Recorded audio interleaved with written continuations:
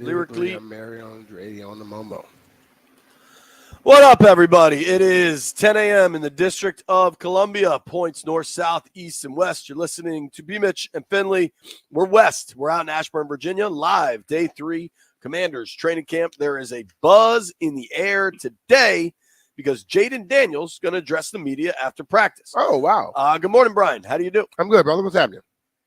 I'm good, dude. I'm a little floored by some Marquez Valdez-Scantling comments. You got to learn how to ignore stupidity. Landfill, can I read you something that I just stumbled upon here? Hit me with it. Now listen, we all know Marquez Valdez-Scantling has He's a damn fool. All right. I mean, he has won 2 Super Bowls, so got to give him some credit. Okay. Now I wouldn't think to give him the credit for some of these Super Bowls. Yeah. I wouldn't give him the credit. This is an actual quote from Marquez Valdez-Scantling, Landfill, because he's now played with Aaron Rodgers and Patrick Mahomes. Sure. MVS says, "I've helped them elevate their games in different facets. I helped Aaron win a couple MVPs. I helped Pat win MVP, a couple Super Bowls. My resume speaks for itself, too. Ain't a one-way thing, man. I put up some big numbers with these guys, made some big plays for these guys. It all works out on both ends, and it's not a fluke. It's happened everywhere." Where's Valdez-Scantling now? Buffalo. Okay. If he was helping those dudes, I guarantee you one of them would probably still have him on their team, right? His biggest season, once in Green Bay, once in Kansas City, he almost got to 700 yards in a 17. But what I'm trying to say is, if he was as good as he think he is or as great as he thinks he is, I would think that Aaron or Pat would be arguing for him to be on the team, right? Yeah. And do you see that happening from either one of them? I do not. Landfill, what do you think of Marquez Valdez-Scantling being the difference maker for Aaron Rodgers and Patrick Mahomes? That is fake news. I think is the phrase. I can't get it, man. I feel like Jeff might actually buy into that. Jeff, does that sound right? He's the guy for the job? No, some people just like to feel important, JP. So, but I think Jeff feels that Cam Sims probably would make both of those guys better. Hey, I bet Cam would put up numbers, man. My guy, he get 5 touchdowns finally. What's my guy's name that I'm in on that I have not seen really make any plays so far? Marcus Rosemy-Jackson. That's my guy from Georgia.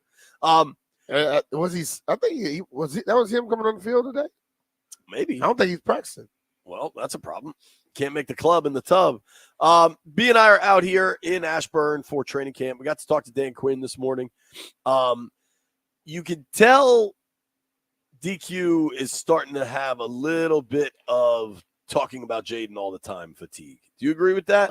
Yeah, but I don't blame him because, dude, the man told you the first day he set the tone for what they're going to do. Why ask the same damn question every day? To be honest with you. I think so. I hadn't asked a Jaden question in a few days. Today I did because we get to talk to Jaden. And so in my mind, I'm trying to frame, are there certain benchmarks you want to clear along, like what are your goals for the preseason, right? What are your goals for training camp? And then you want to ask that to Jaden? Yeah, and then kind of balance that with what DQ said, where, everything builds on itself. And here's what I can tell you. Jaden's the starting quarterback. I don't think we need to get too caught up in when it becomes official. See, that's the thing about that one. So that situation right there is the one that they need to let that rest. I agree. Yeah, that's going to happen when it's going to happen. Well, and frankly, Marcus Mariota's not having – we're only 3 days in, and I think it's important to point that out. Like, a lot can change over time. But Mariota, if it is a competition, let's pretend this was an actual competition. Jaden's winning. Yeah. And Jaden threw the first pick today. That's going to happen. Oh, Lord, why did you say that, JP? Right. Now people go, oh, man, we should have picked Drake May. No, they're not. Oh, there's some idiot out there that's saying that. I told y'all he wasn't as good. I think people are relatively level-headed on this. I think you are not. There's always one idiot you can find, but I'm saying you're gonna find general, more than one. in general. It's more than one. They're Um, not level-headed, believe me. There was a pretty sweet play. Now, we were on the far side, so it looked like maybe a bobbled snap or something. And Jaden went down and then was able to get to the left side. And you just see – I've said this for a while. The dude could fly. Yeah, dude, he's like a glider, and he kind of builds speed as he goes. Yeah. You know what I mean? It's pretty impressive to watch. But, you know, there was this little kerfuffle, perhaps. I don't know the best way to describe it. But Dan Quinn was talking this morning that Washington wanted Emanuel Forbes to come back 15 pounds heavier. Yeah. And Dan Quinn says he is 15 pounds heavier. I don't want to get caught up in too much of the minutia on this because he was listed at 163 from the combine, which is an official measurement. Mm-hmm. And then he's listed on the website now at 180, which it would be about that 15, 17 pound difference. I got to be honest, I'm not sure I buy it, but he also might have been putting weight on last. To me, he looks the same as he did, but he might have put weight on from the combine to last season. Yeah. But him putting on 15 pounds won't make that big of a difference when you look at him. It's his body. It's his build. Right. You know, like you were talking earlier about Samuel, he basically is shorter than Jaden. But when you're shorter, you look thicker. And he's jacked, right? You know, not Jaden. Then Forbes. Forbes is thin. He's built like a thin person. He can gain 15 pounds and still he's gonna look skinny. Right. You know, he went from thin to skinny. You know what I mean? Right. Now he's skinny. If he keeps going, then he's gonna get to be in shape. I'm not sure he's gonna. He don't need to gain no more. So if they could get him to play and use the skills he had, you forget about his size. I totally agree. So Samuel has really been impressing me, right? Yeah. And it's too early, and they don't have pads on, and yada yada yada. I understand all that, but when you watch Mikey Samuel, you can, and you told a cool story this morning, but like you could see the dog. You can see the dog in him. You know what I mean? Yeah. And yesterday at 11 on 11, he's playing in the slot and just like attacks the line of scrimmage on a clear run play. Like it's, you know how you watch some DBs kind of like half step when they know it's a run play. Oh, yeah. Like they kind of fill the gap because they know the film's going to show. They want to show something, but they're not. They're maybe willing to take on one blocker just to get one guy out. They run there with their eyes closed and say, "Please miss me." Right. Yeah. Samuel doesn't seem like that dude. No. He's 5'10", 180. Forbes, they're claiming, is 6'1", 180. They're just different body types. But I think with tight ends, blocking is about desire and willingness. Mm-hmm. I think with DBs, physicality in the run game is about desire and willingness. Totally. And I think last year with Forbes, that was lacking. I think you can – I don't know if you can coach that up, but I think you can put a guy that the entire NFL had a first-round grade on into situations that more suit his skill set, where he's able to read a quarterback's eyes.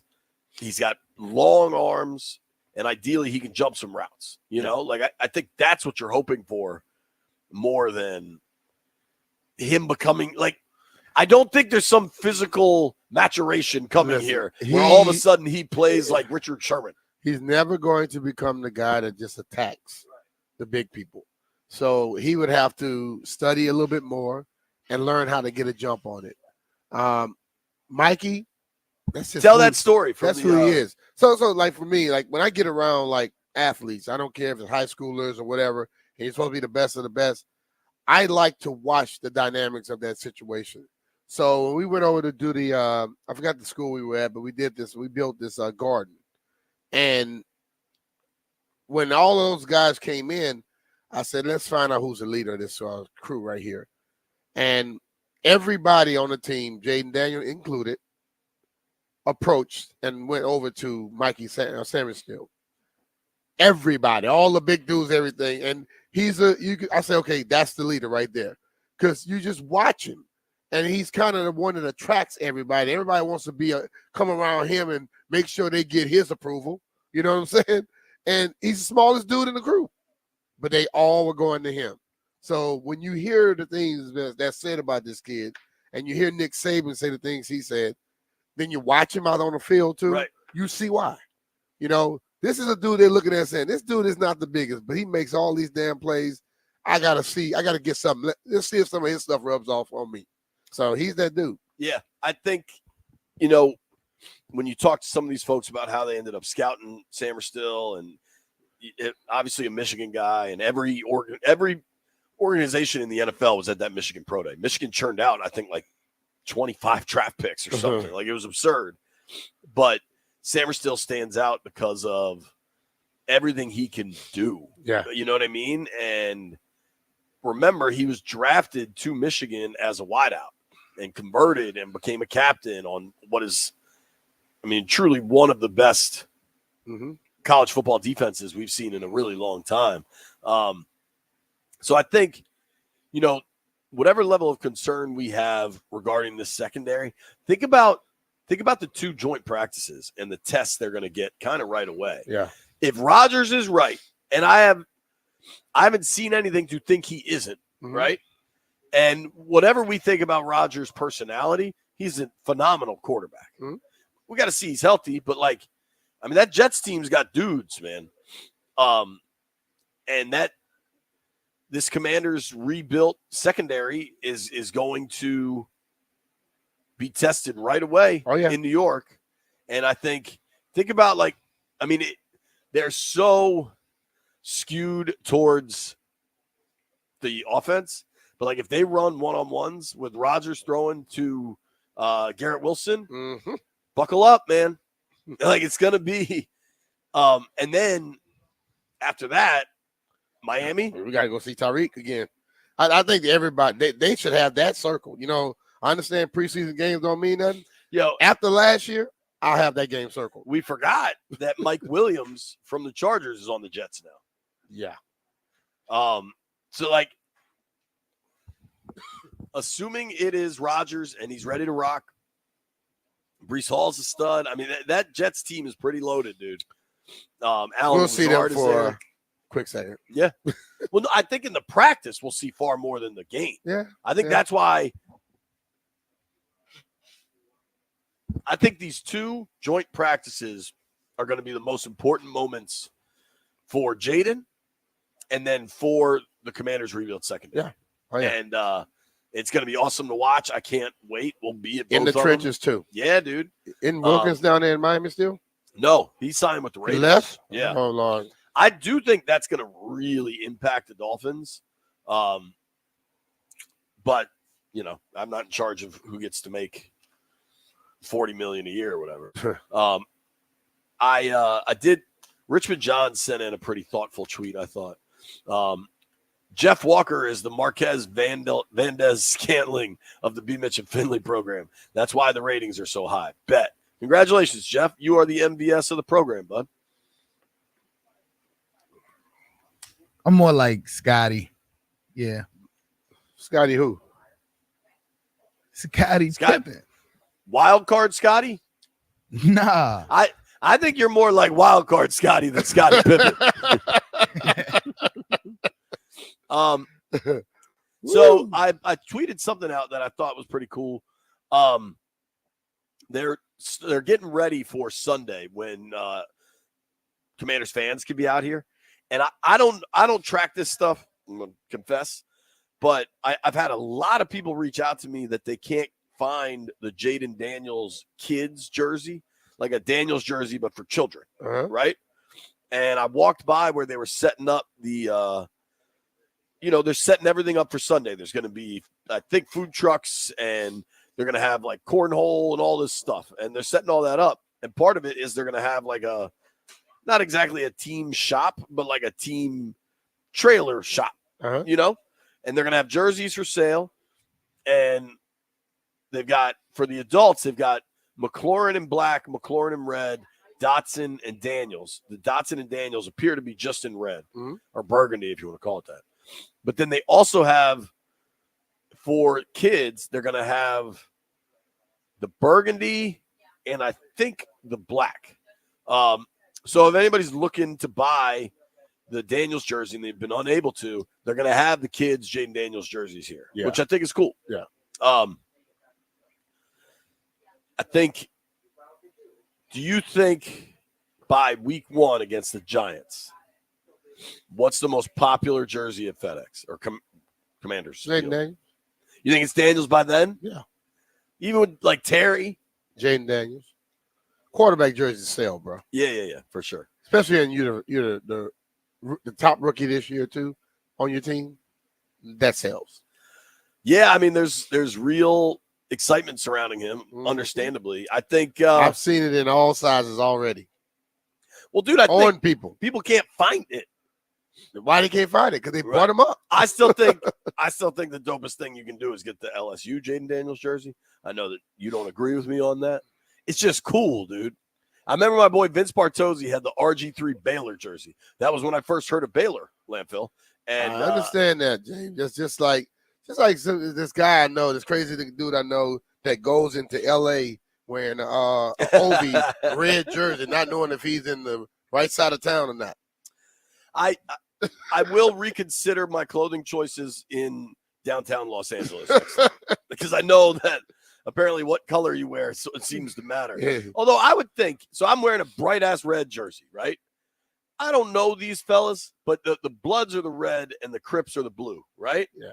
I think if a bunch of Crips saw me wearing that OV red jersey, I don't think they would confuse me with a gang member. I think they should. They probably will beat you down just because they like it's a NFL Super Bowl and you got on a damn hockey jersey.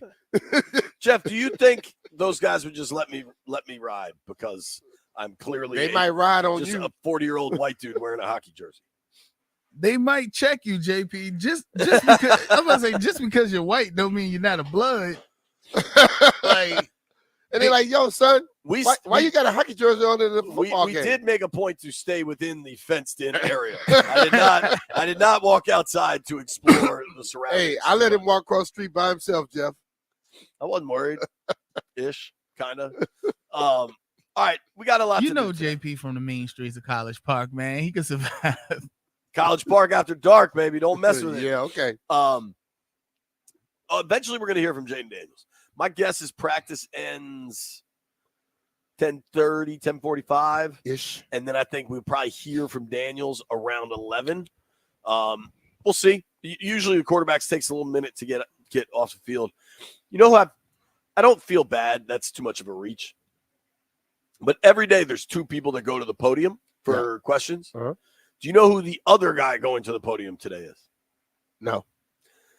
I don't think anybody's going to care because all they want to hear. You know another guy? I do. Who? Jeremy Chin.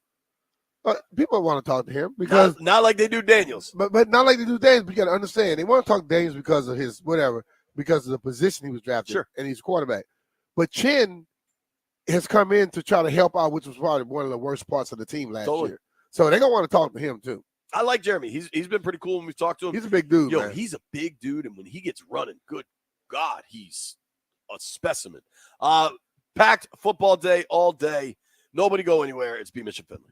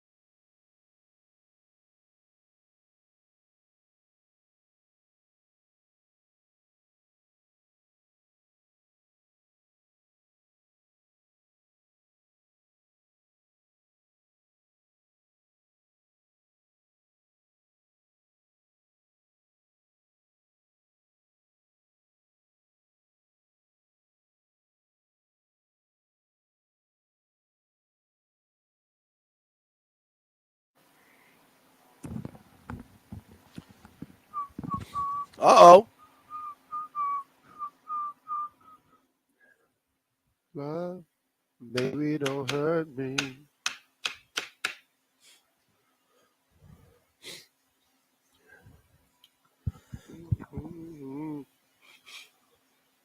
It is a Scotty's Vodka Red Bull Friday kicking off in about a half hour. I got a text. I'm going to leave his name out of it because he probably doesn't want me to say it. I got a text from my boy JCB this morning who said, man, I went a little too hard last night. I could go for a Scotty's right about now. And that was at 9:25 a.m. Wait. He went too hard, and he can go for a Scotty at 9 in the You morning. got to kind of ease your way back into the day. He's basically going hard again, right? It sounds like it. Yeah.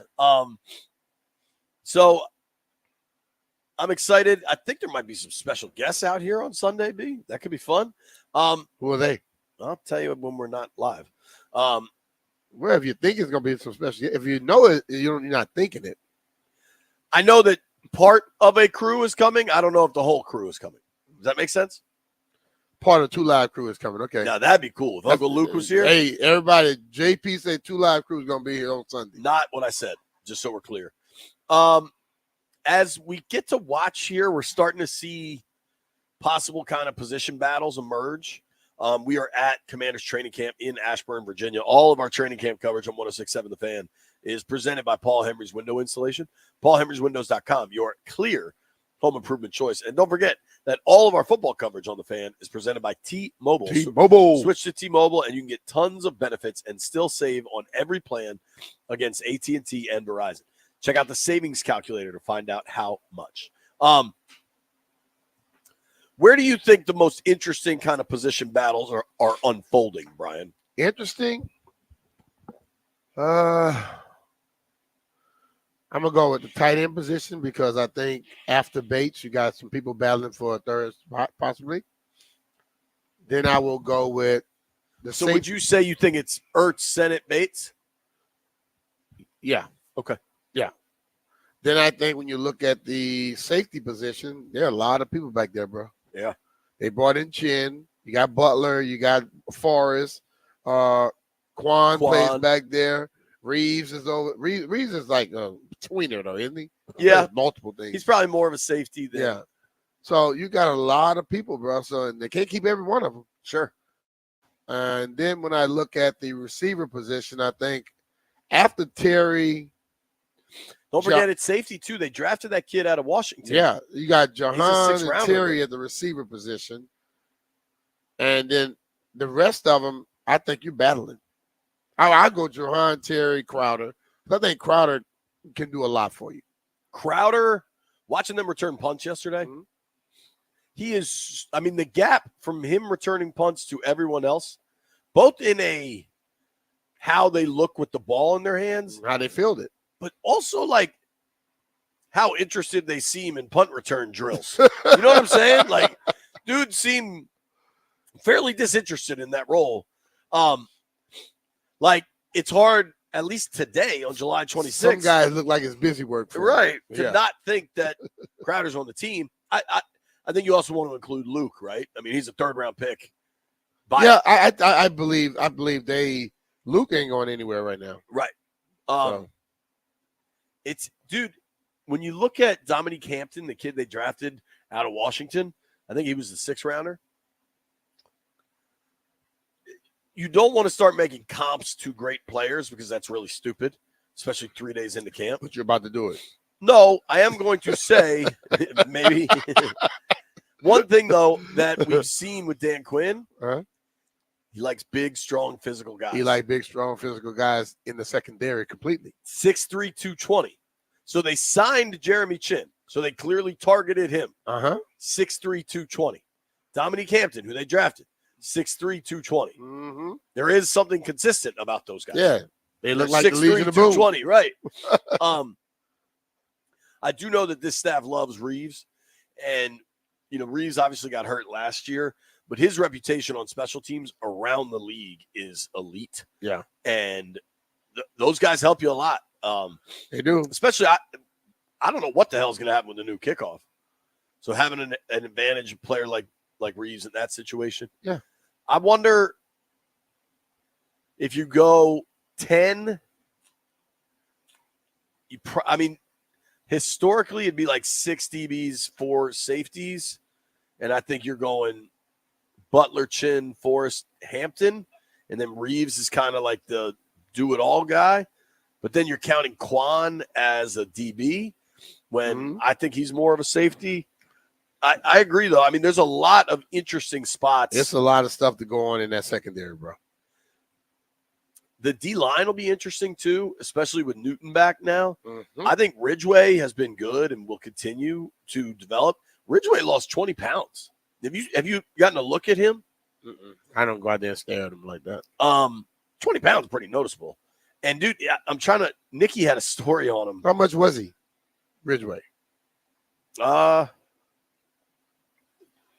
He was listed as – where are you, Johnny? The hell number does he wear? That's Jeff's favorite player. Jeff. That is your favorite player. 91. All right, there we go. He was listed at 6'5", 320. So he's 300 now? I guess. Or was he 340? That's why he lost 20 pounds. I don't know. That's what I'm saying. What number is it? Is it the number here that he lost 20 pounds to get to, or did he lose 20 pounds from this number? But it was funny because he credited Jeff. I'm going to sound really old and really white here. Who is Action Bronson? He's a rapper. That's what I thought. Okay. And he was a pretty big fella. Yeah. And he lost a bunch of weight, right? Yes. That's who Ridgeway credits with getting him to lose weight. He said, Action Bronson does that stuff. He was a big dude and lost a bunch of weight. So I said, let me try it. See, Action Bronson, though, doesn't play football. And let's hope that 20 pounds he lost doesn't become a problem to him. Yeah, I mean. You know what I'm saying? But all Ridgeway said he did was start eating better and walking on the treadmill. So it wasn't like. I'm just saying, like, when you're 320, maybe that's the reason you could pick up people and suplex them. Body, you know, and you can maybe you could take on a double team. If you're 300, you may not be able to do it. Well, I'm trying to figure out if this number is, if the 320 is down from, like, that was if it as was of July 25th, they said. So it was up at 340 or something? I don't know. I'm just trying to see. That's what I'm wondering. Jeff, as the foremost John Ridgeway reporter in town, what can you tell us? More power bombs are coming. That is your guy. But, dude, that does sound more in line with the rest of these fellas. Like, Payne is listed at 6'3", 320. Now Ridgeway is 6'5", 320. So if he was 6'5", 340, he would have been. Remember all the guys tried the vegan diet? All offensive linemen were doing that? And they were all getting blown off the ball, and the running backs were getting beat the hell up? I can't imagine being a vegan offensive lineman. Just be careful losing weight in this sport in certain positions. I understand you're going to lose it, but, you know, better make sure you keep that strength with you. Have you I cannot wait to see the pads come on next week so we can start to get an idea of what we're looking at on the O-line. I'm with that. Because right now you don't know. Yeah, you watch guys move. I think a lot of the guys came back more fit this year. I was sitting there watching them earlier. You can see that. I hope Cosby looks the part, you know. I was watching Beatis snap and stuff and do things. They look the part.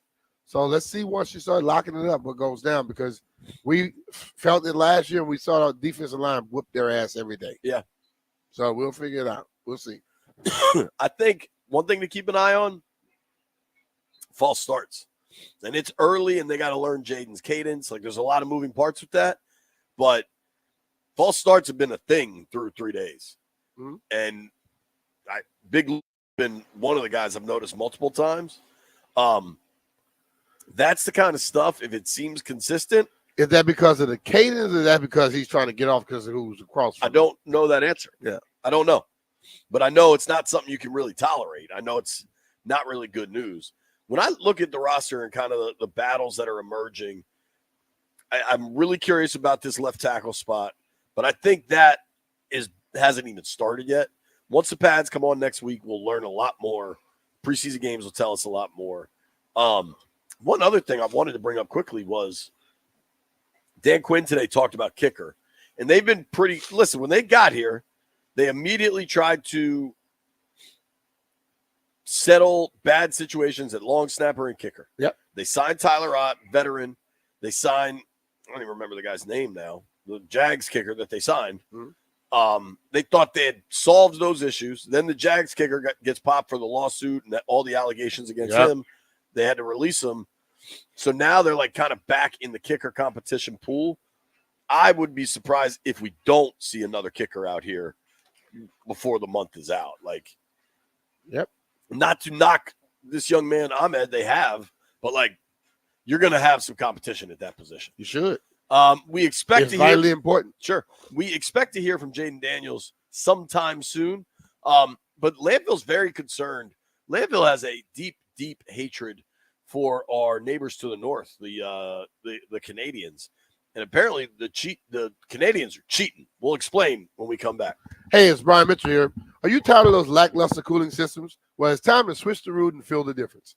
Thanks to the IRA Act, you can score up to $2,000 in tax credits on select heat pump systems. And Maryland residents, there's exclusive rebates from Ruud just for you. Personally, I've upgraded to 3 Ruud 18-series inverted heat pumps to stay cool at my house. Ruud keeps me comfortable whether I'm chilling at home or hosting game day parties. So beat the heat this season and visit Ruud.com. That's RUUD.com to see why they're the MVP of cooling. And remember, if it ain't Ruud, it ain't right.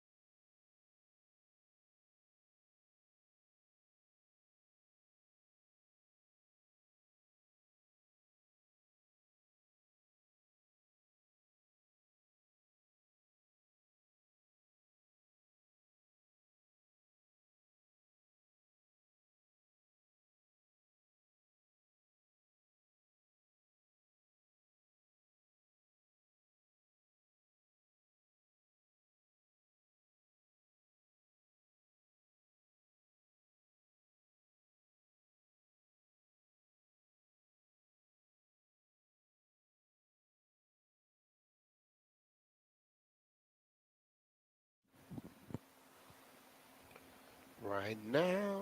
I feel so close to you right now. All right, folks. We're going to give some tickets away right now. Caller number 10, 800-636-1067. 800-636-1067. You will win 2 tickets to see Green Day, the Saviors Tour, Monday, July 29th at Nats Park, with special guests Smashing Pumpkins, Rancid, and the Linda Lindas. For tickets and more event info, visit thefandc.com/events. 800-636-1067. You can win those tickets now. Also, the dude that won the tickets yesterday, Brian Brackner, call in. We need you to call in too. 800-636-1067. I know a dude named Brian Brackner, but I don't know that that's the same person. All right, Landfill, you've been all over this story. As our chief Canadian correspondent, you are always suspicious of our neighbors to the north. And we do know in the, what was it, the Gold Cup? Is that what the CONCACAF was, right? No, it wasn't Gold Cup. Nope. Copa America. Sure. The Canadians did well. They went far, and the Americans did not. Now the Canadians are in Paris, invading France. What the hell's Canada doing, man? They droning people. Yeah, so basically, my history with Canada, I've been anti-Canada since I was about 9. I went to Canada, didn't have a great experience. What went wrong? Their food was bland. They wouldn't give me any Canadian money, even though I offered to exchange it for a greater value of American money. I'm no fan of Canada. They have ketchup popsicles. Don't like it. That has bothered you for a while now. It's bothered me for a while, but now, so when I saw this story come out a few days ago about reports of illegal taping of opponents' practices in the Canadian soccer program, it didn't surprise me at all. This is exactly the kind of people that I expected of it, to be honest. Now, Canada and my man, they love their drones. Canada and Kerwin. Belichick. Canada and Kerwin. You can't be. I'm honestly asking this with soccer, and not that. Listen, I understand you can't watch somebody else's practice, but soccer is such like a free flowing game. Like, do you have they have plays? plays? They have setups. Yeah, I guess on corner kicks and stuff. You know what they're trying to do and things of that nature. Yes. Look, I'm not going to claim to be an expert tactician, but I know that there were several people involved who said within the program, some of the honorable Canadians said, I'm not going to participate in it because it's so clearly over the line. Apparently, this goes back years. They were doing it when the Canadian women team, they won the gold medal at the last Olympics. They taped the practices of the Japanese team, which was one of the teams they beat to win the medal. There were reports of them taping. Really? Yeah, a U.S. men's team going back to 2019. So it's fairly extensive, actually. They should have to give up their medals, right? I don't know. I mean, I imagine we haven't heard the last of this. I think that it will actually be an issue.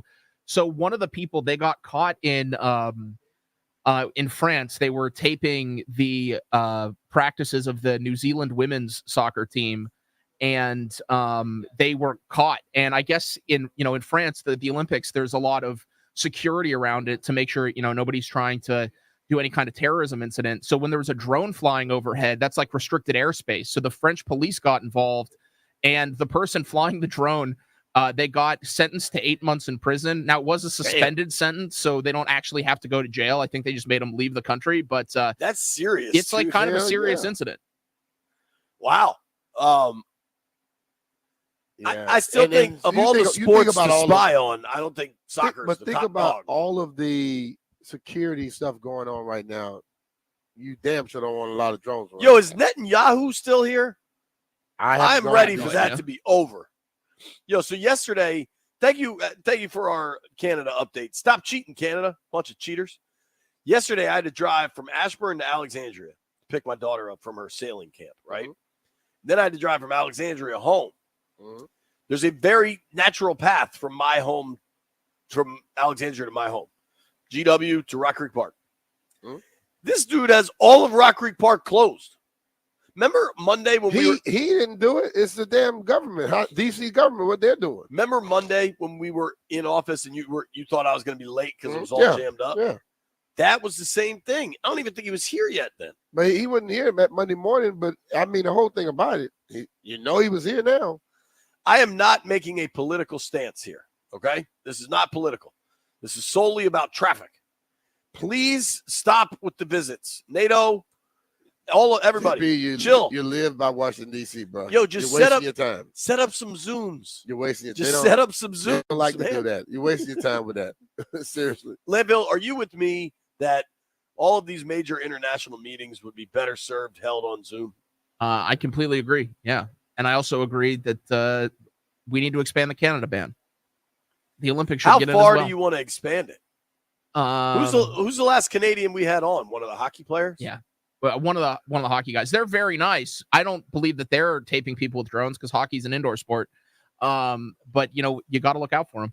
They were doing it in World Cup qualifying. They were videotaping Honduras. The Honduras team noticed. They said something. The Canadians were like, a lot of people fly drones, even though it was obviously them.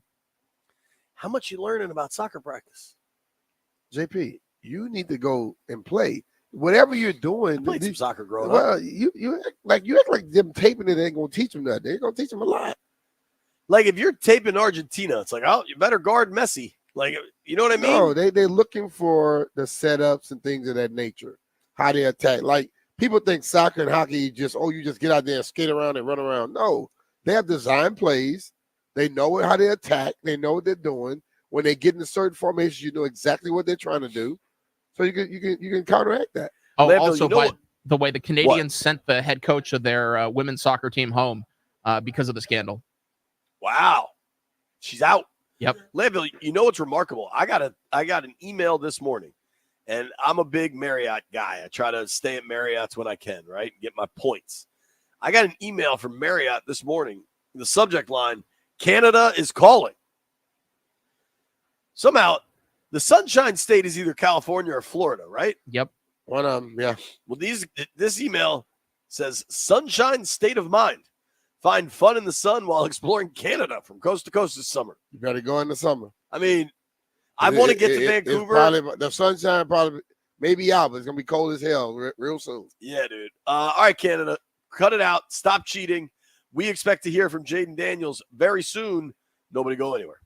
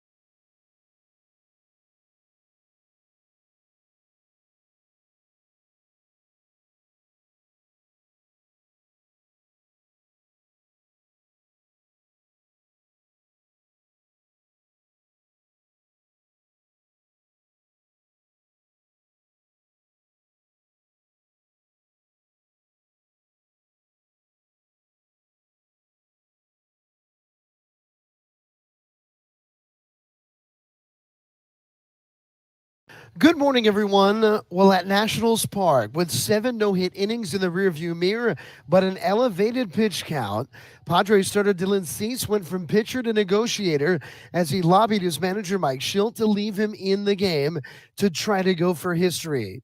Schilt acquiesced, and 6 outs later, Cease had thrown the second no-hitter in Padres history. Thankfully we were able to talk it out, and I just said I feel really good right now. Next inning, if I'm kind of erratic or use up too many pitches, pull me then, but give me a shot at least, So thankfully we worked it out. 3-0 the final. The Nationals, who swept the Reds to open their week-long homestand, are swept away by the Padres on the back end of the home stint and now head to St. Louis to open a weekend series with the Cardinals. Tonight at 8:15 first pitch. Saturday starts at 7:15, and Sunday will get going at 2:15. Listen to the series in its entirety here on The Fan. Now, other baseball news. The Mariners have traded for Rays star outfielder Randy Arozarena, who is in the midst of a down season. Clayton Kershaw made his season debut for the Dodgers in a 6-4 win over the Giants last night. And this afternoon, the opening ceremony of the Olympic Games to take place from Paris, France. From the Crump Metcalf 5-Star Sports Desk, this is Adam Pohl on The Fan.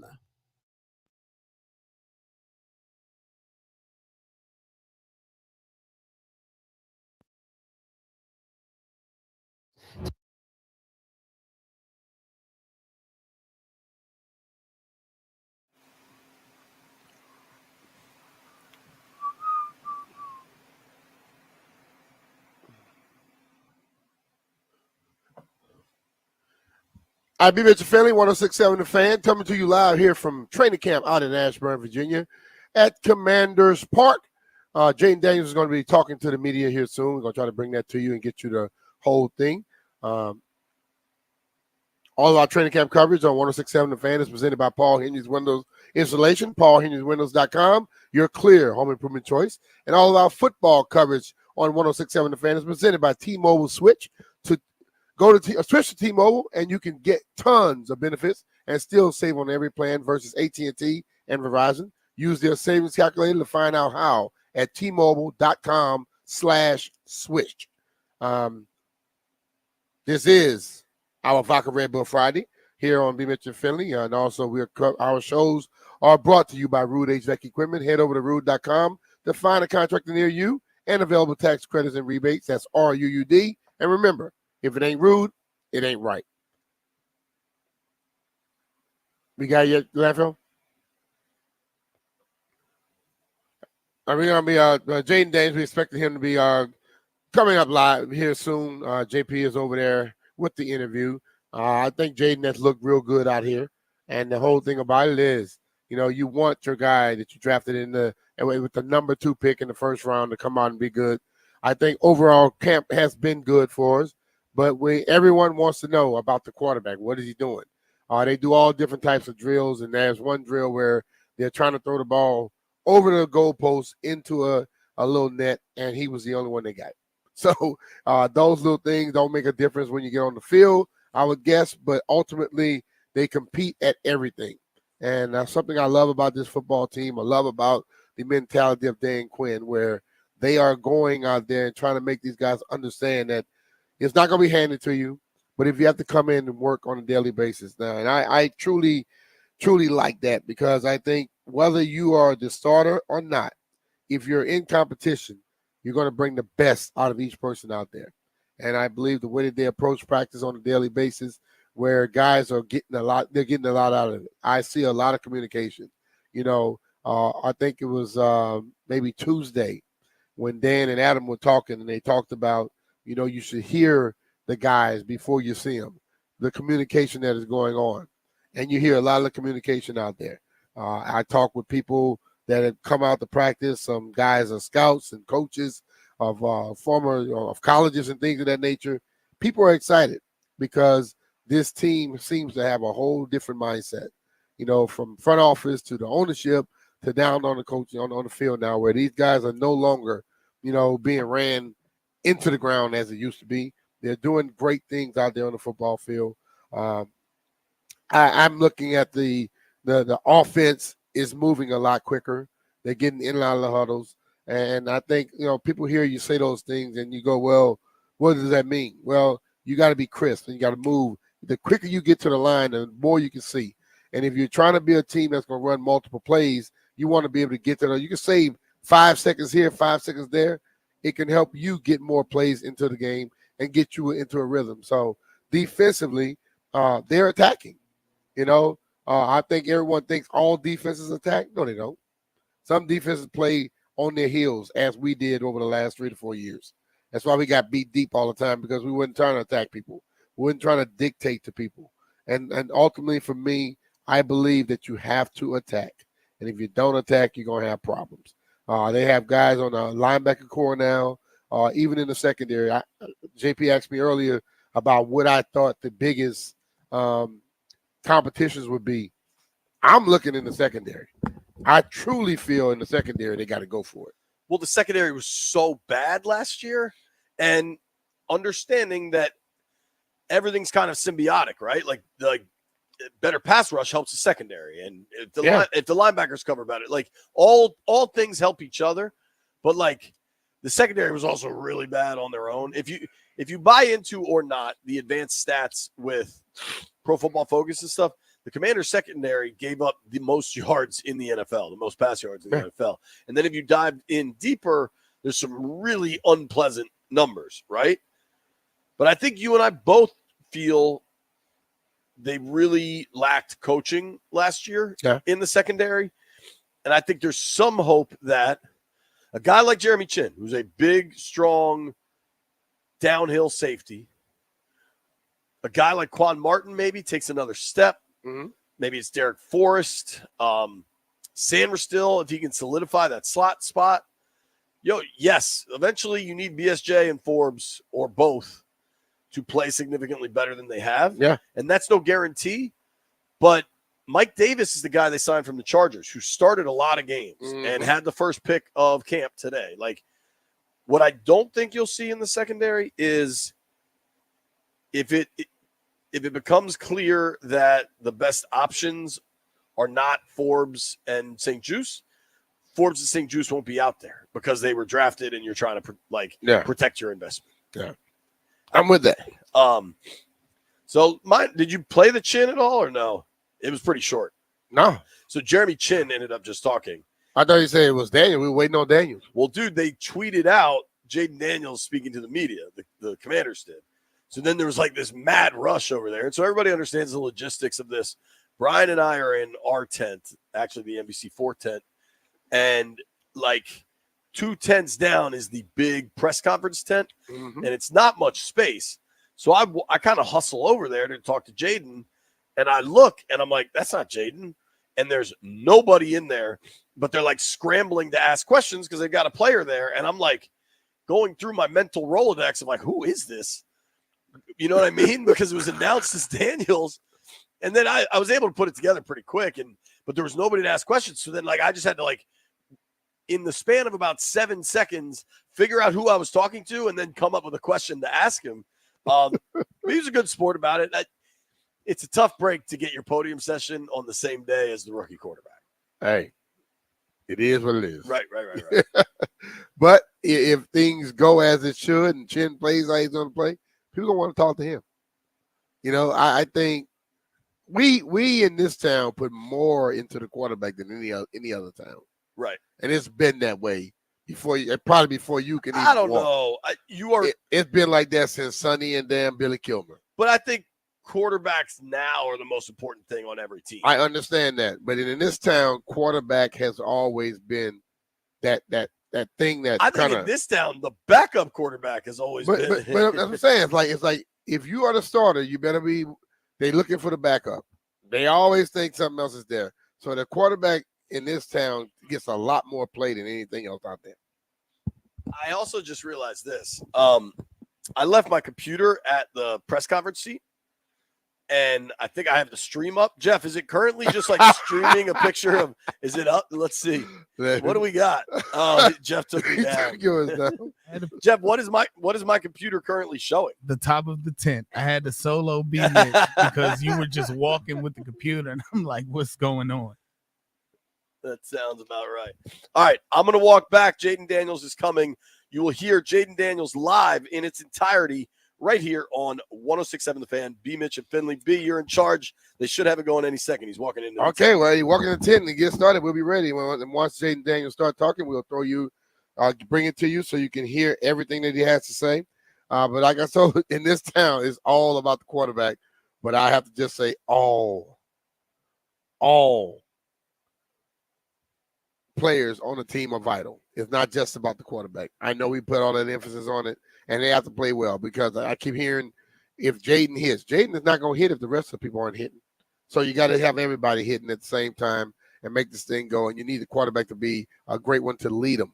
But you got to have more than just a quarterback going. And I understand it, but you know what? I don't get caught into it where it's just about the quarterback. Is he there? All right, so let's go right out now to Jaden Daniels as he talked to the media at training camp.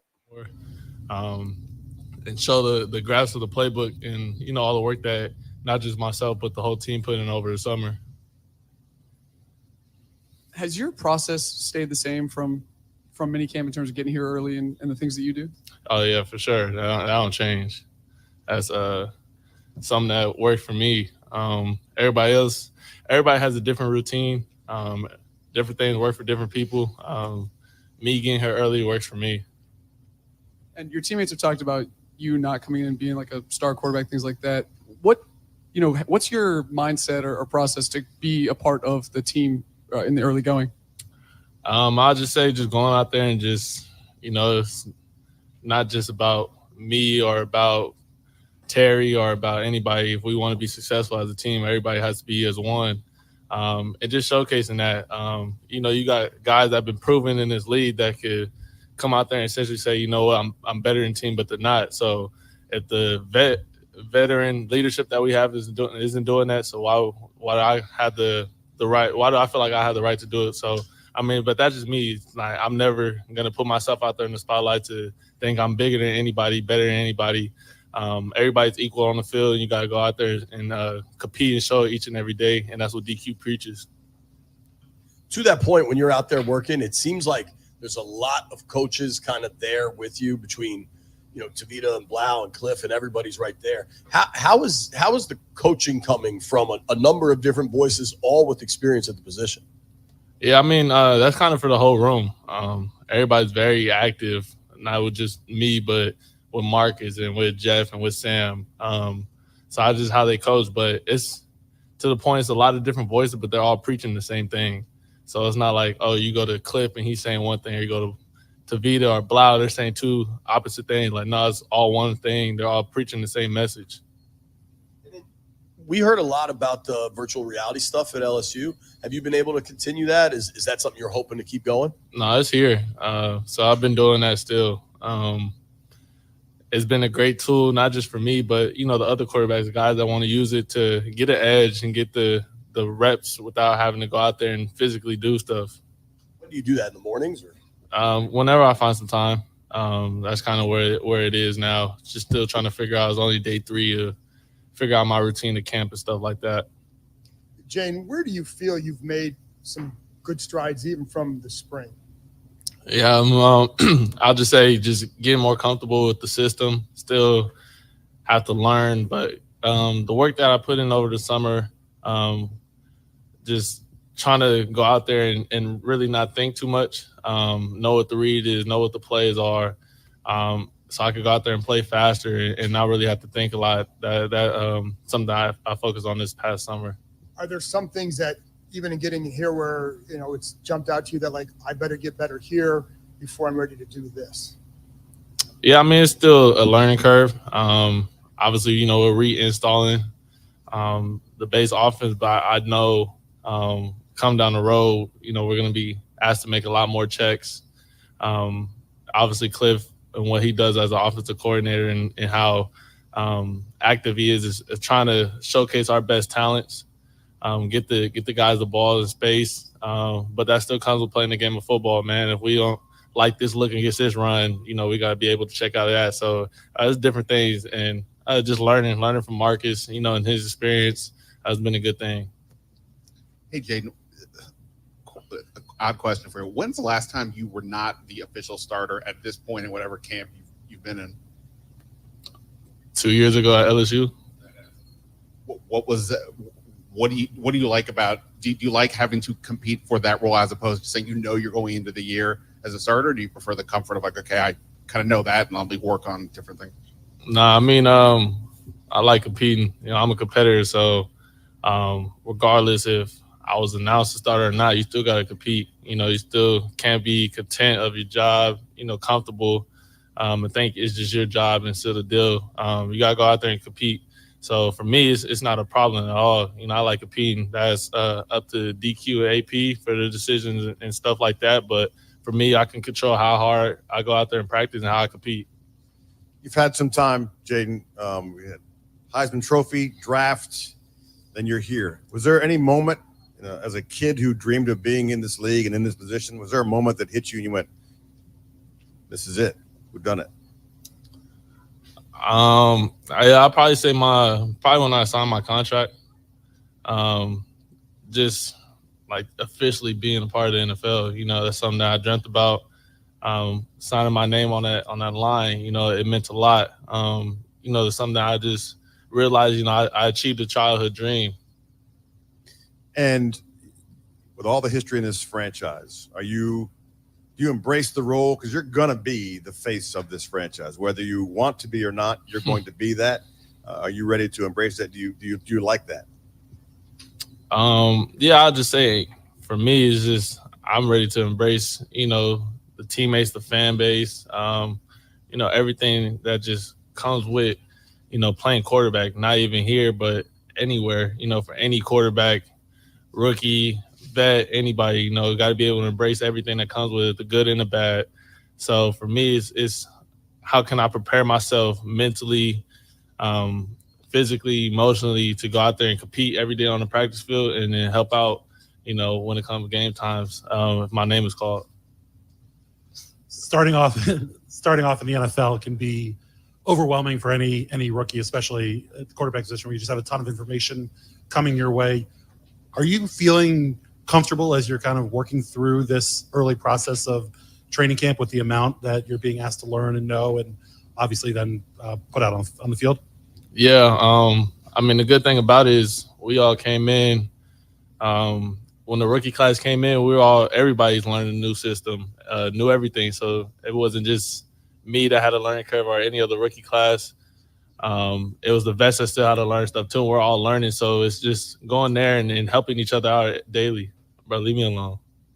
Jaden, can you give me a guess of if you guys would have played Michigan last year, how that game would have turned out? We are.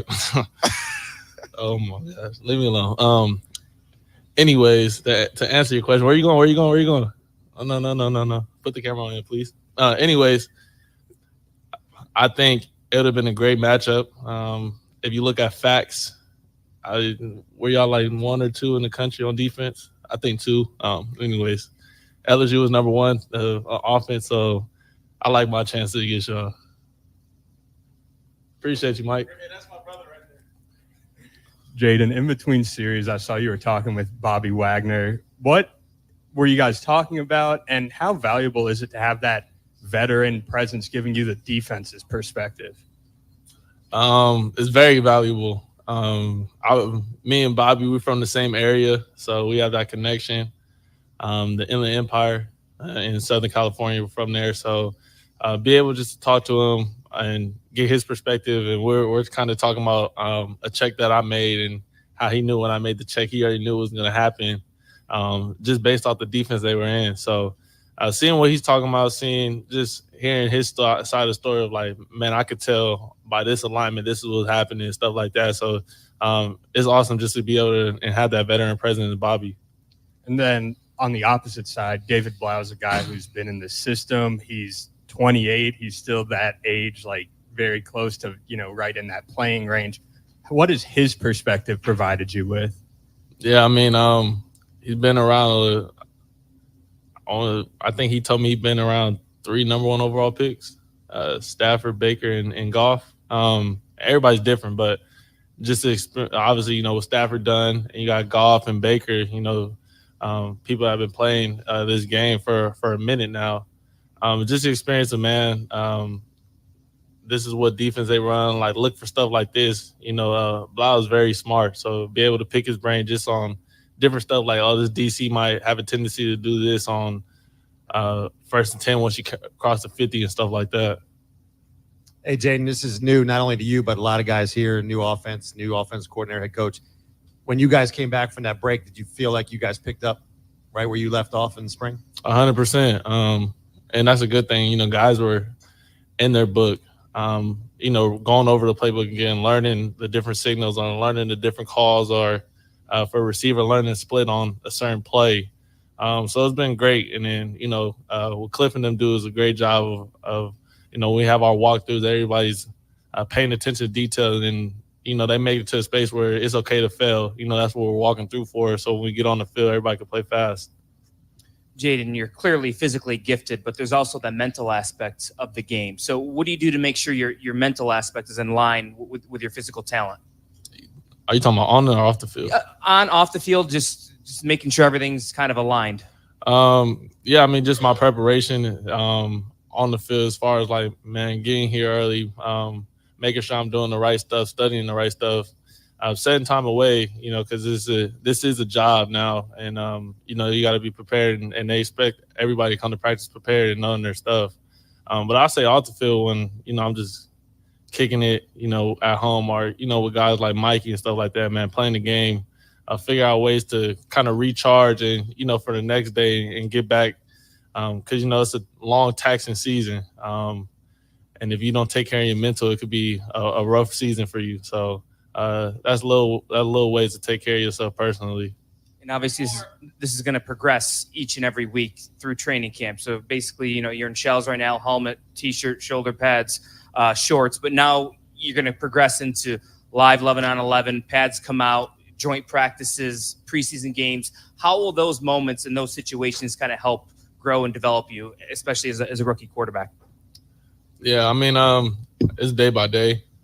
You know, taking it day by day. When the pads come on, you know, it doesn't affect me too much as far as the pads going on, because they're not finna hit me, hopefully. But you know, just going out there and just playing football, knowing where I'm going with the football, being decisive. When joint practice comes, learning the different coverages that teams are going to throw, because obviously joint practice is a time where you could go out there and see a lot of different coverages, see a lot of different type of players instead of going against your teammates each and every day. You know, you get to go against other people and see where you kind of stand, you know, as far as maybe I can make this throw, I can hold on this a little bit longer, or this window might be a little bit tighter than, you know, other ones I've seen before and stuff like that. So it's a learning curve, and I'm excited to go out there and learn. And, you know, if I fail a little bit, you know, learn from it. Jaden, you had the long draft process. You had the long off season. Now you're here in training camp. How happy are you to specifically be here with the Washington Commanders? I mean, you seem like you're really enjoying yourself, but what's it like, you know, to be here every day, be with the players on this team, play for Coach Quinn? Well, what's it been like now getting in here and being in this building? Man, it's been great. I mean, ever since I got drafted and came out here for rookie minicamp, it's been happy because you finally done with the draft process. You know, you got a home, and it's time for football. So I'm very passionate in the game of football. I love it. So anytime I could be on the field, I'm always happy. Jaden, sort of a schematics question here. I'd imagine all your coaches tell all the quarterbacks don't take unnecessary hits. How do you marry that concept with Cliff? Like, are there things he can do, things he can call protections? How do you go about expressing those sort of schematics to him to help you on the field? Or do you, I should say? I mean, they do it with me. You know, just being smart, when to take a shot, when to not, when to, you know, something's not there, you know, if it's 1st and 10, throw the ball away. Don't take a hit, you know, don't have a negative play, try to eliminate 1st and 2nd down sacks. And for us in the quarterback room, you know, our thing is always know where you're hot from, and know where your hot answers are. And that's something I'm still learning. Obviously, it's a process to learn that, but, you know, we go 5 wide. We're gonna empty, man. Knowing who can make you hide, know where your hot answer is, because obviously you don't want to look one way and get ear hold and blindside another. From a free runner, that's no fun. So they do a great job of putting us in position to go out there and succeed, giving the answers to the test. And we just gotta go out and do it. Thanks, Jaden. Appreciate y'all. All right, that's Jaden Daniels talking to the media here at training camp in Ashburn. We're going to take a quick break. We'll be right back.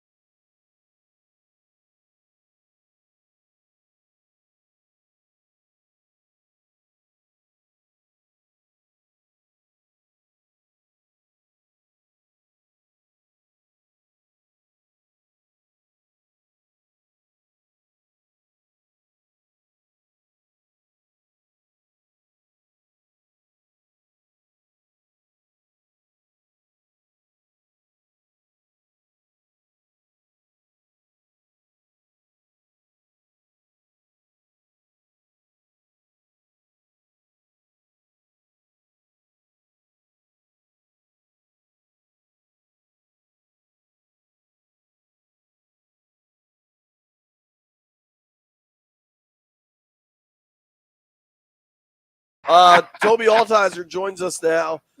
Toby is our official Commanders training camp correspondent. What's up, Tobo? What's going on? Chilling, brother. So we all just listened to Jaden Daniels. Very cool customer, man. Like, he does not, I don't know. Jaden just keeps it very, very calm, very cool. Even keel, brother. Yeah.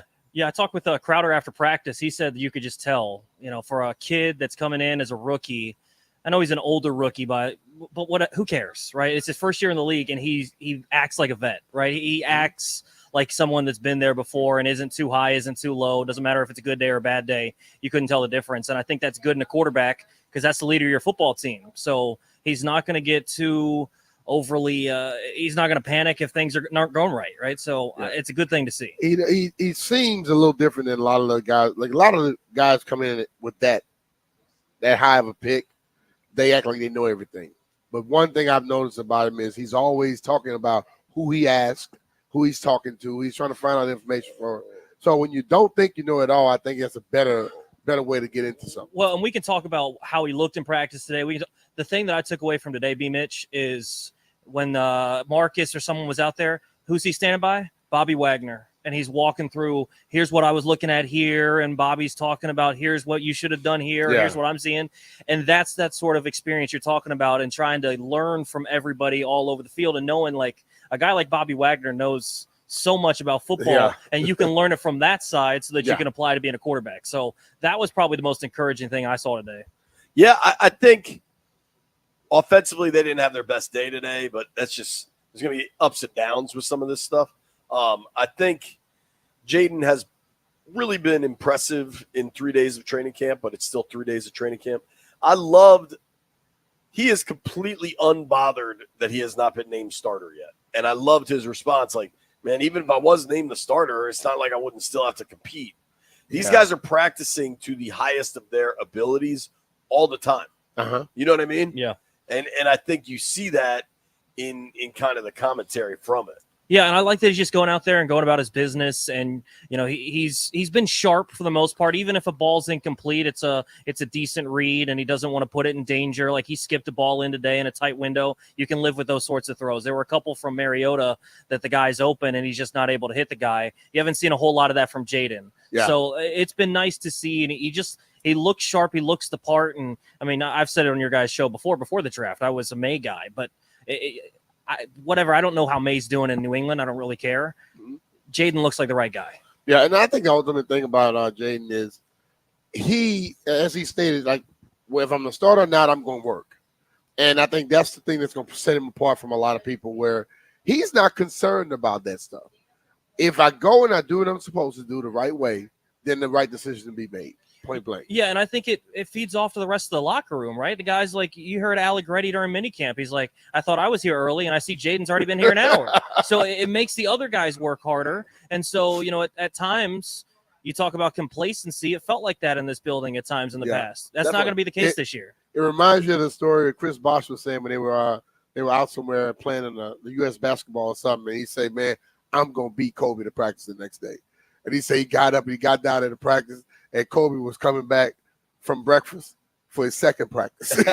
He had already practiced, got some breakfast, and was coming back. Well, Heineke tells that story when he was on the Patriots practice squad that he wanted to beat Brady in. He's like, man, I got there early as hell, and Brady was already 20 minutes into film study. I think Heineke got there like 4:45, and Brady was already 20 minutes deep. But you see, he's putting in the work. Like you said before, Jay.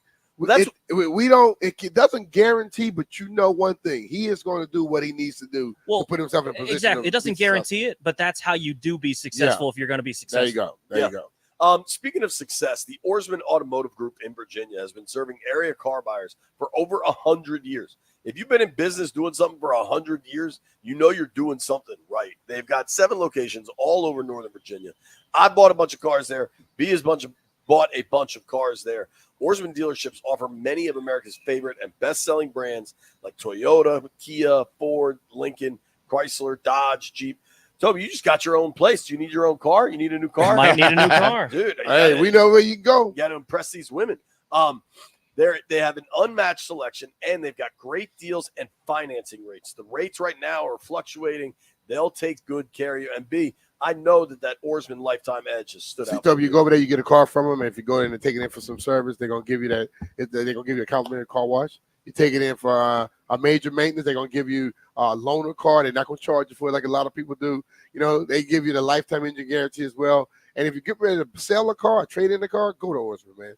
125% they'll give you of the Kelly Blue Book value. Other people are gonna try to give you 100% or less. They give you 125%. It's simple. They like to keep their customers happy, just like JP and I. We're beyond satisfied with Oarsman, and let's ride together.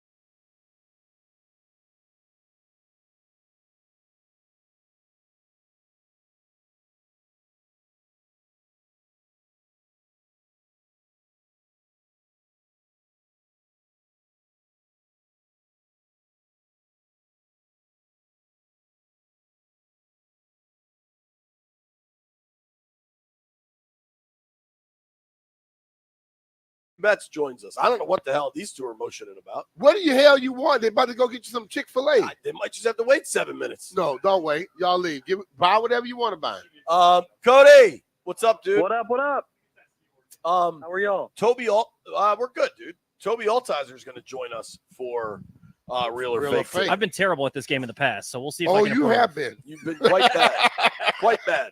I also don't have any. I like paper and a pen for this task, of which I have neither. You got a book bag right there. Yeah, I don't have any in there either. The book bag is really just a fancy device to carry my computer. I will keep track somehow, Cody. I'll write it down on my computer. Explain to the folks what real or fake is, though, sir. All right. I'm going to read you guys a few headlines, and you guys are going to determine whether I made them up or they are real headlines. All right. All right. I like it. Let's go. All right. First one. Florida man arrested in after-hours Walgreens binge that included Reese's and Dr. Pepper. Oh, that's Sounds real. like that sounds like my kind of night. I'm going real with that one. It's a Florida man. It's got to be real. Landini? Yeah, I buy it. B, you said real, and I say real. He broke into Walgreens to get some Dr. Pepper and some Reese's. Like, you don't even have to. Like, you could just be drunk and do that, let alone like meth or whatever else they got in Florida. That's 100% real. All right. Go ahead, Cody. Next one. Kansas man attempts to use bodily fluids on officers during arrest. Real. What does that mean? Bodily fluids, JP. He tried to pee the cop? Either that or some other fluids. I don't know what it is, but it's bodily fluids. That is gross. All right, Landfill said real. What do you guys say? I'll go with real. I'm gonna go. I think we'll go real too, because people do stuff stupid when they drunk. Jeff, you're saying real? Yes. I'm saying fake. That's disgusting. All right. Next one. 2 Arizona women arrested for public nudity. Their excuse? It was hot outside. Arrest Real. the cop. Bet. Real. Arrest the cop. Yeah. What the hell? Hey. Yeah, they didn't say what they look like, Jeff. That is one thing you got to keep in mind in these scenarios. Like, whenever you hear of topless beaches and stuff, it's not always the people you want to see at the topless beach at the topless beach. They all I'm look gonna go like fake on this models one. after a couple of drinks. Oh, jeez. I'll go with fake. Hey, Jeff, that's not true. Toby saying fake. Toby says fake. Jeff says he wants to meet them. Jeff, real or fake, dude? Hey, I'm gonna have to go fake. B? I went real. I'm going real on everything. Landini? I gotta go fake. I mean, the real question is, were the women real or fake? I think I'll go real. I think that seems reasonable. All right. Reasonable. Next one. Man charged with murder after human remains of 2 men found in suitcases on historic bridge. Give me that one more time. Man charged with murder after human remains of 2 men found in suitcases on historic bridge. I'm going fake on that Well, one. which historic bridge? Why is that the part you're worried Well, it depends upon what part of the country we're talking about. Was he walking or driving? So a dude's walking around with a suitcase full of people? Basically, yeah. That'd be too heavy, right? I'm gonna go fake. I don't think it said. I don't think he said none of that stuff you just said. Say it You one know more what? time, Kodo. I'm gonna say fake because they don't pull people over on the bridge. I'm going fake. Say it one more time, Cody. All right. Man charged with murder after human remains of 2 men found in suitcases on historic bridge. Man, 2 dudes. Okay, so it doesn't mean pause, Toby. Jeez. So it doesn't mean that like he got pulled over on the bridge. It means they found this stuff on the bridge and then they were able to connect it to the guy. You really making this real or fake real bad. All right, dog. what's yours? I said fake. All right, B says fake. Jeffrey. Fake. Landini. Real. Tobo. Fake. I'm going fake too. All You got right. one more, Last one. Kodo? Yep, last one here. Chick-fil-A worker breaks into colleague's house to perform an exorcism in Indiana. Yo, real. Chick-fil-A likes God. Indiana likes God. People concerned about exorcisms. I'm in. I go real. I go real. Yeah, I'll go real. How do you spell exorcism? EXOR. Yeah, there we go. All right, so we're all going real out here. I'm writing everything down so we can keep track. Okay. Toby says real. I say real. What do the boys in the aquarium say? Fake. Ooh, a pair of fakes from the aquarium. All right. Let's all go right, back I through think them we're here. ready to rock. Yeah, let's do it. All right. Number one, Florida man arrested in after-hours Walgreens binge that included Reese's and Dr. Pepper. That one is real. All right, we all got that right. Everybody, congratulations. There you go. Everybody Next said one. real. Kansas I kinda want a man Dr. Pepper attempts now. to use bodily fluids on officers during arrest. That one is also real. Damn. I'm the only one that got that wrong. Because it was All gross. right. That's why you should have said real. I was zigging while the world zagged right there. Didn't work out. All right, next one here. 2 Arizona women arrested for public nudity. Their excuse, it was hot outside. That one is fake. I made that one up. All right, so far, perfect. Toby, Jeff, and Landini. B has 2 points. I have just 1.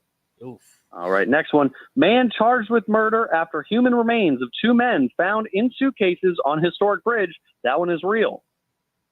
Damn. Really? Gee whiz. All right. B said fake. Jeff said fake. I'm 2 and 2.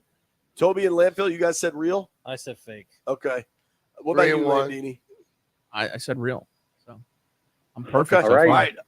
So And Landfill then- and Toby are in the lead with 3 points going into the last one. All right, last one. Chick-fil-A worker breaks into colleague's house to perform an exorcism in Indiana. That one is real. Oh! 3 and 2. Toby takes it with 4 points. Yeah, there we Congratulations, go. You dude. got better, There we Toby. go. There is no financial prize or really anything but respect. We do. We give of you. your We coworkers. give you something. If you bring us some food in, we'll give you $1. I appreciate it. I have some pistachios. Would you like some pistachios? I'm good on that. I'm Okay. good on that. All right. Thank you, Cody. Appreciate you, buddy. Thank you. All right. All right, Cody. That's our guy, Cody Betts, joining us for Real or Fake. That is always fun. I enjoy Real or Fake. Yeah. Cody's mind goes to some You weird... get a little bit too. That's too many questions about it. Just say real or fake. I think you could say that about most things I do. Yeah, it's just you making it into like we're in a lecture or something. Here's what we're going to do. Quarterback roster review. We've gone through the whole damn roster. We made it to the quarterbacks. At 12:30, Jumi Olabanji is going to join us from Paris. Jumi and I work together over Channel 4. She's in Paris covering the games. I think the stuff's about to get going, right? The parade? What do they call it? Anybody? Opening ceremony? Opening ceremonies. Thank you. 1 o'clock, phone lines will open up for Ask B-Mitch Anything.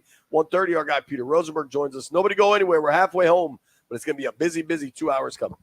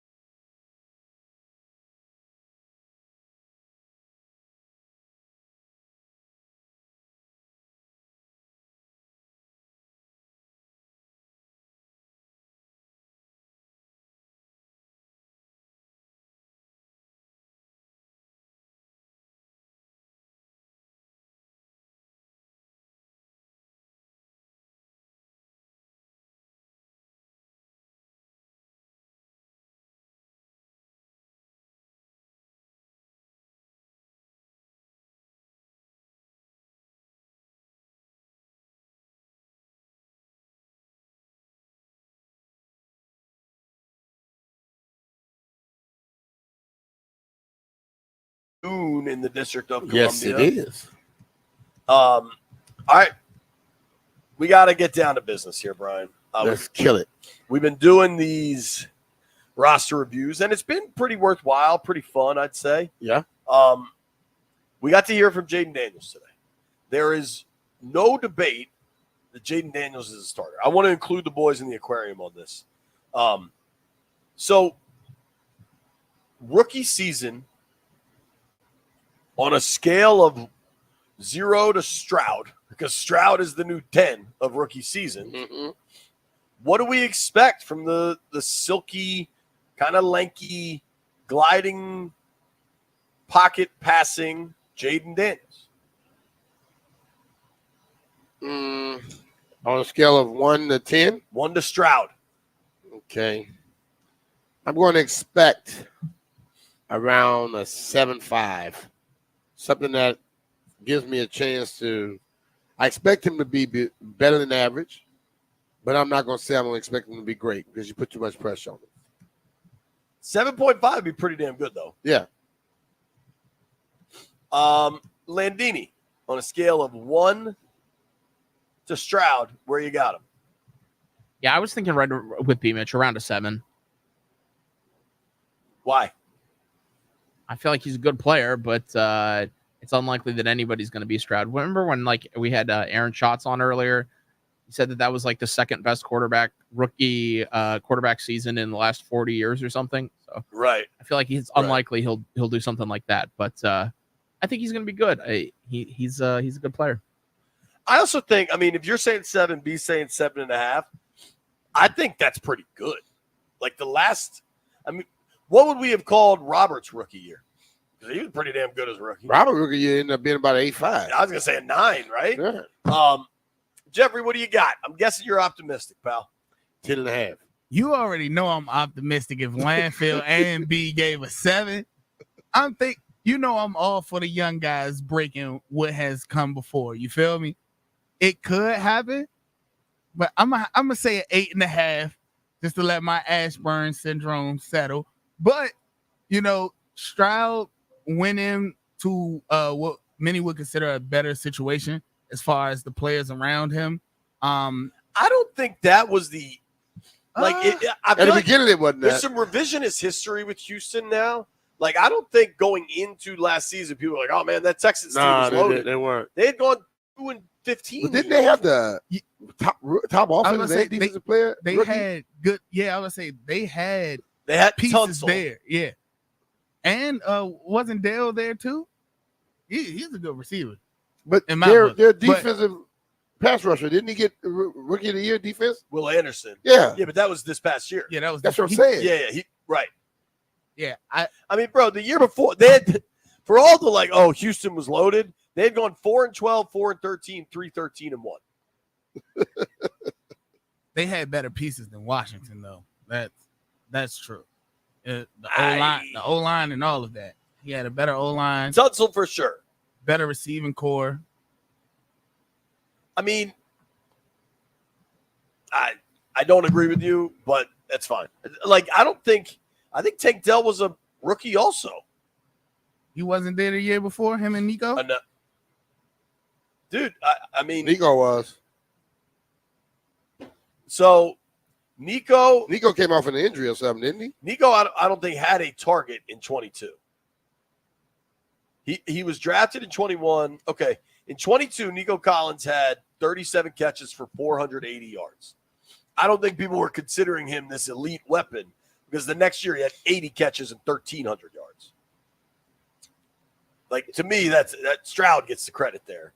Not that he can't play, but he wasn't getting the ball the year before. And also that's a Tank testament. Dell was a rookie also, dude.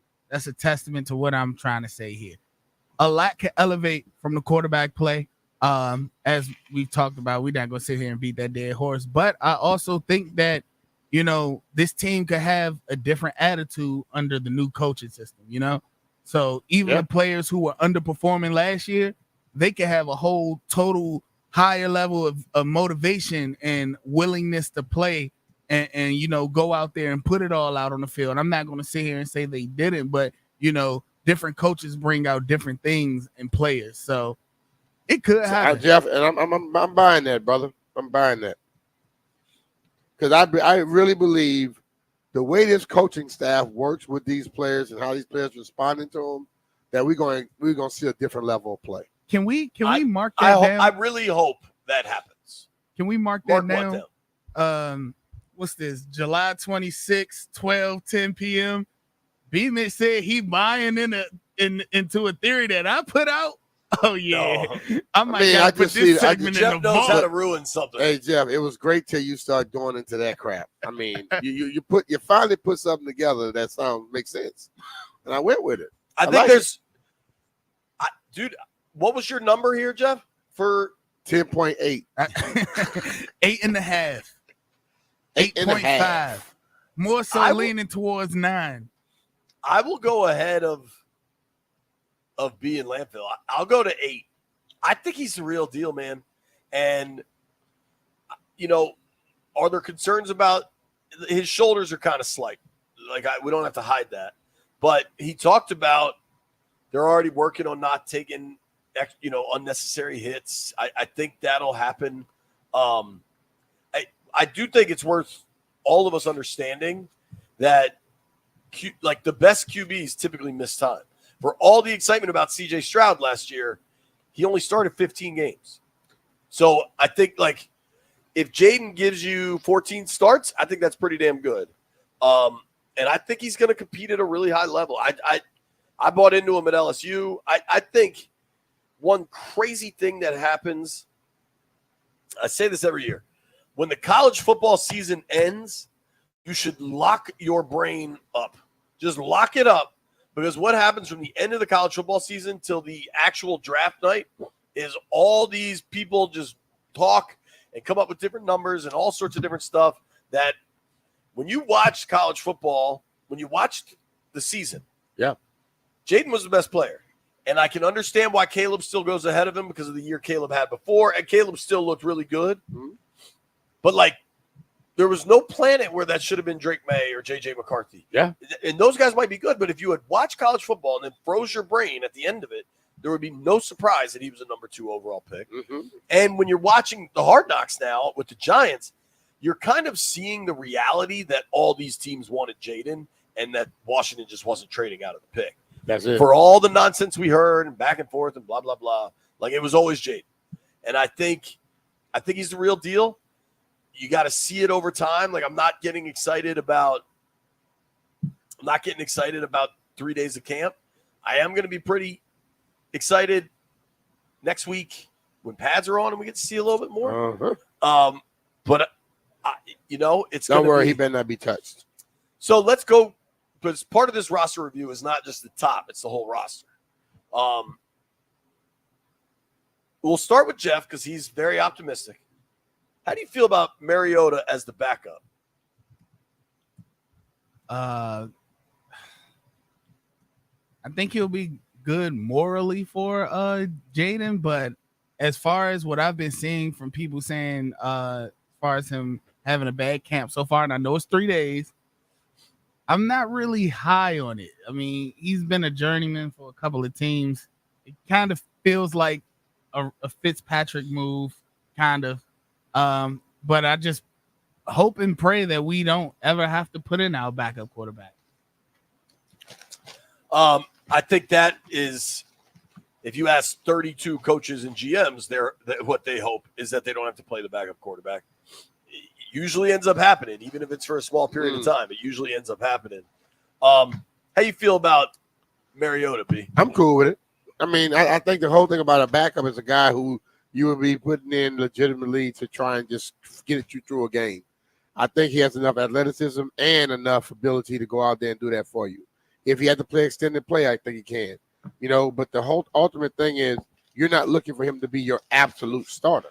And I don't think anyone have backups that we can look at and say, oh, that guy will be the starter the whole year. No, they just to come in and fill in for a little time. And I think he still has enough athleticism, very much like Jaden, that it won't be like you have to change up so much. Landfill, where you at on Mariota? Yeah, I'm out. The guy's been in the league for 8 years. Haven't been impressed. I remember when he got benched for Ryan Tannehill and the Titans improved drastically. I think I actually don't even. Jeff was saying that he likes his attitude, his moral support. I don't like that either. He quit on the Falcons like a year or two ago. I don't like it at all. I think they could have done better, a lot better, getting a backup quarterback. I think the Falcons situation was kind of messed up. I think he was told one thing, and then the GM makes a different decision later, and I think it kind of throws him for a loop. That happened here last year with Jacoby Brissett, essentially. He didn't just walk away. Well, remember how his hamstring started to hurt when they wanted him to start? He played, though. It's interesting you bring up Jacoby because I would feel much more confident just from if this dude is on the field. I think Jacoby is a good quarterback.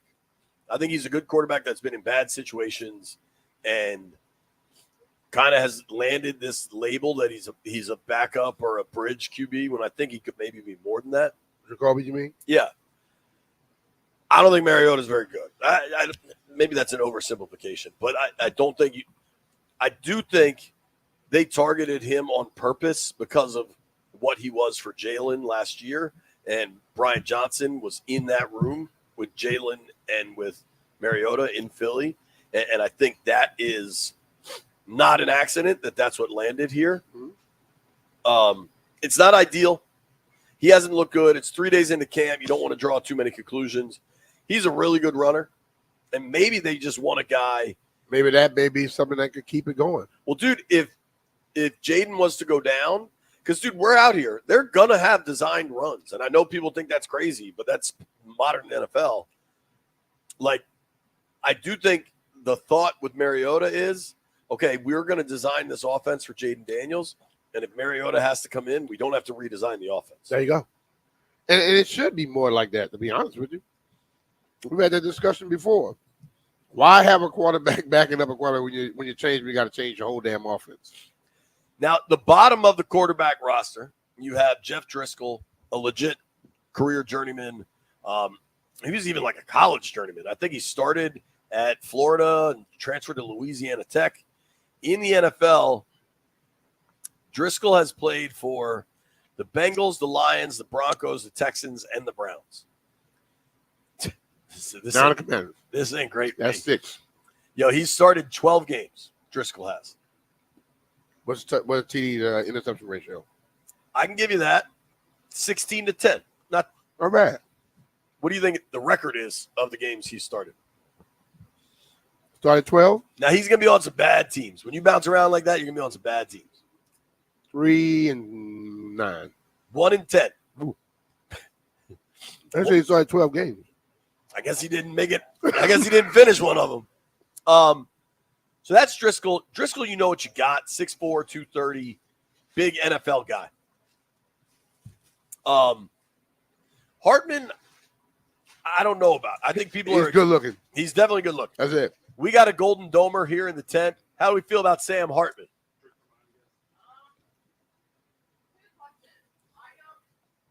We're going to teach you radio requires a microphone. So you can just give me a thumbs up or a thumbs down. A medium thumb. Okay.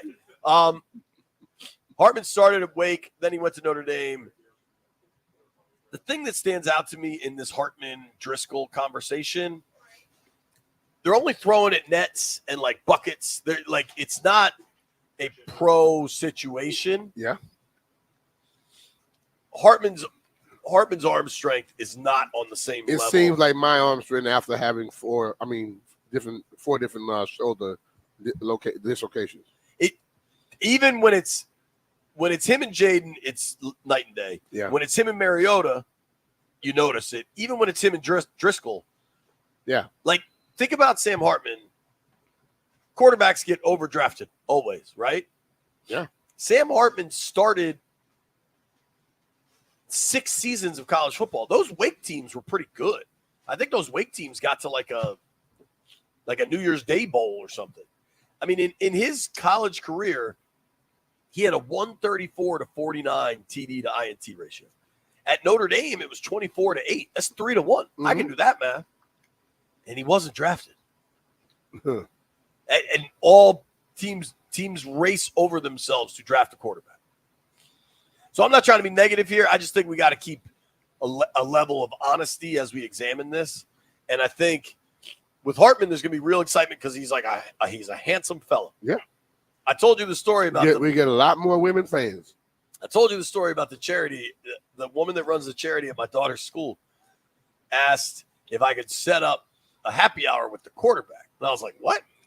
She's like, yeah, the rookie quarterback. I was like, that's a really big ask. I don't think I'm going to be able to set up a happy hour with the guy that just won the Heisman Trophy. And she was like, oh, not him, the other one with the nice hair. And I was like, oh, my God. Well, I heard somebody say yesterday that their grandmother called him and said, that Sam Hartman is a cutie. Right. Say, I know I'm 80 because his grandmother said, I'm 80, but I'm not blind. That's great. I think Driscoll makes the roster as the third, and I think Hartman goes to the practice squad. If I was Sam Hartman, I would 100% take the practice squad. Be happy with that. Yeah.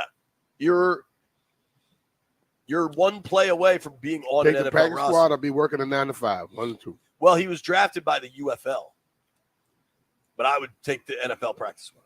Take the practice squad or work a 9 to 5. Do you two in the aquarium have a take on Hartman versus Driscoll?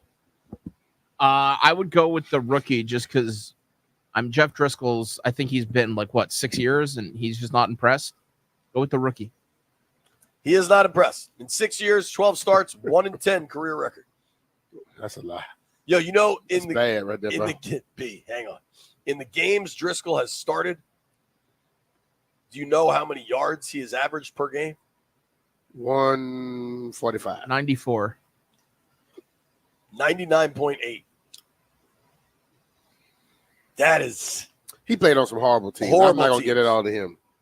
horrible. So he must have horrible been on teams. horrible teams. Horrible teams. That's Name the teams again.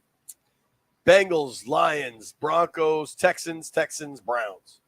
Yeah. All right, when we come back, our friend Jumi Olabanji is in Paris for the Olympics. She will join the program.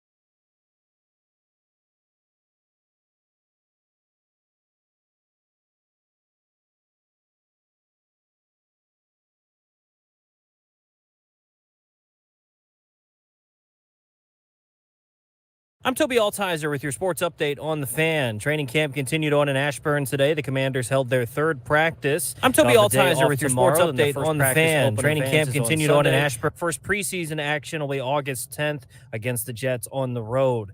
In baseball, the Nationals were no hit yesterday by the Padres. They'll look to bounce back today as now they begin a 3-game series in St. Louis against the Cardinals. 8:15 first pitch right here on the Fan. Mackenzie Gore goes to the hill. He's 6-8 with a 4.20 ERA. He'll take on Sonny Gray, who is 10-6 with a 3.54 ERA. Also in baseball, some deals coming up with the trade deadline coming up on July 30th. The Mariners acquired Rays outfielder Randy Arozarena. The Diamondbacks acquired Marlins left-handed pitcher A.J. Puck. And the Red Sox acquired left-handed pitcher James Paxton from the Dodgers. Olympic opening ceremony is today, coming up in just about an hour. The flag bearers for the U.S., LeBron James and Coco Gauff.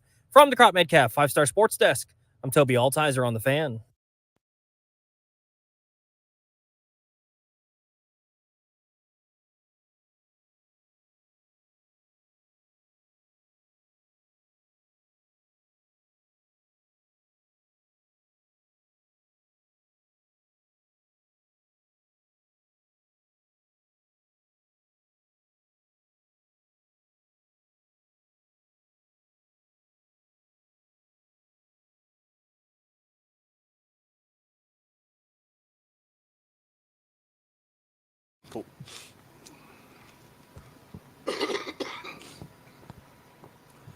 B-Mitch and Finley on a Scotty's Vodka Red Bull Friday, getting things quite turned up. If you're into it tonight, you can watch the opening ceremonies of the 2024 Paris Olympics. I'm ready for the Olympics, B. How you feeling about the Olympics? I'm ready for them as well. I like watching. Track is probably my one seed of the Summer Olympics. I like the swimming. My daughters really like gymnastics. Gymnastics is what I really like.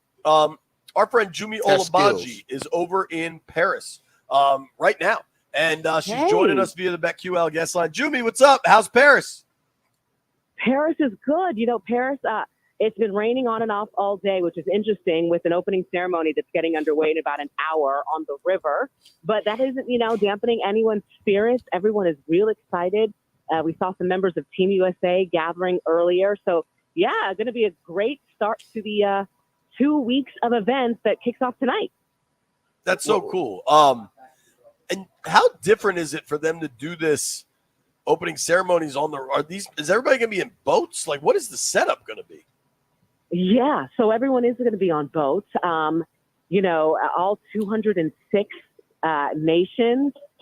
Some countries with smaller delegations are going to share boats, which is interesting, but also, part of the Olympic spirit, right? It's all about everyone from all corners of the world coming together in the name of sport. So that'll be fun to watch. USA will be on a couple of them because there's 592 athletes with Team USA. Wow. But not all of them will be taking part in the opening ceremony tonight. In fact, Bethesda's swimming superstar, Katie Ledecky, has already said she's not going to take part in the opening ceremony, not because she does not want to, but swimming gets underway tomorrow morning out in the pool. They have to be there around 8 a.m., so they don't want to make it a long night. So several swimmers aren't taking part. And then the soccer teams and basketball teams actually aren't in Paris because their group play starts outside of the city. Soccer's in the south of France, and basketball is over in Lille, which is about 3 hours away, closer to the Switzerland border. Oh, wow. So LeBron James, he'll be there because he's a flag bearer. But a lot of the athletes, depending on when they compete, are choosing not to participate this evening. Isn't something like the surfing or something like many miles away? It's in like Tahiti. Yeah. Because while there is a river here in Paris, France, there's just not anything close that has waves that are big enough for surfing. And since Tahiti is in French Polynesia, which is, French territory, that's why they're doing it all the way out there. So that'll be fun. You should have gotten assigned to that, Julie. You should have demanded, I'm only covering surfing, send me to Tahiti or bust. I tried. Trust me, I tried. So I know you're going to be live on Channel 4 this afternoon. Did you get to talk to Ledecky? How in the zone is?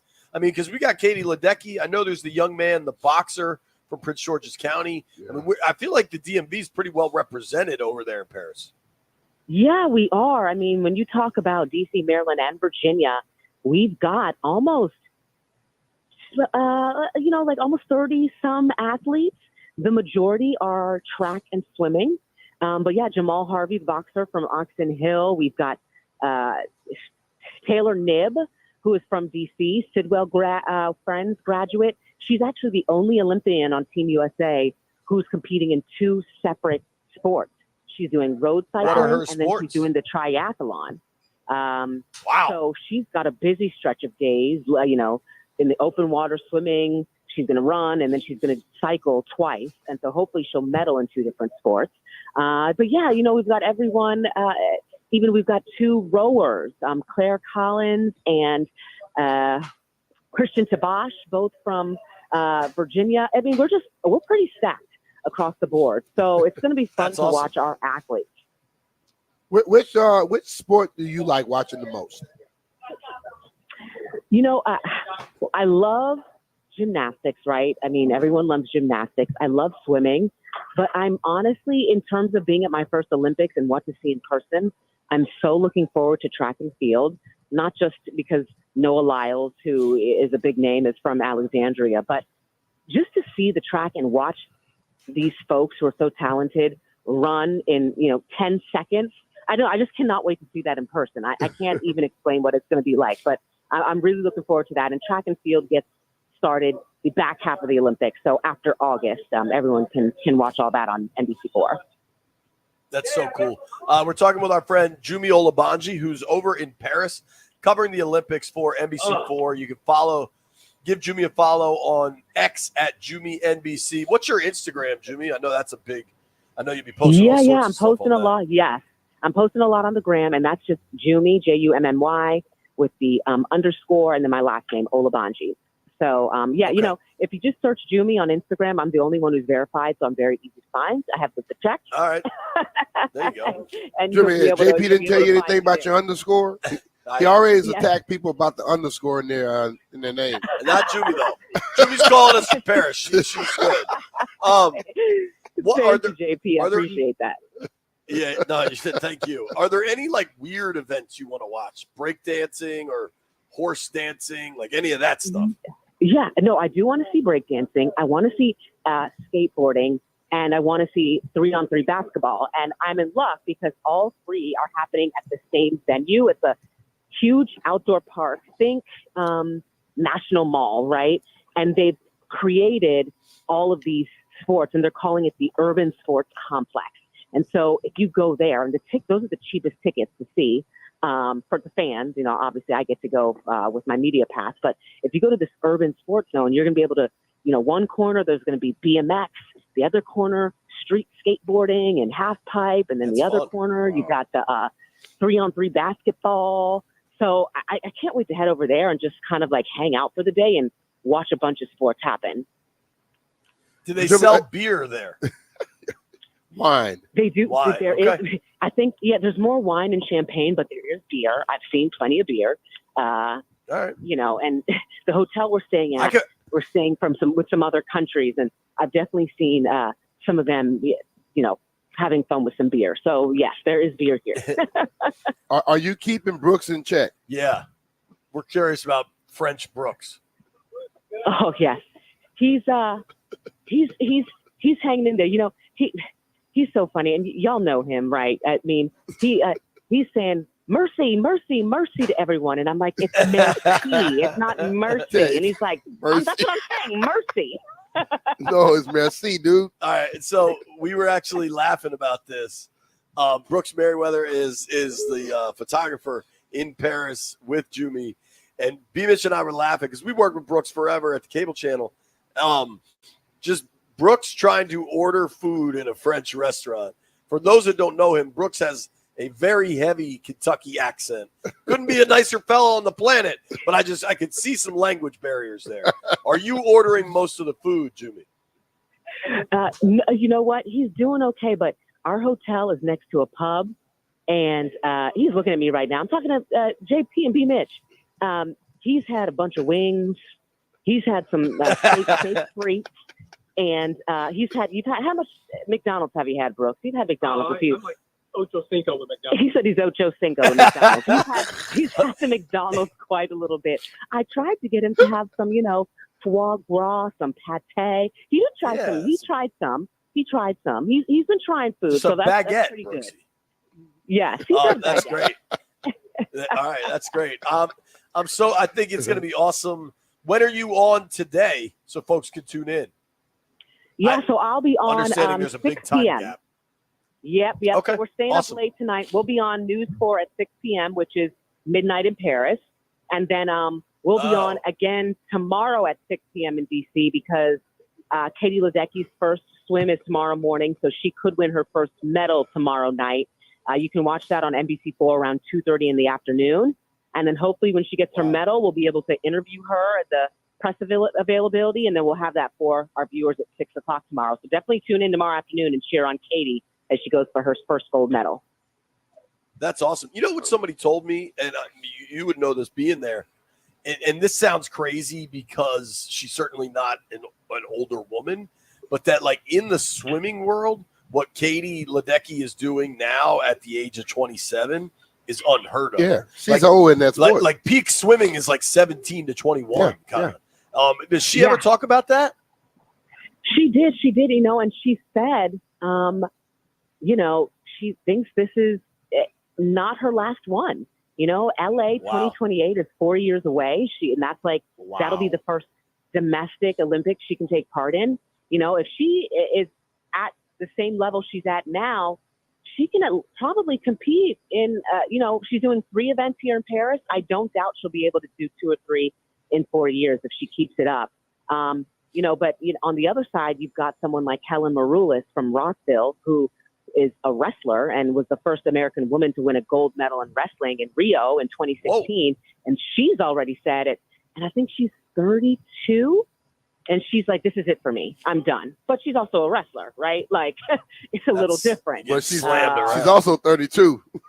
Yes, she's also 32, which is insane to feel like, you have to retire. But, she's going to retire. And, this might be the last Olympics for a couple of Americans, some maybe LeBron and others. So we'll just have to see. But, going to be interesting to watch here over the next couple of days. Really hoping that the men can beat Serbia. But, they've got a couple NBA players on their squad. So it'll be a good matchup. And the men have looked kind of spotty early on here. I'm with you, though. Jumi, thank you so much for making time. I know how busy you guys are. And keep Brooks in line for us, okay? Okay, will do. Thanks, guys. Tell Brooks we say mercy. B-Mitch and JP say mercy. Mercy. Jumi Olabanji checking in from Paris ahead of tonight's opening ceremonies, Paris 2024 Olympics. Give Jumi a follow at Jumi NBC on Twitter and at Jumi_Olabanji on Instagram. 1 o'clock. Phone lines open up. Buckle up. It's going to be Ask B-Mitch Anything. Oh, boy.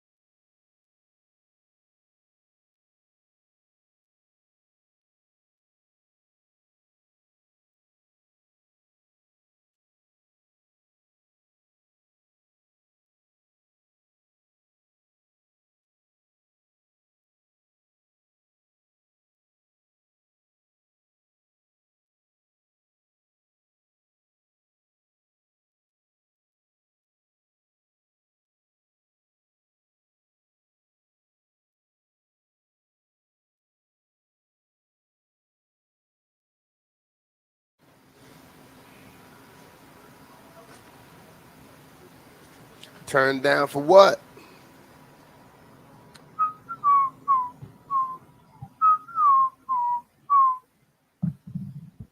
B-Mitch and Finley, 1067 The Fan. About 10 minutes, we'll open the phone lines up for Ask B-Mitch Anything. Of course, it is a Scotty's Vodka Red Bull Friday. Scotty's Vodka is Maryland-made, amazingly smooth, and loved throughout the DMV. We are out in Ashburn at Commander's Training Camp. All of our training camp coverage on 1067 The Fan is presented by Paul Henry's Window Installation. PaulHenry'sWindows.com, your clear home improvement choice. Jeff, I was just asking B. I'm surprised you haven't been out here yet. Yeah, been in a kind of a little bit of pain these past couple of days, JP. What happened? Mental anguish? No, dude. You know how I usually stretch, right? I don't know. Yeah. I don't know what I did, but like my back has been like giving me this crazy pain. But I low key just like I felt something pop. It hurt, but it felt good, and I feel good now. But that's why I haven't been out the camp because I've been all that stretching you do, and you still getting those type of twinges. Yeah. Now, so At the 30 thing, years old. Now, so I've been talking to my chiropractor. He told me, he said, "How many days have you taken off?" And I took 2 days. How off. many 30-year-olds? Hey, have hold on. Commander Tequila say overweight. Oh, I mean, I'm Tequila coming at your throat. That's what he just posted, Jeff. Hey, he could say that, but the chiropractor told me it's because my muscles I stretch too far too quick, basically. Yeah, that's totally what it is. Yeah. Lampville, how great has it been for you to have Jeff in Not there stretching. having to stretch even more? I mean, it's an experience, certainly. I bet. We haven't mentioned this yet. The Nationals, They got a whole talk about Jeff right now. Jeff in this stretch is shaking my head. the Nats got no hit yesterday. Yeah. That's tough. It's tough. Like, Hey, I bunt. would you? Yeah, we're not going through this today. So they continue to keep it at 9 games under 500. I don't know if they've gotten to 10, but it just, as the trade deadline looms, they need to sell everything they can sell. Sell everything that's not, a long-term piece for the future. What are you laughing at now? The stream? Oh, yeah. Deborah says, too far, too quick. What is that?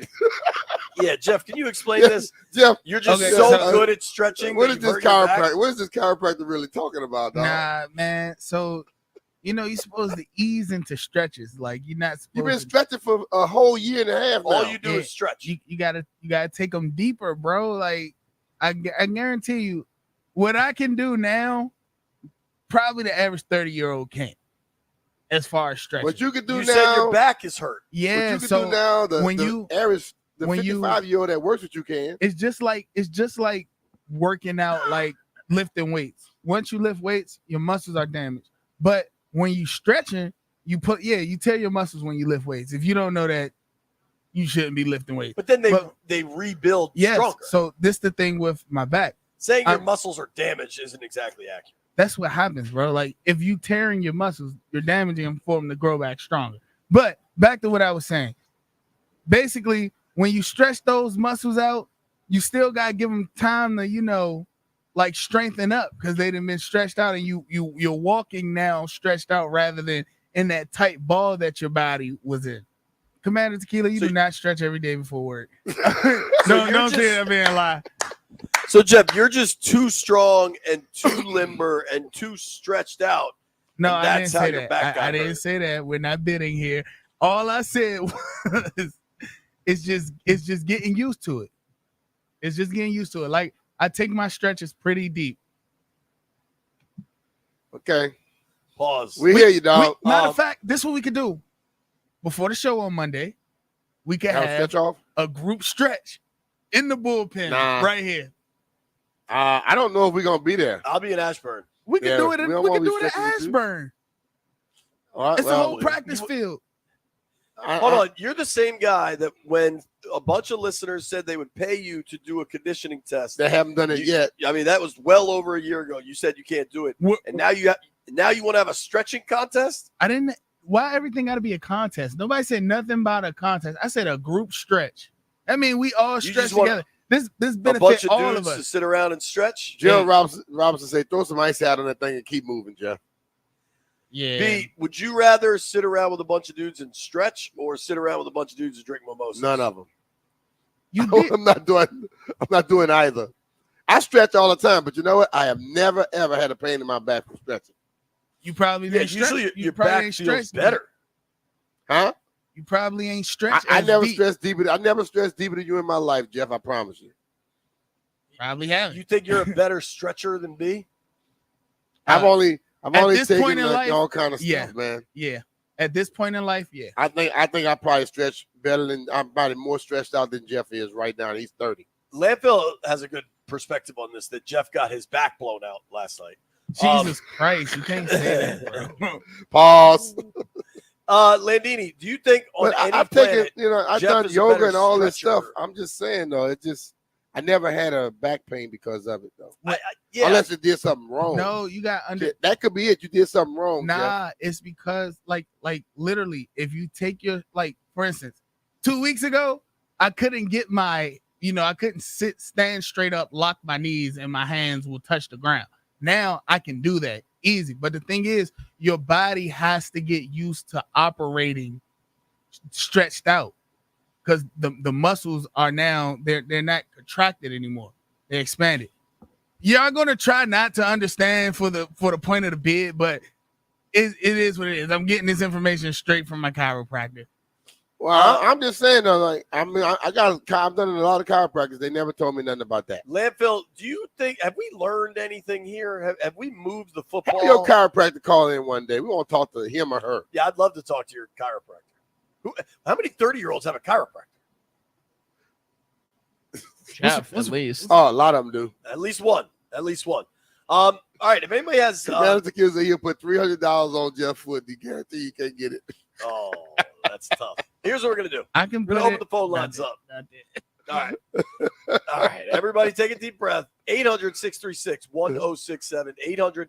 800-636-1067. It's time for Ask B-Mitch Anything.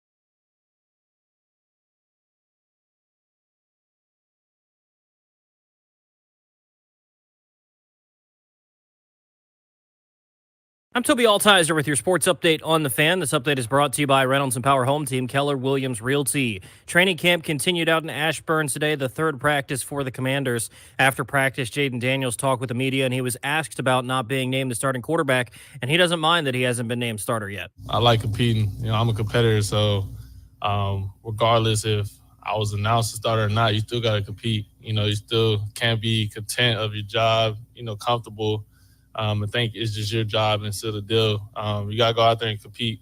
So for me, it's not a problem at all. I like competing. That's up to DQ and AP for the decisions and stuff like that. But for me, I can control how hard I go out there and practice and how I compete. They'll have the day off tomorrow. First practice open to the fans is on Sunday. In baseball, the trade deadline comes up July 30th, and today a trade between two World Series contenders, the Orioles and the Phillies. The Phillies get outfielder Austin Hayes. The Orioles get back right-handed pitcher Seranthony Dominguez and outfielder Christian Pache. Tonight in baseball, the Nationals begin a 3-game series out in St. Louis against the Cardinals. 8:15 first pitch right here on the Fan. Mackenzie Gore takes on Sonny Gray. And Olympic opening ceremony getting underway in just about a half hour from Paris. U.S. flag bearers are LeBron James and Coco Gauff. Want to hear the fastest way to know what your home would sell for? Reach out to Empower Home Team. Simply text your address to 800-763-3000. No phone call, just text your address to 800-763-3000. That's 800-763-3000. From the Crop Metcalf 5-Star Sports Desk, I'm Toby Altizer on the Fan.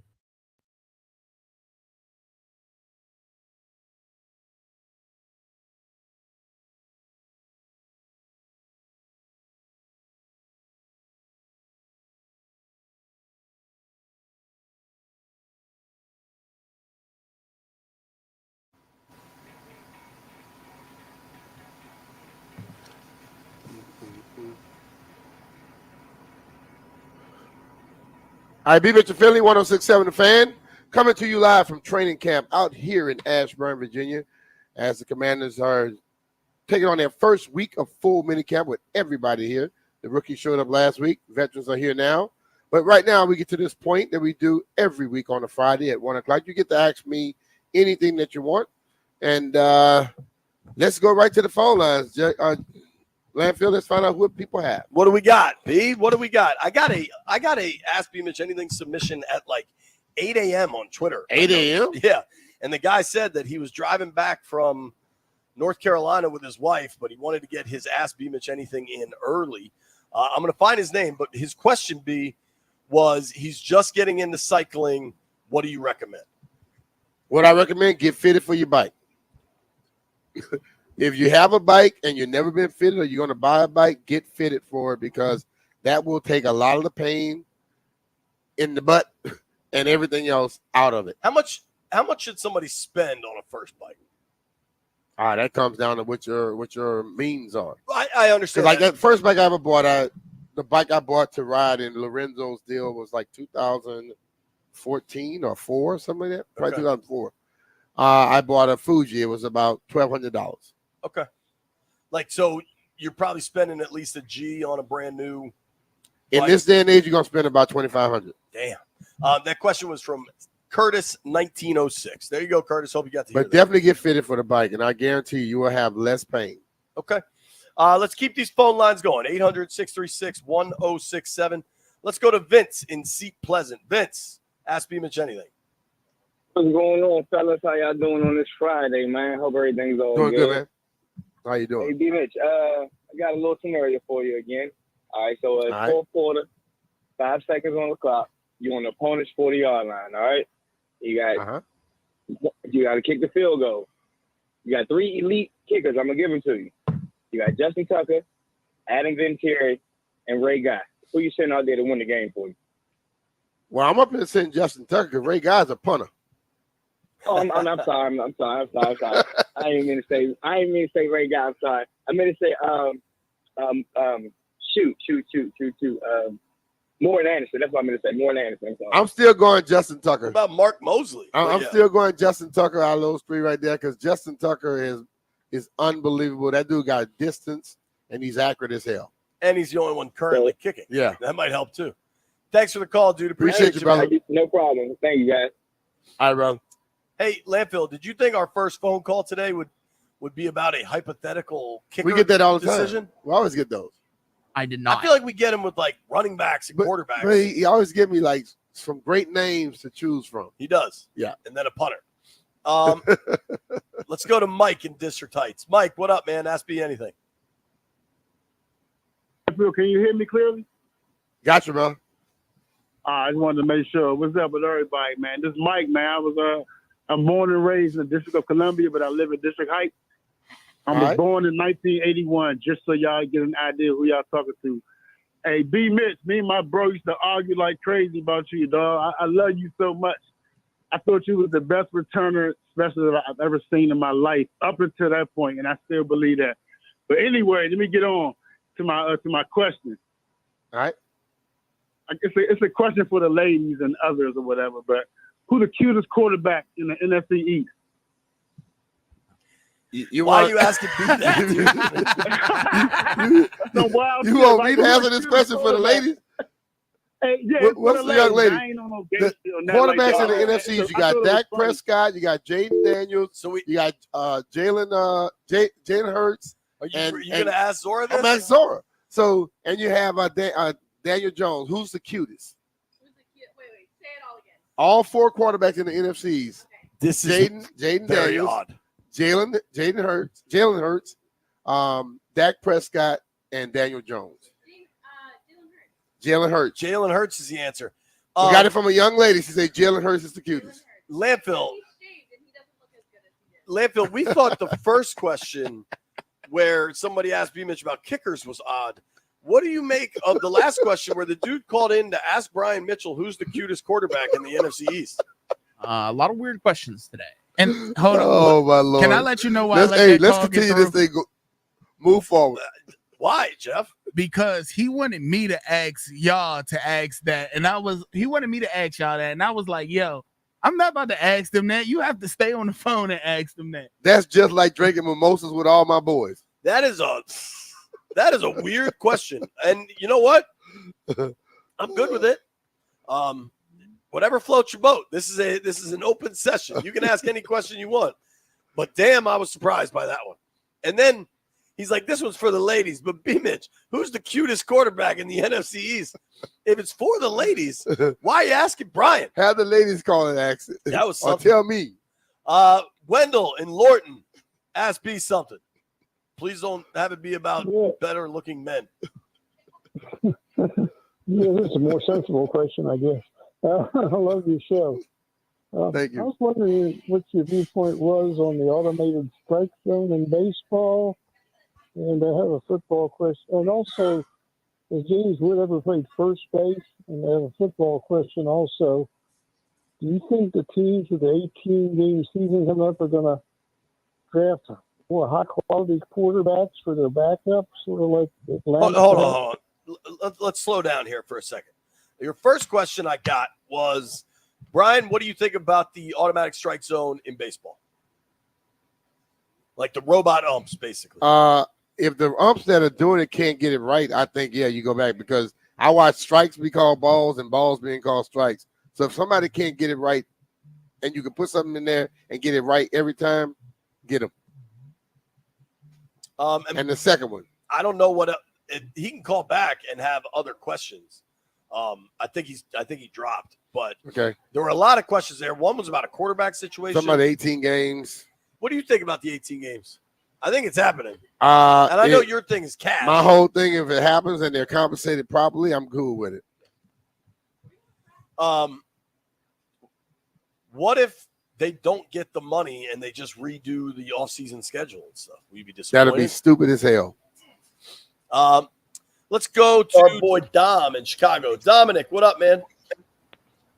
Hey, what's going on, JP and Brian? Hey, Brian, I got a What's up, question. man? Talking about stretching. Have you ever been to what they call now flexologists? In Chicago, we got these places like Stretch Lab and, all that, and they call themselves flexologists. I tried the yoga. I did the massage thing. Now I'm on this flexologist thing. I got flexology. She treats me maybe once a week for an hour. Where they physically stretch. So basically, you basically going to somebody to stretch you. Yes. They have a stretch Yeah, zone. I've heard about stuff around here. They have them. I've never been to one, but when I played ball, our trainers were our flexologists, I guess, because they were trained. They were stretch you and things of that nature. Yeah, mine is a fitness trainer as well. So she's a fitness trainer, but she also stretches. And did you have a question, sir? Okay. I have another question. As far as the bicycles, I have a $1,000 Trek and probably a $6,000 Trek. The graphite, I didn't get fitted for it. Is it too late, you think, to get fitted? No. You can get fitted because when they fit you, they change the angles of your handlebars and the height, the seat, and they make sure you get in the right position where your feet as it locks into the clips and things like that. And it takes a lot of pressure off all those joints, so you can still get it done. I only use the clips on my stationary bike. Okay. Well, they still can get you fitted if you're not clipping in, even on your regular road bike. They can get you fitted. Thanks, dude. Yeah. Appreciate you. All right. Listen, man, just when you don't know what direction we're gonna go, there's been a lot of stretching talk in the last hour. Let's do the damn thing. Let's go to Charlie in College Park. Hello, Charles. How you doing? Good, man. Gentlemen, always great to talk to you. I got three quick ones, and two of them are serious. The unserious, you guys want to get together and have a group stretch so we don't tear muscle tissue? Nah, we're not going to do that. I know. Okay. Did you guys get my poem Bleep You? I sent out 2 weeks ago or more. I sent you a copy, JP a copy, and Doc a copy. You mailed me a poem? The Bleep You that I did remember for about Father Time is Undefeated. You guys But didn't I'm get saying that. you mailed it to us because I haven't gotten it yet. I knew it. I mailed it to you. I haven't been in studio in a while too, so that's your problem. Last thing, Brian, did that Dodo JP ever get his hose unconnected from his hose bib outside? Yeah, he did. Yeah, I took care of it. I took did care of it, no problem. I was on it. Greg went over it. Somebody else took care of it. He didn't take care of it. And he had put it on the wrong way. But you ran out of town, man. I'm glad you got it done.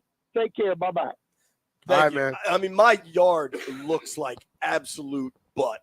My yard is the worst looking yard in town. Like, I could send you a couple pictures of how burnt out and gross my yard is, and I legit think like a decrepit hermit lady's yard looks better than mine right now. I don't know what to do. I like get you some greens, put some stuff, spray it all over. I want to move. I think moving's the only option I have. Well, we already know that's not happening, so you need to just. I decide. I'm now pushing for Leesburg. In other words, stop being who you are and start being somebody else. I want to move to Leesburg, right? They ain't happening. Lauren ain't letting that happen. I don't think so, but it seems so pleasant. Well, you can leave. When we were at those houses around Raspberry Falls were so nice. They were, but they also are more money than I have. Yeah. All right, phone lines are open, 800-636-1067. You'll be closer to work. 800-636-1067. I got a question for you, B. What's the question? Will you watch the Olympic opening ceremonies? No. I mean, listen, I'm going to watch the Olympics, and I really support my country. But me watching people walk, there's no interest in that. Okay? And I understand some people lose their minds. They're walking in a circle. When they walk away and they go, they're not even walking now. They're floating down the river. They're not walking tonight, right? They're floating. I'm not watching that. However, I'm going to go play golf, and then I'm going to go eat. Do you know that Coco Gauff is one of the flag bearers? Yes, I know that. Right. And I know that people said it way before you broke the news. Exclusive. Please credit 1067 The Fan. We got some questions from the stream. Ryan Lane says, B, my 14-year-old son will be playing his first year of tackle football this season. All right. He's played flag, and he's already slotted to play corner for the freshman team. Any tips? Is his first year playing flag? Have a lot of fun, but try to make sure you learn the fundamentals of it. You know, the thing about it, we tell kids to have fun, but then we don't teach them fundamentals. Teach him the fundamentals of it, and I guarantee you he'll get once he learns and see he's doing what everybody else is doing, when he's having more fun, he'll want to learn it more. He'll get better at it. So as I've grown as a father, as like my kids do more stuff, I I feel like I was a little too hands-on with Shelby early on, coaching soccer and stuff about trying, telling her where to go. And then you got to remind yourself, like, dude, she's 6. Mm-hmm. So my attitude, the things I always say to my girls is try your hardest and have fun. Yeah, but I'll say I want them to have fun, but then again, I'm never gonna be the parent or a person. That's why I don't work with a lot of kids and stuff to say, oh, just have fun. That's all that matters. It's not all that matters. I think you got to try your hardest. You want them to try your hardest. You want them to get better at it as well. If you doing this, you just having fun for 4 years and you're still the same player, that's a problem. I agree with that. Yeah. I agree with that. And I think for kids, sports, age is really important.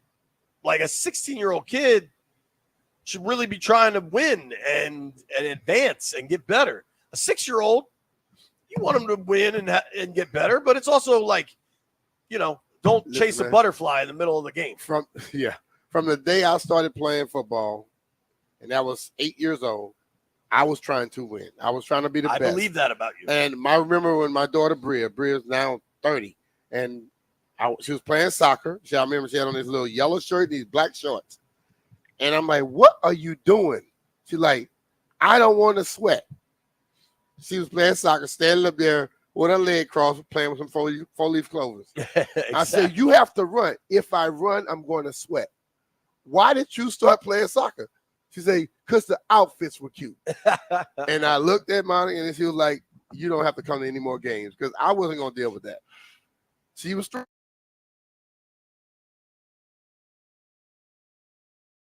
playing football because the outfits were cute? Nah. All right. I have a request for you, Brian. What's that? Can you wish Kenny a happy 60th birthday? Kenny, happy 60th birthday. Enjoy yourself, brother. I like getting questions from the stream. It's kind of fun. Yeah.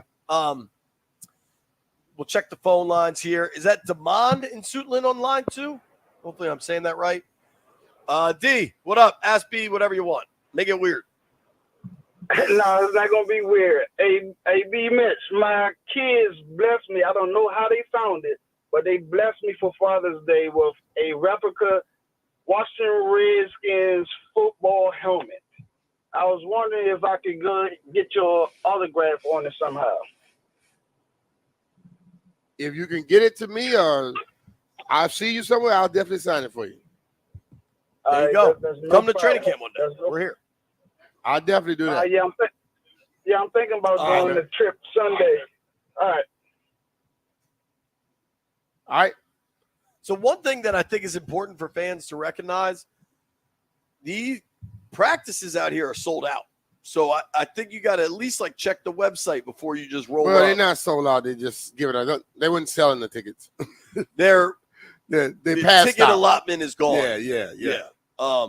They do have. Before they used to charge. I think they have 2 open practices, but I think those are only for season ticket members. Okay. So every general public joint, I think, is closed. All right. That doesn't mean they might not release more or whatever. But the other part of this, and I was texting with my boy Linehan, I think with all the construction out here, they just have less space. Yeah. So there's probably less passes available, less passes getting released. Because, you had fans the whole left side down there, and that was what kind of where all the VIP hospitality and stuff was. And now it's all just got to be to the right there. All right. Someone asked me, are the conditioning tests the same for every team around the league? No, they're not the same. When I was in Washington, we would run 1440s. We had to run them under a certain amount of time. You have a little certain amount of time to rest in between. It was one thing. That was when Norv got here. Before Norv got here, we used to run 12 minutes on a treadmill, where if I'm as a running back, you start at 5.5, then 2 minutes later is at 6, and then 2 minutes later is at 6.5, 6 to 7, 7.5, and you finish at 8. Okay, that's moving. That was the toughest one I've ever dealt with. Got to Philadelphia, we ran 12 gassers across the field and back. That was kind of tough. And the one in New York, I forgot what it was. It was so damn simple. I was like, what is this? I think we might have we jogged basically 10, 100, something like that. No time, just you had to finish them. Wow. That was no easy. time to it? It was easy as hell, dude. That seems easy as hell. Yeah. You just got to finish them. But the one that we had here with that 12-minute run on the treadmill, Ricky Irvins, if you're listening, Ricky almost fell off the treadmill. Wow. His D-boy, I say, he had his arm right behind him when he went to go. He caught him. And Ricky could scoot too, man. Yeah, he could scoot running the 40. He wasn't running no distance. Yeah. Them little bitty legs. I mean, with those types of speeds, I mean, that's 2 miles in 12 minutes, maybe 2.4 miles. Nah. Because, if you're running at 6 miles per hour, that's like a 10-minute mile there. So I run usually at 7, and it's about 8.5 minute mile. Yeah. How high up did it get? You start at 5.5. Oh, okay. Then the 6, 6.5, 7, 7.5, 8. So probably like a mile and a half. Close to it. Yeah. All right. Peter Rosenberg joins the program. I don't know what word I just said. Next. Program.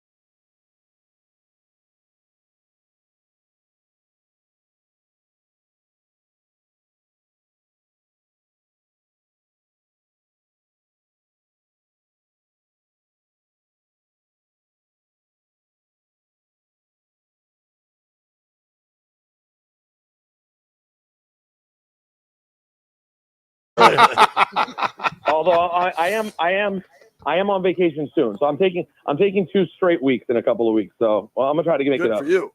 Where are you headed?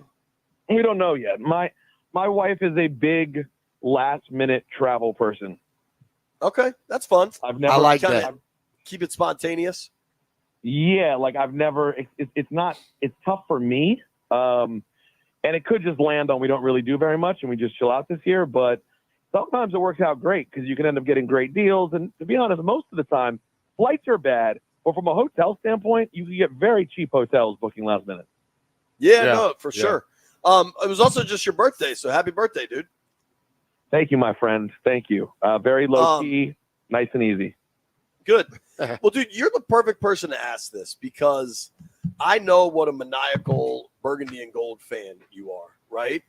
But you're also, you work in sports and understand that you don't want to like kind of jump to conclusions. So when you see these Jaden Daniels videos hit your timeline and stuff, what is your reaction? I mean, I'm excited about Jaden Daniels. I'm just keeping it even, Steven. I'm still trying to figure out why he thinks shooting a basketball is the best way to warm up, but it's okay. That's his prerogative. I honestly, I was more excited probably seeing the way he acted on Hard Knocks. That was probably more exciting to me, was just to hear the kind of dude he is and to hear that the Giants clearly were very interested. That was probably more interesting to me than any ball that I've seen him throw so far.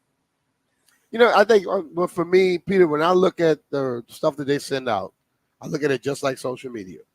I know no one is going to go take a picture or take a video and clip it and do all this stuff and put it on social media and it be 100% with their life if they put the best of the best out there. Right. And the Commanders do the exact same thing. They're going to take the best plays they can get and put them out there. So I take them with a grain of salt and understand they gave me the highlights, but I understand that you're going to have ups and downs. And how he bounces back from the downs is what I care more about than just getting caught up in their hype machine.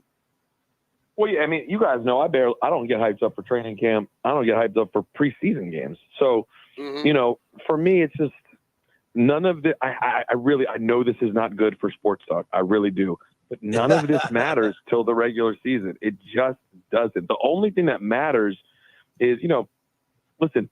Yesterday on the ESPN National Morning Show, you know, former Giant Chris Canty said, you know, he thinks that Washington is kind of the most quiet and least dysfunctional team in the NFC East right now. That to me is nice to hear. You know, like hearing that people kind of view Washington as quietly doing the right things. Like there's not a lot of noise. Like if we were to go back and you guys were to look in your archives at what you were talking about at this time last year. Oh, every time, dude. Yeah. The year before. It was every year there's a bad story. So the fact that we're like, ooh, how does our number 2 overall quarterback look? That's the kind of conversation you want to be having. Yeah, dude, 100%. And there's no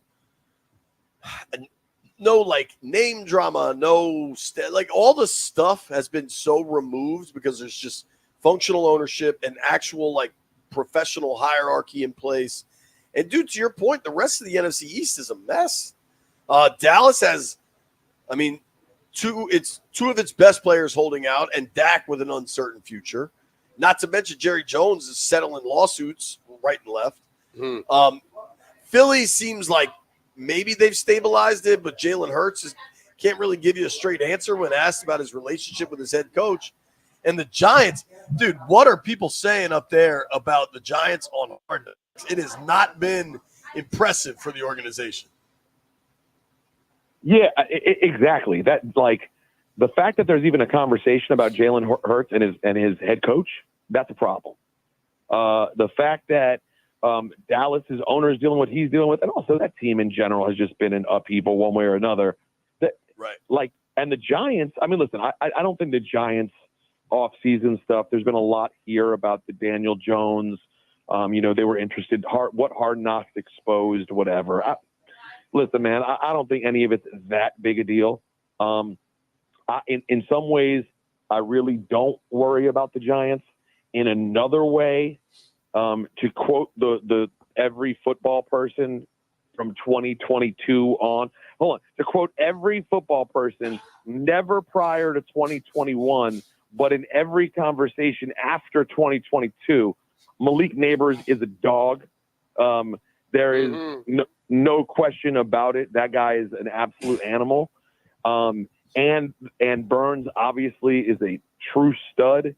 So they have a few pieces. Like, they actually quietly, there was so much noise about Saquon. Honestly, they made a couple of real improvements on that team. So it's going to be a really interesting question mark to see if Daniel Jones is the guy. And then if he's not the guy, do they completely restart again? So the Giants have like sort of a tenuous piece that exists. The Eagles have high expectations, big disappointment last year, and no one's quite sure on the quarterback. Dallas is Dallas. And you look at us, yeah, the old commies are pretty quiet. Yeah. Dude, you like this. I think, though, Mara is setting up Shane. So when I get ready to let you go, I'm going to show you why. He better hope Saquon don't have a good season this year. Oh, listen, I'm telling you right now that there was a scene in Hard Knocks when Mara, they made very clear. Mara made very clear to Joe Shane, this is your call, right? Like, I'm not going to do what I did with Eli, right? They held on too long because they loved Eli. I'm not doing that. It's your call. And if you remember, there's this one scene where after they talk, Mara kind of walks off about Saquon, and Joe Shane like audibly kind of laughs. Like, yeah, I heard that. And I said to my co-host, that laugh is a nervous laugh, because here's the deal.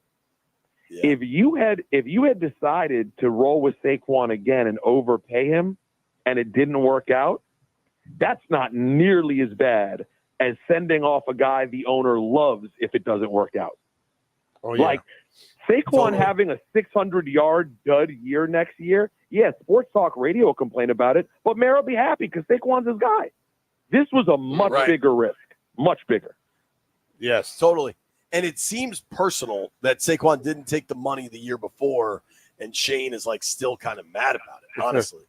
Now, Peter, you're going to appreciate this. We're talking with our friend Peter Rosenberg. You can follow him on all social channels at Rosenberg Radio.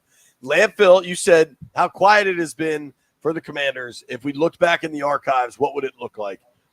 2 years ago, July 26th, 2022, the House Oversight Committee posts notice of a hearing on Dan Snyder. That was on our show sheet 2 years ago. Oh, wow. Yo. I mean, exactly. That says it all, dude. Right. It's such a perfect embodiment. And, dude, so, Peter, we're doing the show from camp for, most of the camp. Most of the camp. And B and I are here, and the amount of when's the last time you were out here in Ashburn at the facility? Bro, I don't Oh, Ashburn? No, I have been to Ashburn. It's been years. It's 10, 12, a long time. They have done more construction in the year since Harris has really kind of taken over than they did in the last 15 years. Like that's why you're doing it, because they had to. They hadn't done anything. Totally. And it just, you can listen. I don't know what's going to happen with Jaden Daniels. I think he looks pretty damn good, but you never know. It's a rookie quarterback. And this secondary has real questions, and there's questions about the O-line. But the actual operation, the actual organization is just, it's just finally a professional outfit. Yeah. And it just feels good, looks good, and it'll take time. Nothing's a done deal, but it's a game changer. Man, it would just be so cool if Daniels was good and they just play like above 500 football, like even if that meant a 9-8 season, let alone something awesome like 10-7, get a wild card, But like, man, it would be so cool if this was the first year of really feeling the function, because last year still felt like the end of the dysfunction. Yeah. I'm sorry, like Ron and Jack, they were all just too connected to it, man. It was, it still just stunk like Snyder. It just did. And this year, it really feels fresh. So that would be so cool, man. I would take a very sort of pedestrian season if it looks like we have a quarterback who can play and a team without annoying noise all around it. That's all I'm looking for. And that's totally what I'm looking for. Are you going to watch the Olympics, Peter? I don't care for the opening ceremony tonight. I don't think. I'll throw it on once we really get rolling. You know, I'll check in at night and see what's going on. I'm sort of in between. Like I want to see greatness when it's time for Simone Biles to medal. Like okay, I'm in. Allows. Yeah, like give me just the big. Oh yeah, exactly. Just give me the big spots that like everyone's kind of talking about. If the women's soccer is playing for the gold, men's basketball, yeah, I'll obviously want to throw that on for a minute and see what's up. But I'd be lying to you if I said I was like incredibly stoked. I know they better not lose. Yeah, That's basketball just has pressure if they lose. Like it's just they almost can't win because if they win, nobody win the cares. gold. Right, exactly. The only way more that so. they'd have to roll. They'd have to roll everyone, like literally roll everyone, and then maybe people go, "Oh, are they the best dream team ever?" But short of that, you're right. And by the way, this is way harder than it used to be for the dream team. What There are is a lot of good what is teams. the? Oh, totally. I mean, just every team they play now has NBA pros on it. Every team has multiple NBA pros. What is last one? What is the vibe of Yankee fans right now? Not great, Bob. Yeah, I bet. No, they are angry and frustrated, and you would not think that they're a team that's 16 games above 500. It's just the broken record, the broken record of it all, man. Of just like season starts, look great, get to May, what's going on? Get to June, get to All-Star break, sky's falling. It's just and then you look up and you go, they're not presenting. I mean, you were at the Orioles game. They're not presenting a representative lineup. Like they literally, it's like Soto and Judge and nobody else. So you don't even have to pitch to Soto and Judge. Yeah, it's pretty remarkable Craziness. to watch, man, and the amount of money they're spending and all of it. Peter, have a great weekend. the Yankees, brother. Dude, thank you for joining us on a Friday. All right, Peter, I know appreciate you, man. threw you off, so I appreciate that. No, please have a great weekend. Next week, boys. All right, brother. Take care, man. That's our guy, Peter Rosenberg. Give him a follow at Rosenberg Radio. Every day we make bets. At the end of the week, we add up who's done well and who's done poorly. Let's find out next.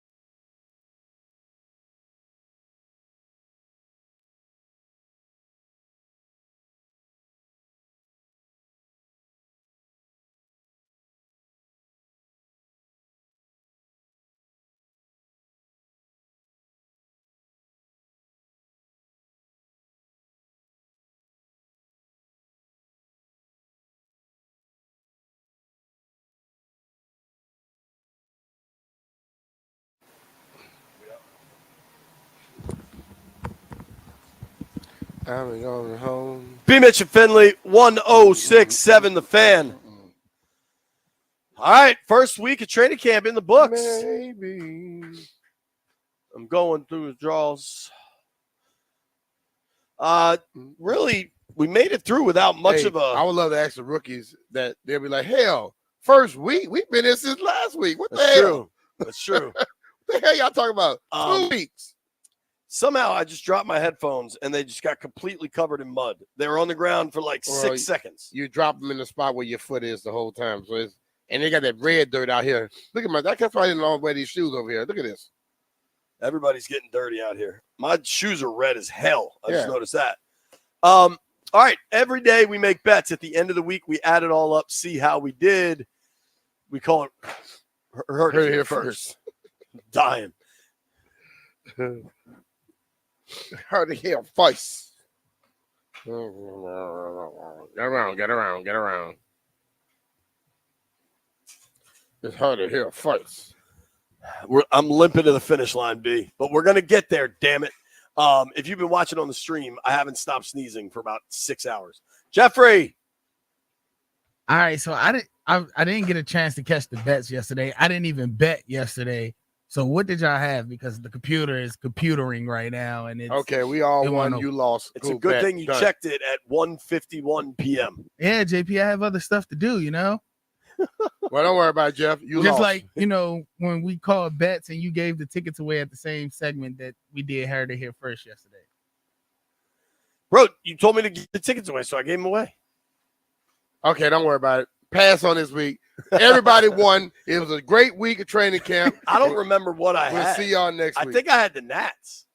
Oh, got so no if you, hit. If you don't remember either, it's not that bad then. I took What'd the you have, Padres Landfill? because Corbin was pitching. Yeah, I think I took Landfill the did Nats take that. and they got no hit. I think that's like a -5.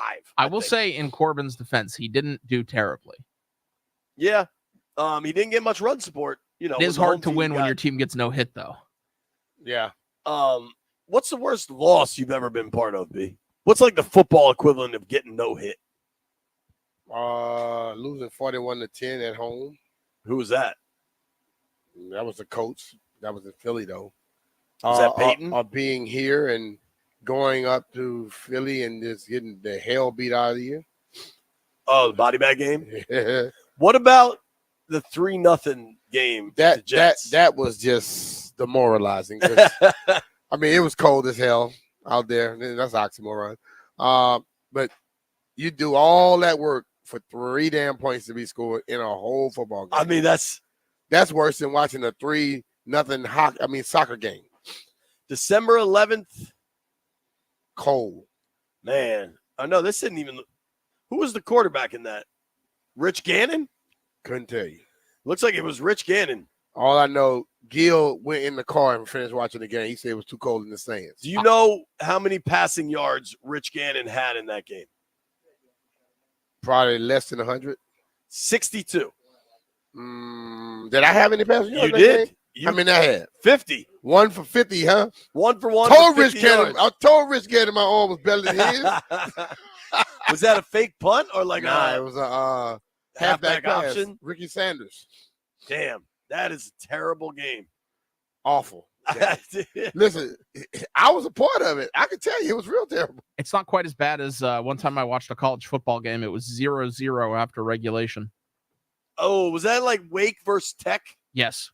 I remember that. Wow, that's I awful. remember that. All right. I'm going to get out of this tent and try to breathe again. Thank you to everybody that listened to the program today. Appreciate y'all. Thank you to Jumi Olabanji for joining us. Thank you to Peter Rosenberg for joining us. Thank you to Landfill and Jeff putting in work. Thanks to Landfill and Jeff putting up with us out here in Ashburn. Thanks to everybody that called in and listened to the program. Grant and Danny coming your way next. Made it this far. I owe you a tissue.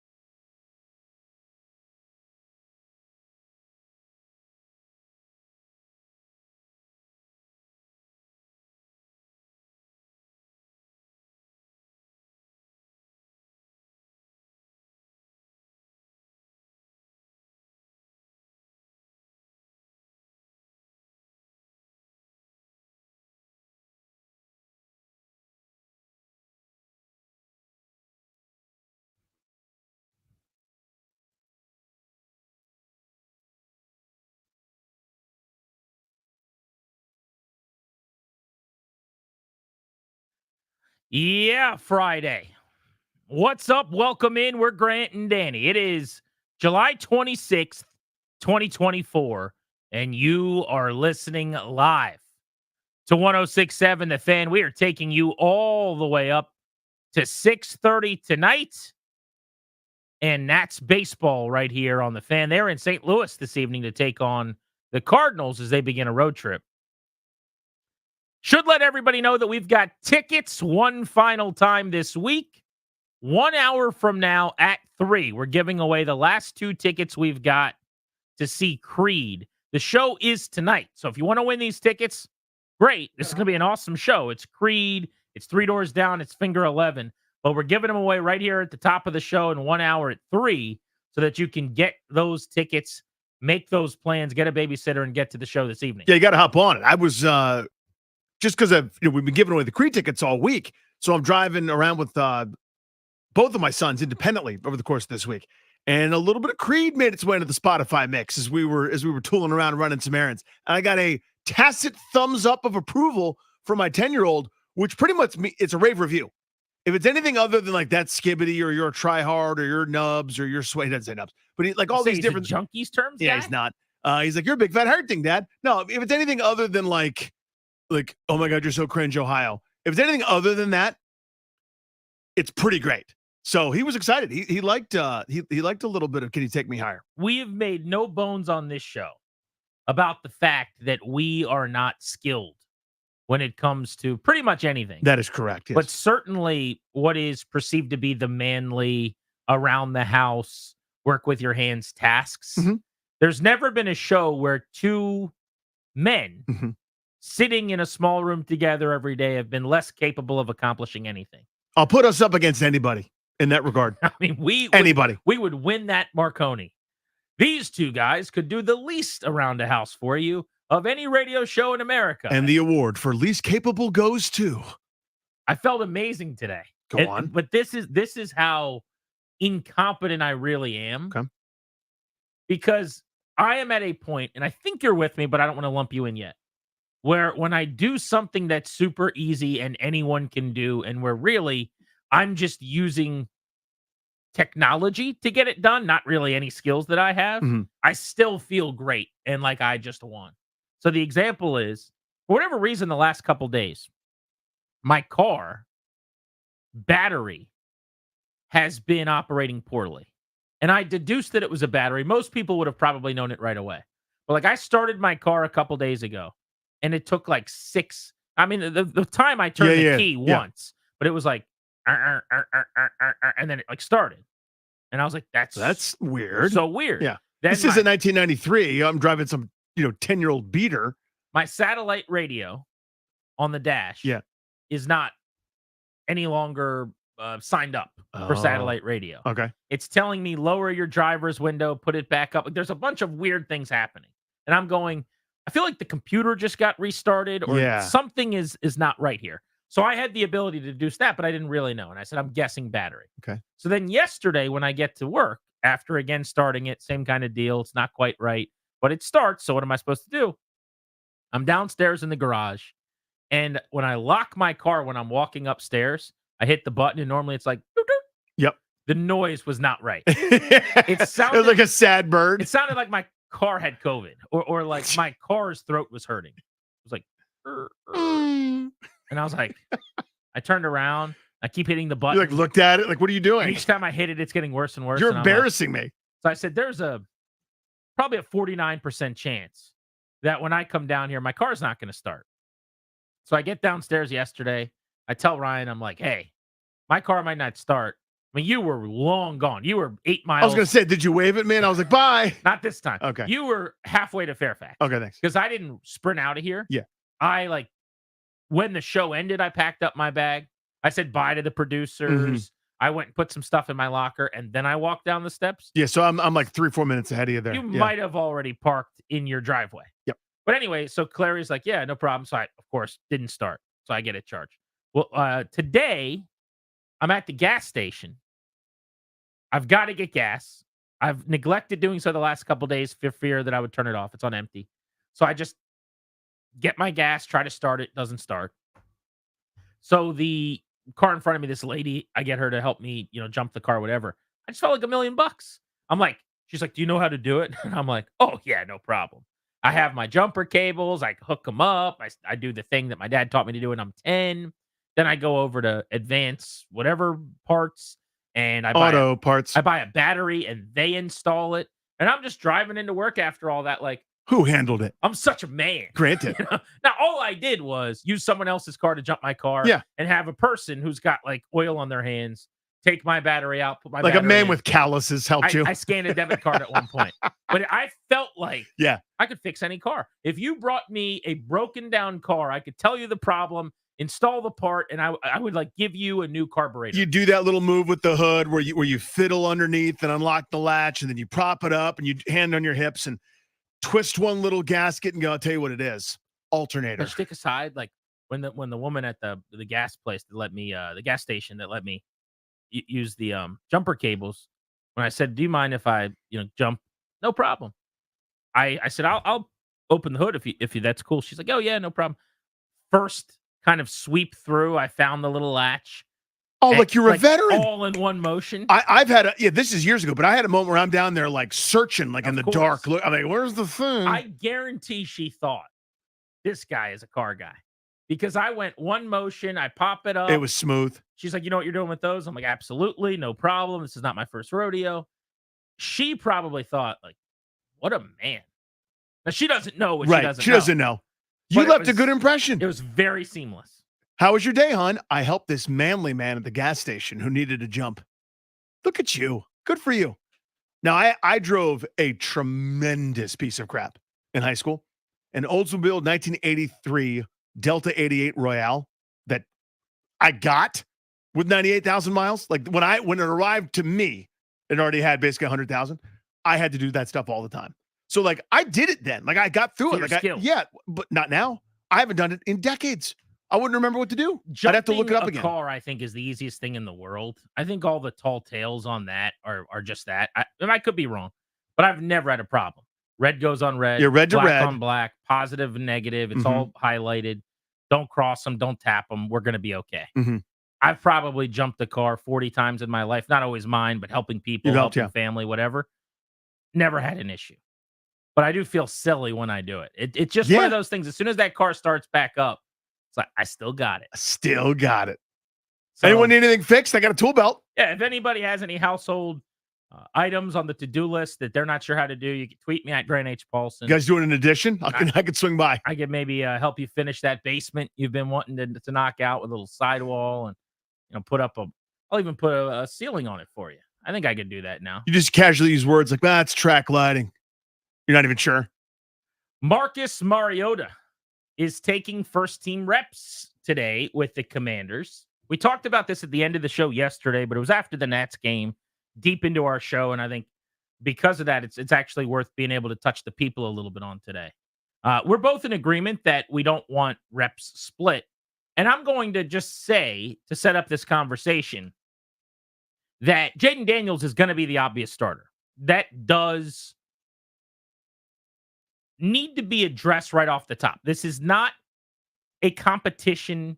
Dan Quinn has not used that word like Ron Rivera used to, which was so annoying to me. Dan Quinn is not pretending like Mariota might start. I don't get that perception in any way when he's talking, that he is even opening the door to any possibility where Mariota is being told he might be the number one, or that Jaden Daniels wouldn't be the starter in week one. And for that, I would say this is not a big deal. This is a very small deal in the grand scheme of training camp. But it is something that I do disagree with if Marcus Mariota is getting the first team reps. And I just called someone who was at practice today. I wasn't able to get out there. I don't know if you guys heard, but my car wasn't working earlier today. But you fixed it by yourself. So much fixing. Yeah.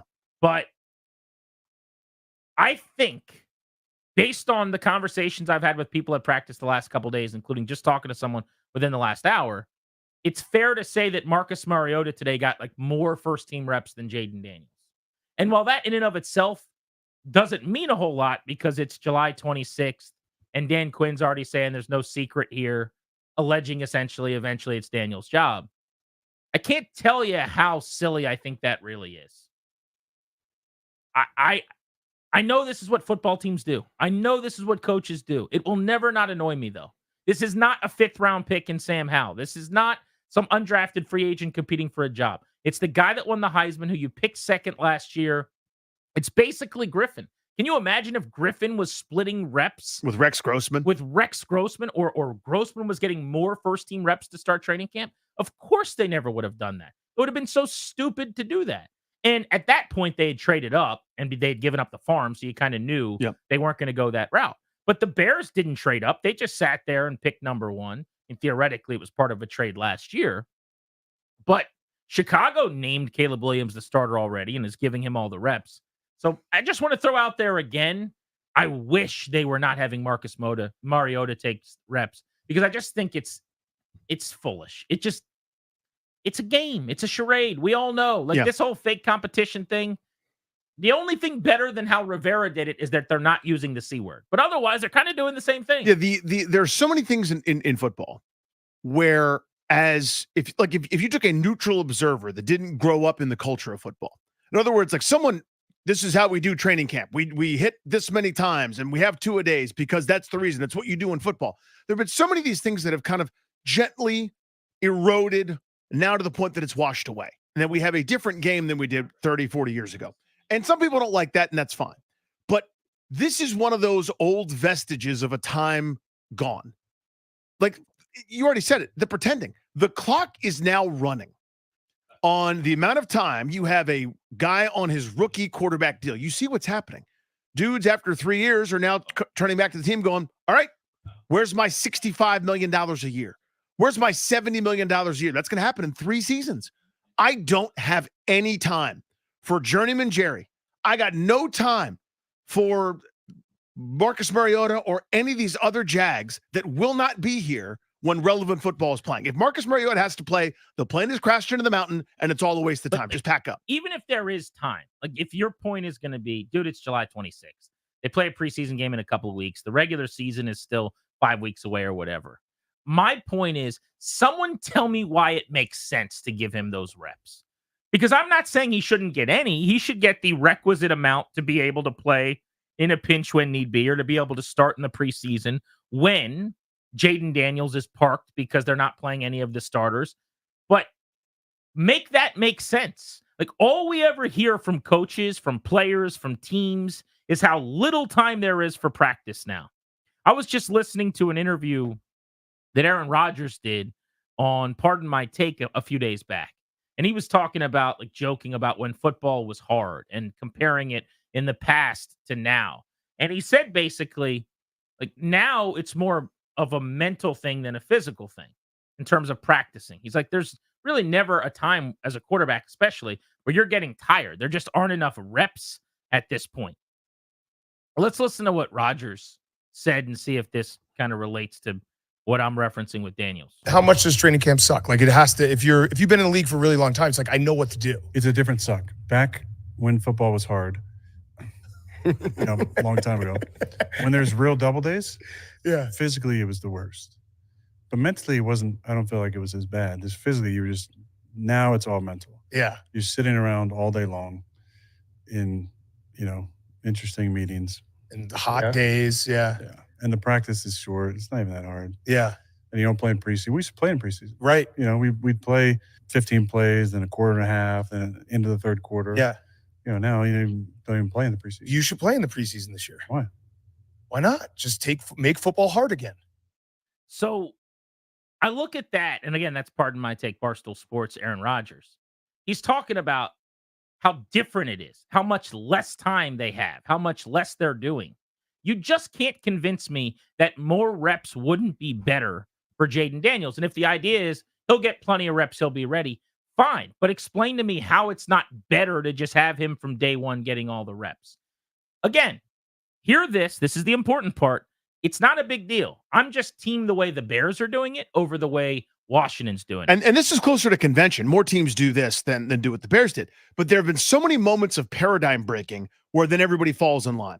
Like to Darren Rodgers' point in that little clip, it used to be you played 3/4 of a preseason game, and that was the dress rehearsal. Then that moved to a half. Then that moved to maybe one drive in the second quarter. Then it moved to 2 drives. then it's eventually going to be not at all. And the most important thing is the joint practices and the work you get in there. And you're seeing so many veteran quarterbacks not playing the preseason. The trend lines are going in a certain direction. And again, this isn't, I don't know. I'm not as angry about this as I would be about a million other things. And it's not even anger. This is just one of those things where me as the outsider, and I'm not qualified to be the head coach, the GM, or anything other than what I'm doing. But me as the outsider, I will just never understand. I'll never get it. This is not the left tackle competition between Coleman and Lucas. This is not, in high school football, 2 juniors who haven't played varsity yet, they're going to figure out who the Mike linebacker is. That's not what this is. This is not a level playing field situation. If Marcus Mariota is the best Marcus Mariota has ever been, it's completely irrelevant to the future of this franchise. Why do we have to pretend? Why do we have to play dress up? Why? I would never do that. Another thing someone might say is, well, by next week, Jaden will be getting the first team reps or something. Great. Good. What about by now? Why not now? What is the benefit to this? I just don't believe and can't wrap my head around this fake competing thing. And Jaden Daniels said the right thing when he was asked about this today. He says the right thing all the time. He is seemingly very mature, very good at the podium. In fact, you'll hear his entire press conference today, right at 5 o'clock here on Grant and Danny. When he's asked about not getting the first team reps, he pointed out that a couple of years ago at LSU, he was also in a competition, so to speak. And he thought that helped him, and he likes to compete. That's the right answer. My point is just,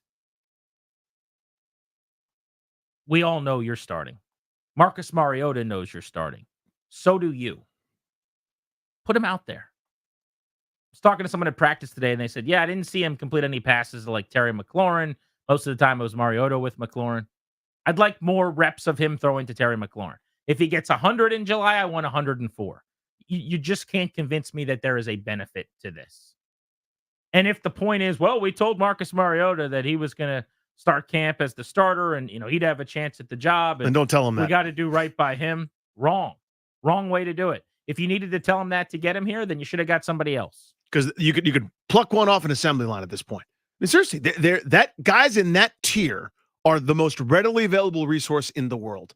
The Jeff Driscoll, Chase Daniel tier. And it's a great career, by the way. You go places and you look at the Microsoft Surface with that little what's the play call earpiece in, and you point a couple times and you wear a visor and you clap a lot on the sideline and you get $7 million a year. You can always find one. I was just so glad when Dan Quinn spoke for the first time at camp and he was asked about the quarterbacks and he said what he did. Among his quotes were, you didn't see the word competition anywhere. He did not use that word. Thought that was brilliant, and it was awesome after years of Ron Rivera having these fake competitions. But the other thing that he said was, look, it's not a surprise. There's no secrets. I took that to mean, of course, Jaden Daniels is our starting quarterback. So then when I'm seeing day one where they're splitting some reps, okay, whatever. But today, if you're at practice in the morning, Mariota's working more with the first team than Jaden Daniels. Why? There's just no benefit to that.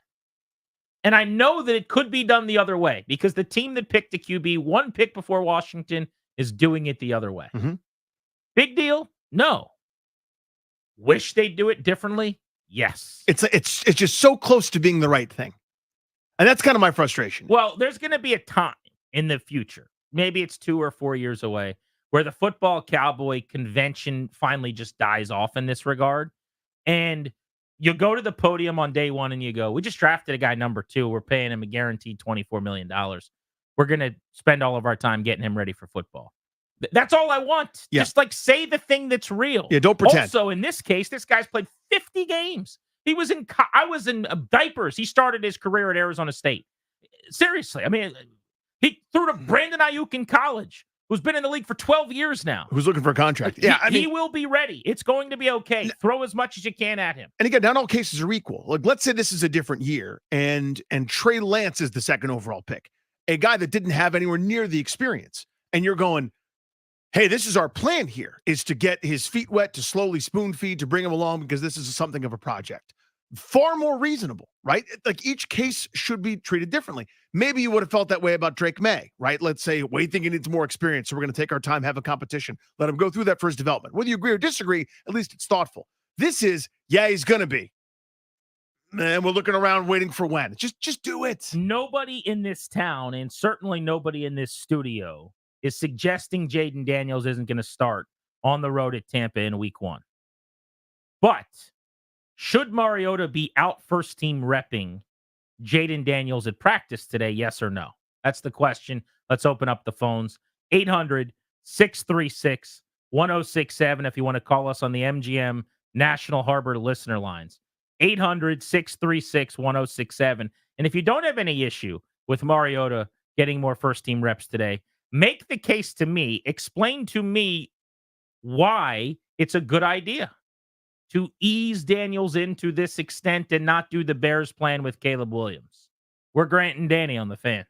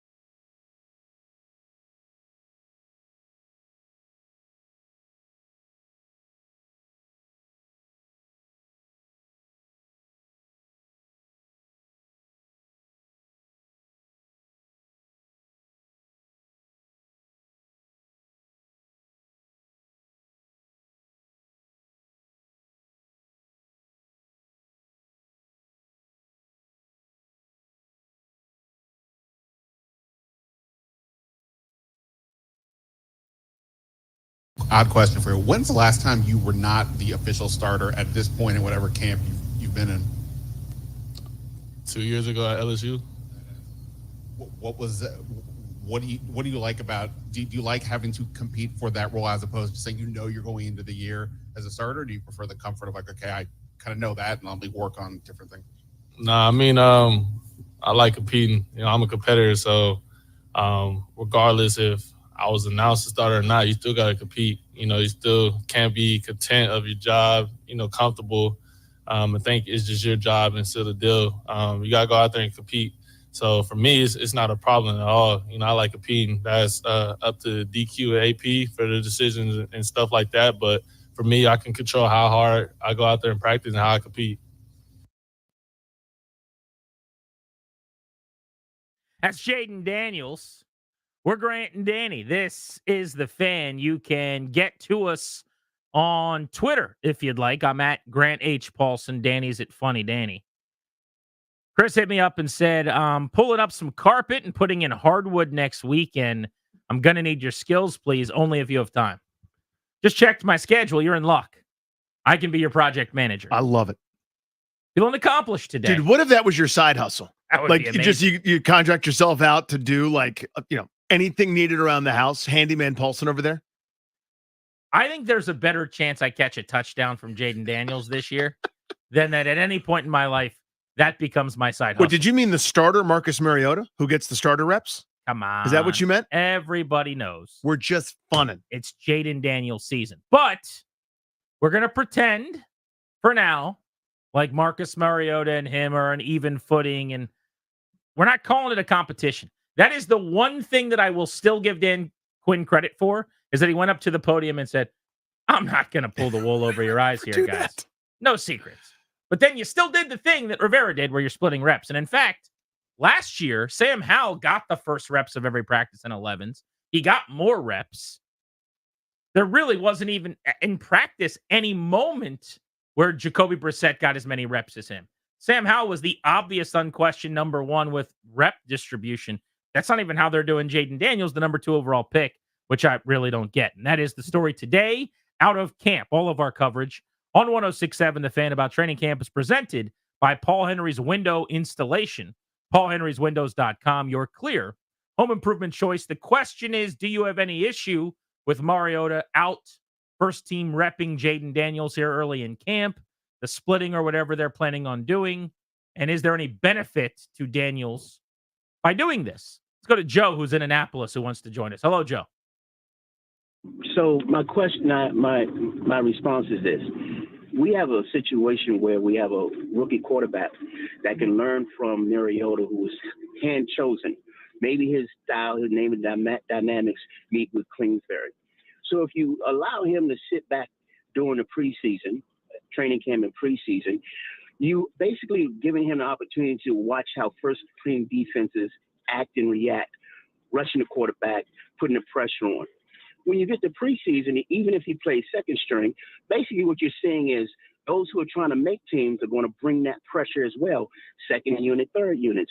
So why not just let him watch and use that time as sitting back, second string, and use it as if he was starting or be starting the 4th, 5th game of the season, what you're actually doing in preseason. So let me ask you this. It sounds like you'd be okay with him even not starting preseason games and coming off the bench and playing after Mariota in the few exhibitions that they have. Is that fair? That's fair because, as I said, it's the second string and third stringers are trying to get paid. They're trying to retain. They're going to come with aggressive. Trying to make rosters, yeah. Sure, but here's the problem. I appreciate the call. Thanks, dude. They're not as good as the starters. They could try all they want to. Also, it's not really about the competition from the other side. Let's say that the third string team that you're going to play for the Jets is better than the starters that you would have played at LSU or whatever. It's about the reps with your own first team offense. So if he's coming in with the backups for Washington, you're still not working with your guys. And my point goes back to the beginning. We all agree as a premise. This is why I start with this before I even give my opinion. If we're all on the same page that he is the unequivocal and unquestioned starter, this is irrefutable. He will be on the field week 1 against Tampa Bay. Everybody signs up on that. Hands in the air if he's the starter in week 1. Danny's hand's up. Darius's hand's up. Ryan's hand would be up if he wasn't eating cornucopia. Linnell's hand is up. Just walked into the studio. We all know. So why are we pretending? There's no reason to pretend. Just give him the reps. Every rep counts or it doesn't. What are the adages? What are the axioms? What are the things coaches say? Well, some reps count, but not others. No, every rep counts. There's never been fewer reps. Give him as many reps as possible. And also, I reject the premise that it's better. He can learn more by watching someone else do it. You get to watch yourself do it on film. They're going to break all those things down. I'm trying to teach my 6-year-old how to tie a shoe right now. How do you think those lectures are going about how to tie the shoe? Should I just keep lecturing him and let him watch me tie my shoe? Or should I give him a chance to practice tying his shoe and then correct as we go? We could talk about what you're doing. Not a great analogy because Jaden Daniels is a bit more qualified than my 6-year-old, but there's no way me explaining. You make a loop and then make a small hole as you wrap the other shoelace around the loop and then you pull the bunny ears through. He has no idea what I'm talking about. You got to do it. Do it. He needs to be on the football field.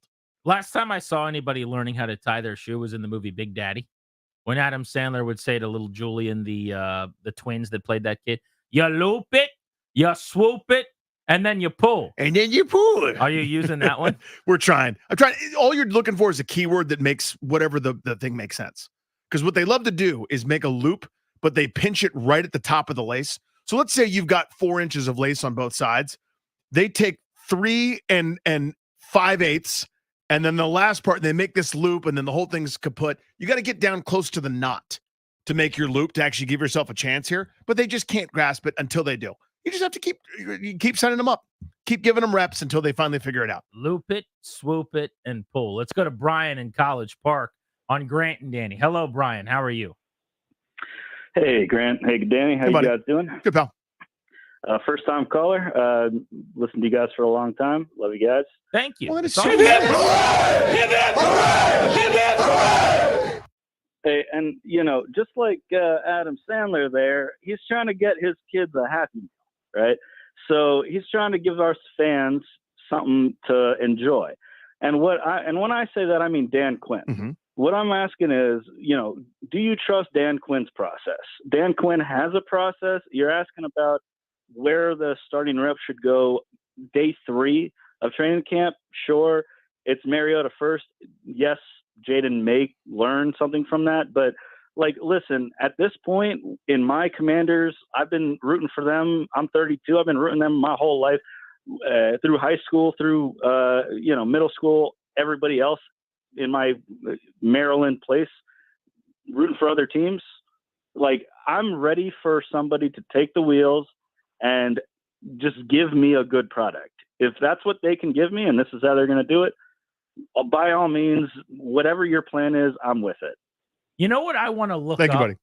is top 2 picks that were known starters the moment they were drafted.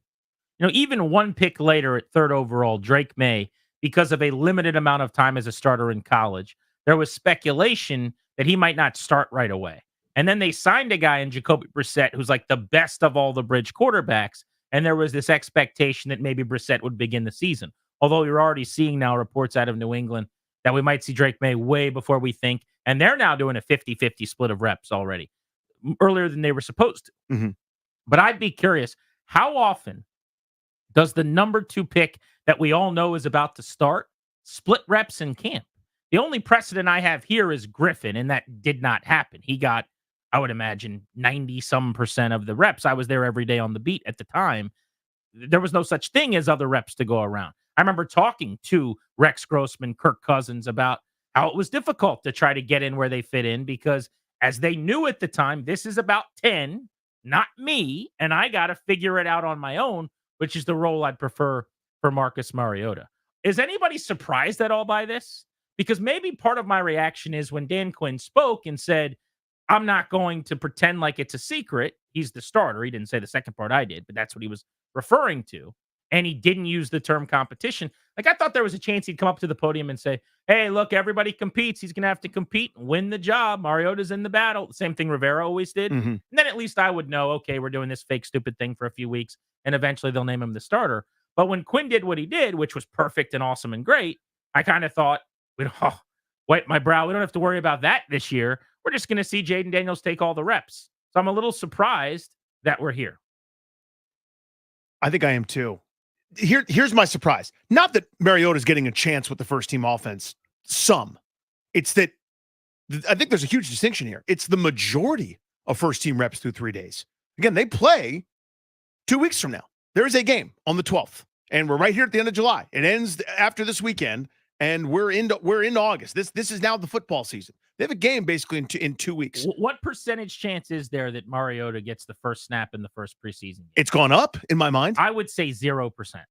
I disagree. I think it's a number. I don't know that it's 50. I don't know that it's that high, but I seeing this the last 3 days where he's getting, again, the majority, not some reps with the first team, not like we're going to let him be a veteran and he only needs a few, whereas the kid needs a lot. He's got the majority of the chances with the first team offense. I'm going, uh-oh. You know what I mean? Like my radar went from that's not a thing to, is this a thing? And I always like to reiterate, because people are jumping in their cars. Like, I am telling you, I don't think this is that big of a deal, but the gig is the most important team in town this week. Training camp's a huge story. We're calling balls and strikes and reading and reacting. Oh, by the way, it's our first time with this coaching staff and how they handle things, to just kind of see how they go about their business. What do we like? What do we don't like? Not significant, not a big deal, but something I would do a little bit differently. So that's why I'm interested in this. But I will say that if on an annoying scale, this is a 2 out of 10, or on a big deal scale, this is a 2 out of 10 or whatever. If Marcus Mariota was to be the first one to play in the preseason in week 1, like, that's a 10 out of 10. I mean, that would be outrageous. I'm just not even opening that possibility in my own head because it makes so little sense. Let's get back into your thoughts on this at 800-636-1067 next. Also, Ohio made an outrageous decision about boneless wings in a court hearing, and they can't be trusted anymore. That's also going to be covered next on The Fan.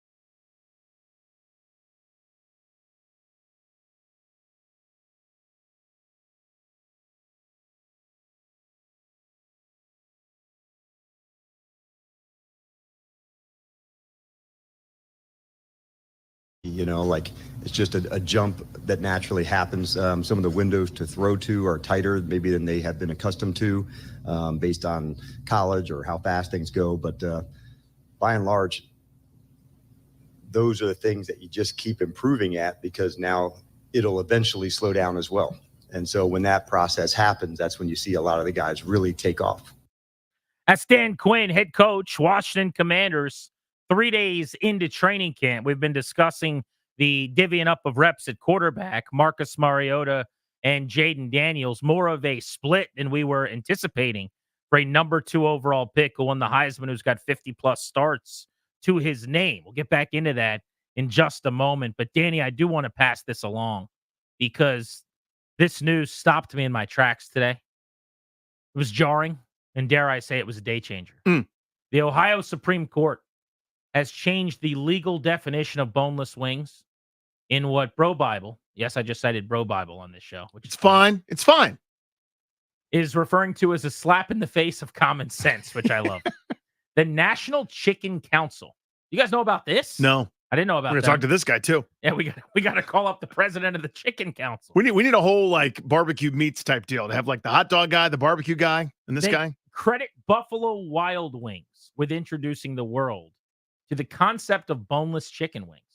Did you guys know that? I did not. B-Dubs gets to claim to be the first on Plymouth Rock. They get to say that they started boneless wings. First I ever had were at Hard Times Cafe in Fairfax. I was like, what is this? What is a boneless? What is that? First popped up on B-Dub's menu in 2003, and then I guess restaurants and wing places soon followed. But here's the news. Apparently, boneless chicken wings are allowed to have bones in them, is now the ruling here. Can you believe that? Boneless wings should not contain any bones. That's kind of always been the expectation, right? Not according to Ohio's Supreme Court. According to the Columbus Dispatch, Ohio's highest court agreed to hear an appeal filed by the defendants in a lawsuit involving the case of Michael Berkheimer. And this story is actually like scary and kind of messed up. Ordered boneless wings at a restaurant in the city of Hamilton in 2016, ended up with a piece of bone lodged in his throat that eventually forced him to undergo multiple surgeries. That's terrible. Yeah. The following year, he sued the eatery, as well as the companies that processed and supplied the chicken. All the way up to the Supreme Court, Danny. And what they decided was that they were boneless wings. There is no breach of a duty when the consumer could have reasonably expected and guarded against the presence of the injurious substance in the food. The food items label on the menu described a cooking style. It was not a guarantee. It was part of the ruling. Which is, again, to summarize this very, very carefully or quickly. Boneless is a style of cooking, not the nature of the food. How about that?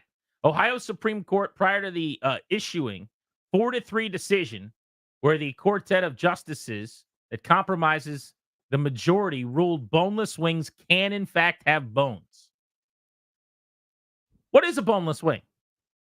I've always thought it's a fancy chicken nugget, but now we're not doing that anymore. Now it's not. Now it's anything. The word boneless is in the title, and you're allowed to have a bone in your boneless chicken wings.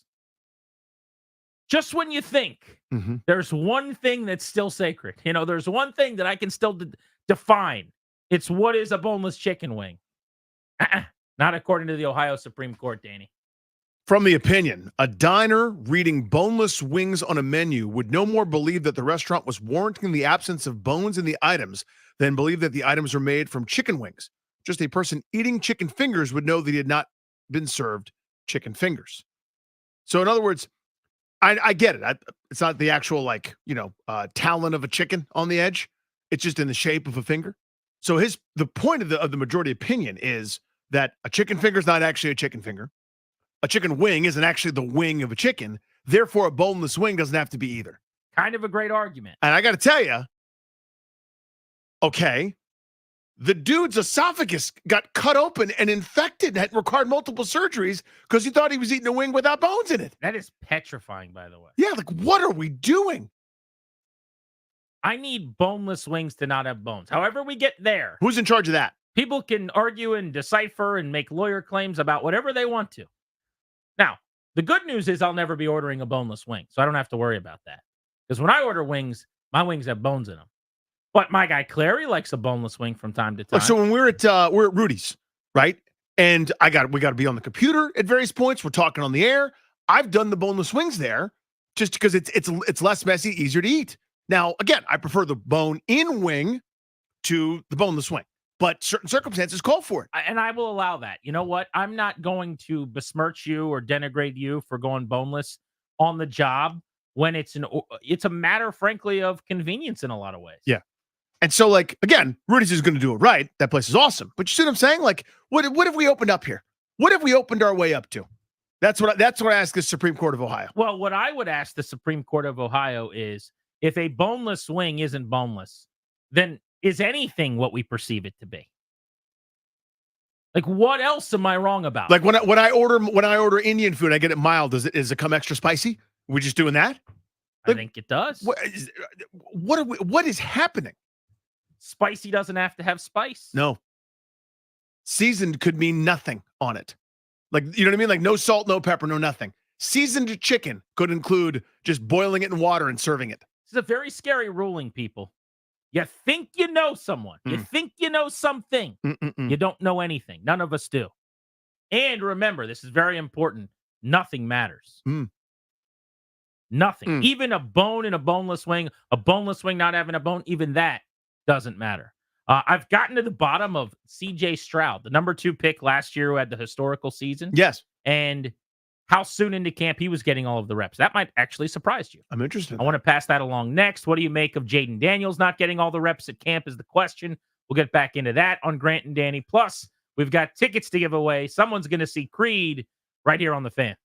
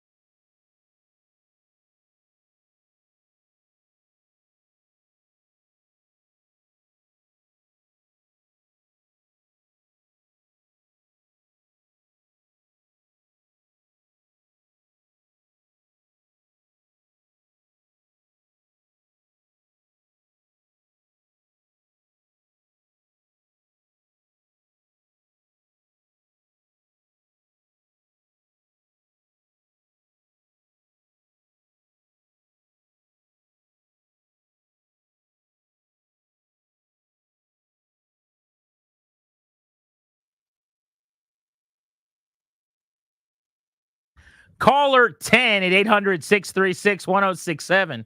You're winning tickets to see Creed at Jiffy Lube Live tonight. Cool show. 3 Doors Down, Finger 11 performing as well. Tickets are on sale now. For tickets and more event information, go to thefandc.com/events, courtesy of Live Nation. This is the final pair we're giving away. The show's in just a few hours. So congrats to whoever's now making some Friday night plans via your pals, 1067 The Fan and Grant and Danny. The exclusive sponsor of our shows, the law firm Condori and Murrah. They're going to guide you and your family in the right direction. They'll help you draft a will, set up a trust, create a healthcare power of attorney. Schedule a free consultation with their estate planning attorneys at kmlawyers.com, and be sure to tell them Grant and Danny sent you to get a discount. That's kmlawyers.com. So, Danny, we've been talking about Jaden Daniels not getting the bulk of the first team reps. In fact, by definition, he's probably getting less than half through the first few days of training camp, according to the people that are out there that I've been talking to. So I found this. C.J. Stroud and Davis Mills were splitting first-team reps last year during 11-on-11 drills. The pattern changed Friday and Saturday. I'm reading from a story, basically a week into training camp last year. Here was a quote that came out from D'Amico Ryans. C.J., what I've seen is he's definitely made adjustments, Houston head coach D'Amico Ryans said after Friday's session. He's getting the ball out quick. He's making the proper reads. End quote. And it was written at the time in this story, this could be a sign that Ryans plans to have Stroud start the preseason opener against New England on Thursday. And obviously he did. And from that point forward, C.J. Stroud got the majority of the first team reps. So at this point of camp last year, the number 2 overall pick, who I think everyone assumed was going to start over Davis Mills, was splitting reps. Does that make you feel any differently? It doesn't, because that was silly then too. Like to me, when somebody goes, this is obviously not to be flippant about this, but they were like, I drove drunk and I got home. Still a bad process. Still not the smartest thing to do. You shouldn't do that, right? Like saying, I was splitting reps with Davis Mills, a guy that has no future, that is not part of their long-term plan, that if he plays well, it doesn't matter because it's empty calories, versus the guy they picked number 2 overall. That worked out. And I'm glad it did work out, because it the reclamation project for one of the worst franchises in sports, and C.J. Stroud's a star. That's great that it happened and he blossomed. Doesn't mean it was the right thing to do. You know what I mean? Like you could call a run play on 3rd and 25 and get a first down. So therefore you think that calling run plays on 3rd and 25 is the best way to get first downs. It's not. It could work out for you, but if you take it over a long haul, you do a bunch of samples. I just don't think it's the smartest way to go about it. I feel a little better just from the standpoint of the reason I said I wanted to try to dig on that and find a number 2 overall pick and what it was like for them is because my perception would have been, if you know a guy's your starter, then you just have them take the reps, like Washington did with Griffin back in 2012, some 12 years ago, which it seemed like was kind of forethinking, I guess, because still to this day, it's not the norm or certainly the expectation. I still, though, to your point, I guess I agree with you some on that. I still think that there's a best practice. And I just find this idea of, well, if we're telling the linebackers they're competing, then the quarterbacks have to be too, a antiquated, unauthentic thing. And I just think sometimes baby's not the right word, but we like protect players as if, well, we got to do what's right by the players. They can't know. They can't see that they're not competing. They're big boys, man. These are smart guys. These are grown men. These are adults. These are professionals. They all know more than we do right now. They all know who's starting and who isn't. The idea that if I don't have Marcus Mariota getting some first-team reps, how can I look safety to be named later in the eye and tell him he's having a competition too when everyone knows it's not a meritocracy? That's not a thing. It's not the same. Right. I've never bought that. How do you look the veterans in the eye? Like this, do your job. You're a professional football player. See it practice. It's very simple. But even beyond that, I think there's a misnomer that people have when the gut reaction or the instinctive reaction is to go, you can't just give it to him. Nobody's saying that either. In other words, let's say you give him all the first team reps, right? And let's say right now he ain't ready. He stinks. You can do something about that, right? You can move on from him for a brief time, or you can rest him for a while. You can take him out of that position. I know that would be catastrophic and big bad news, but my point is you still have to do the job, right? You don't just get it, but you give the guy the best chance to succeed. And that's what we're saying. Kevin is in Arlington, wants to hop in on Grant and Danny. Kev, what do you make of Mariota getting first-team reps? Okay, I'm totally with you guys, okay? It's annoying. I was joking with Ryan, almost as a bit. Well, they know Jaden is all good. They're worried about their backup. They got to give him reps. Yeah. I mean, and frankly, I am worried about the backup. I wasn't last year after set. I am this year. It's a farce. And that quote that as you were coming in from the break, Quinn was saying, we have our time on, we're going to stick to it. They obviously had a predetermined split in mind, regardless of how either one performed, regardless of Jaden's the number 2 overall pick, he's our starter. And I just think it's a farce. I'm with you guys. Appreciate Thanks, you, dude. buddy. Bottom line is, it's not going to matter, and it really isn't going to be relevant in a month, as long as that timeline that I just laid out for CJ Stroud is what they follow. And who knows? Maybe they even said, last year's number 2 overall pick had a pretty historically brilliant year. What did the Texans do? Let's lay it out exactly the same. Well, the Texans had 5 days where they split reps, and then they came out going into the second week and said, we're giving him a vote of confidence because he's been that great, and it rallied some players and energy and fans and media around, and they all assumed he was better than he was a week earlier, and it sounded great. And so let's do that plan. I mean, maybe they are just following it to a T. And as long as by next week at this time, he's getting more reps, and come preseason game 1, he's the first guy out of the tunnel and he's with the first team offense, then no harm, no foul. But until that happens, you just kind of go, do we have to do it this way? Here's some quarterback news, though, and it's big, juicy breaking news out of the NFL right now.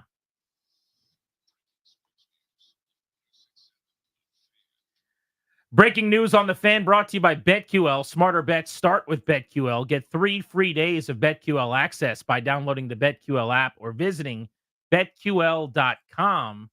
Adam Schefter first on this. And this is something we've been waiting for weeks out of the NFL. Tua Tagovailoa is the latest quarterback to get a massive contract in the National Football League. Tagovailoa is signing a new 4-year deal with the Miami Dolphins worth $212.4 million. Athletes First, his agents, I guess, put this out via Schefter. He's citing them.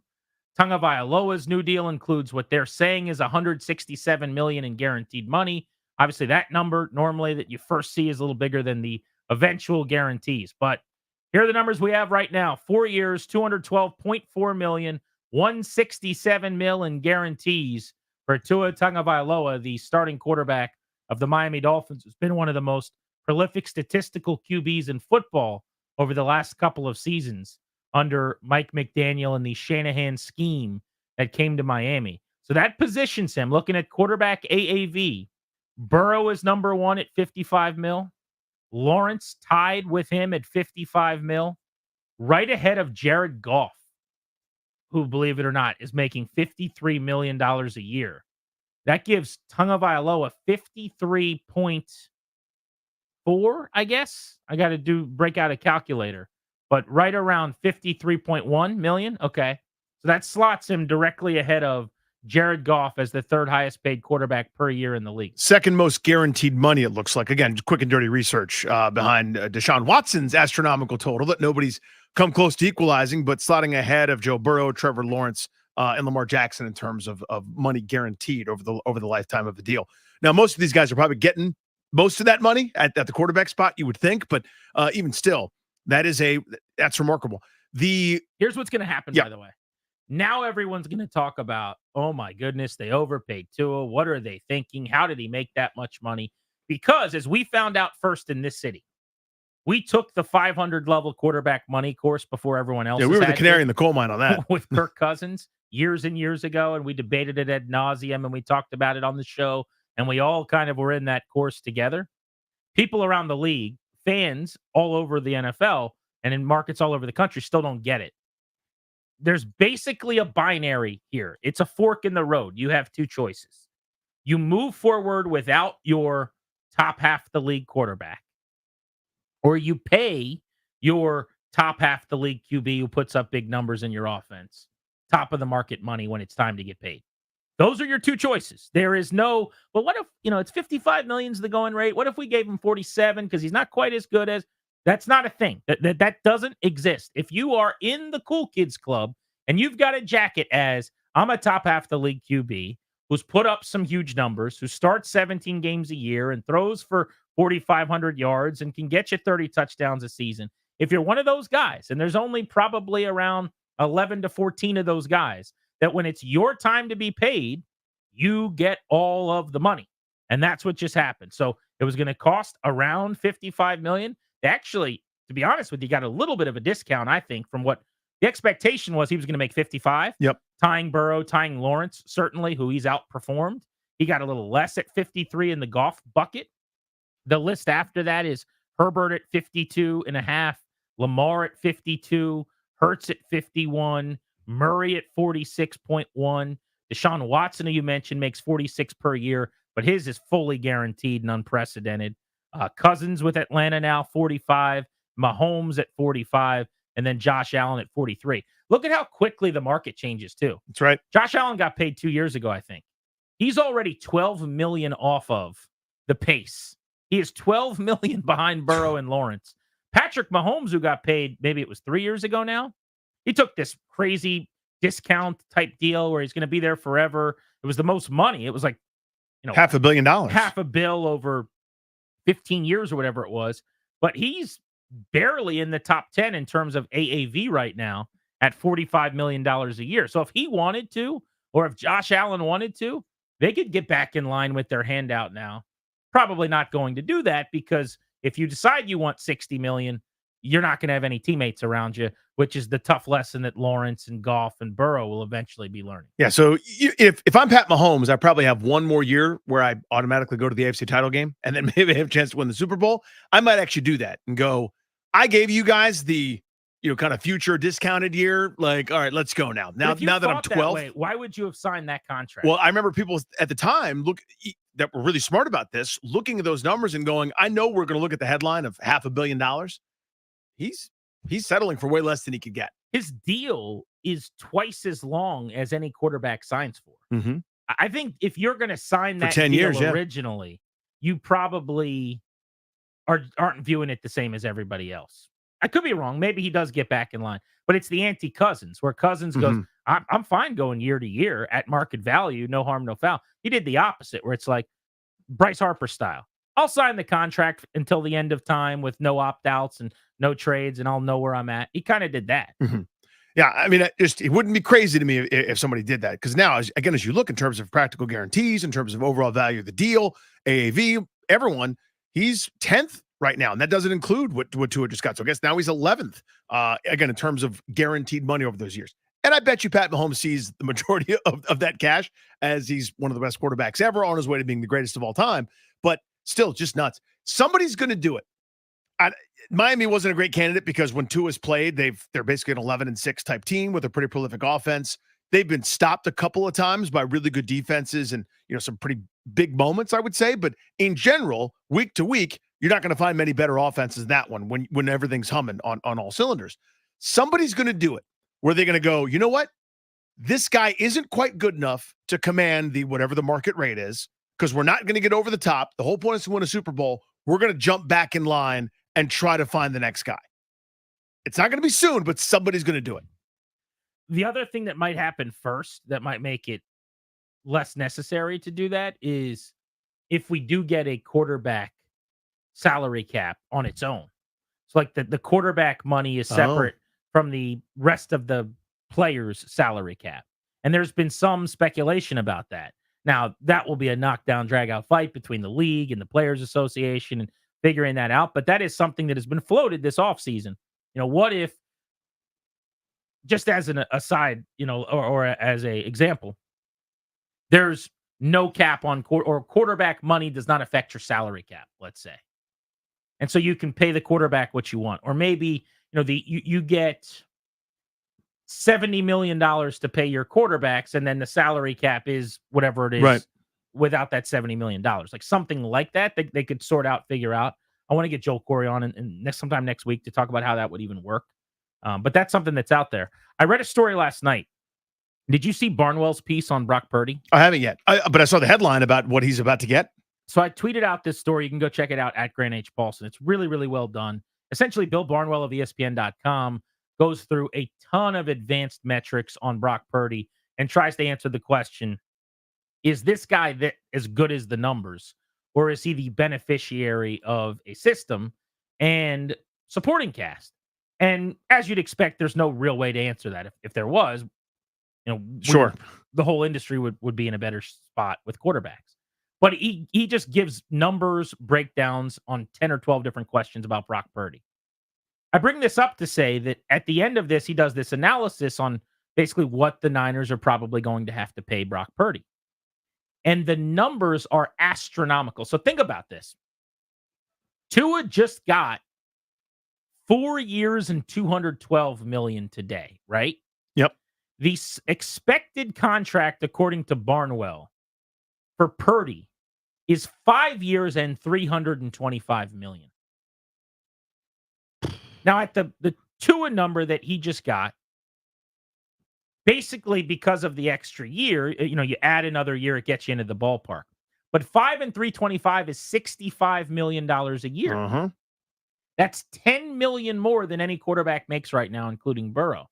But when you look at quarterback winning percentage, their record when he's on the field, the fact that he's been to a Super Bowl. Yeah, when he plays, the machine works. The fact that they've been to 2 NFC championship games, where he ranks according to like EPA, expected points added, and all of the deep dive numbers, his agent's going to be able to say, this is one of the most valuable players in the league. He's been playing for nothing as the last pick in the draft over the duration of his rookie contract, and it's time to pay up. And by the time he gets paid, now today may have hurt him honestly, a little bit, because I think baked into that was Tua's about to get paid, Dak's about to get paid, Jordan Love's about to get paid. Mm-hmm. Tua got a couple million less per year, I think, than people were expecting, because it was 55, so that was kind of the floor. Maybe he'd get 56 or something. But he's going to get paid. Purdy is. After Dak gets 60 maybe and moves, and after Love, who could get paid any minute now, Love might get 60 mil. So the point is, if one of those guys gets close to 60 and the other one gets to or surpasses 60, well, now Purdy's going to surpass them, and he's got a better resume than Dak. Yeah. Got a better resume than Love. So it's going to be a much easier negotiation for him and his agent to go to the window and say, well, the market is now 60. And oh, by the way, especially imagine if they win the Super Bowl this year, or he plays in a second straight Super Bowl, a third straight NFC title game. He's going to be able to just say, when I'm on the field, my team gets to the conference championship game. So that's where the 65 comes from, 5 and 325. And again, I get it. I mean, so I always thought it was kind of funny. And one more thing I forgot. Sorry. It's okay. The cap goes up 12% on average each of the last 3 years. So that's also baked into this, that when the cap goes up 12% again, if that's the number it is this offseason, then, like, let's say 55 was the number. Well, 55 becomes, I don't know the math, but yeah, 59.3. 59 anyway. So, like, that's all part of it. So between the contracts and the cap going up, 65 mil for Brock Purdy, dude. So, yeah, I was just going to say, I always found, not funny, haha, but kind of, I'm not really sure why we're doing it. Those commercials for Miller Lite where they go, great taste, less filling, and then the one guy keeps yelling from the background, it's both. Why are we arguing? Like, for Brock Purdy, it was like, he's a system quarterback. No, he's not. He's a baller. I'm not really sure why it matters. Like, in other words, lots of guys have been in those shoes in that system and haven't put up those numbers. I do think he's a system quarterback, and he's in that system, and he fits the system. So, in other words, he can execute it better than other guys. When you look at, just jag bench players that have come off in reserve have not done what he's done. So he is a system quarterback, but he's found the right system. So turn the keys over to him, and you got to pay him. Well, also, the debates are always, would you pay him? And most people, or a lot of people with guys, whether it was Cousins or Purdy or Tua or whoever, they say no. And then the team does. Right? In the case of Washington, they didn't give him the long-term deal, but they just paid him a year at a time and thought it looked better doing it that way when we found out it was actually dumber. Yep. But the Dolphins, the Vikings thereafter. Like the teams pay. We can debate. Should the Jaguars pay Trevor Lawrence? Well, look at his numbers here, and does he rank to this guy? And how good is he really? They all get paid. Yeah. It's too hard to find one. Mm-hmm. And hopefully that's what people are slowly but surely going to figure It's out. It's only taken an infinite sample over many, many years. Now, there is a secondary angle in question, which is, like, is Tua good enough to win a Super Bowl with? You can obviously be an exceptional offense and be a playoff team, but can you go on a deep run in cold weather with Tua as your quarterback? And there's the debate, and maybe that's the flag in the ground that someone's going to say as to why you can't pay him. But obviously the Dolphins and Mike McDaniel around him every day say, yeah, we can. Because you're starting to see that at the receiver position, right? Where someone's like, you know what, that's too rich for my blood. We'll go with the drafted kid because receivers are just available at the airport. It's not the case with quarterback. You still have to be in a position to get one. You got to throw a dart. You got to find some exceptional circumstance and hope that it works out for you. But I really do think somebody's going to be close to that, like kind of even below that Tua line, where he's better than average, but not good enough. And they're going to go, you know what? We can't do this. We can't do full market value when the results have been just okay. I don't know. We're not there yet, but I think we're headed that way with some of these salary numbers. And I do think Brock Purdy's going to get close to what Barn was talking about. 4 years and over $200 million, 53 and change per year for Tua Tagovailoa, $212.4 million contract with the Miami Dolphins. We'll get you an update next on Grant and Danny. One sneaky area of Washington's roster that might be an issue. It seems to be rearing its head at training camp. We'll get into that next on The Fan.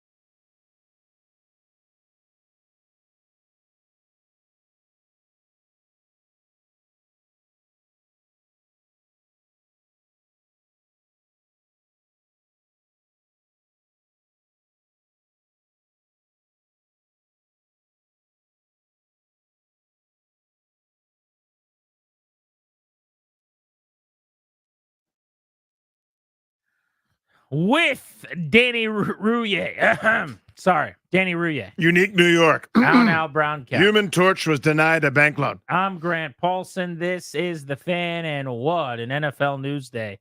Tua Tagovailoa, $212 million contract. Now, we always say that monopoly money is not the important number. The guaranteed number is really what matters in the AAV, but $53.1 million. How about the glow up for Tua? This was not a guy coming out that I loved because of his size, but I think like most people, he was super accurate in college. He showed well at Alabama. You were hopeful. Early in his career, I just checked out. Not even a little bit interested in what I saw from him pre-McDaniel. And I still believe, we'll see if I am right or wrong in the end, this is a Mike McDaniel, Tyreek Hill, Jalen Waddle, mostly. Jalen Waddle, that's right. Jaden Daniels has now complicated that for me. Man. But he's a creation, I think, of environment largely, but he does a lot of things well, and he puts up massive numbers, and that's what matters. Before his injuries, going back to 2022, he was on pace to be the most statistically impressive quarterback in the league. He led football in touchdown percentage, yards per attempt, yards per completion, quarterback rating, adjusted net yards per attempt. Last year, he won the yards crown, 4,624 passing yards. He's been 9th and 5th, I think, in MVP balloting over the last couple of seasons.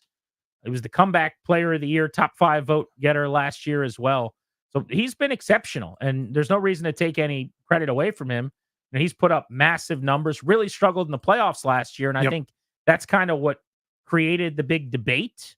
But the Dolphins have decided it's Tua time. They are moving forward with him. Yes, he had a number of injuries too, and you hope that he's turned a corner in that regard, right? If you're a Dolphins fan or into his camp. I mean, I know I read the story like everyone else that he tried. I think it was like jujitsu or some kind of thing to learn how to fall properly before last season. And he was able to play all 17 games, but some of the stuff is not to be flippant about. I mean, he had the hip deal coming from college that carried over. He didn't get to play a ton his rookie year, 9 games. But then he had concussion stuff that was pretty scary. I mean, like getting back onto the field, it was, not sure like average, a little bump on the noggin. This was a pretty significant, rash of head injuries.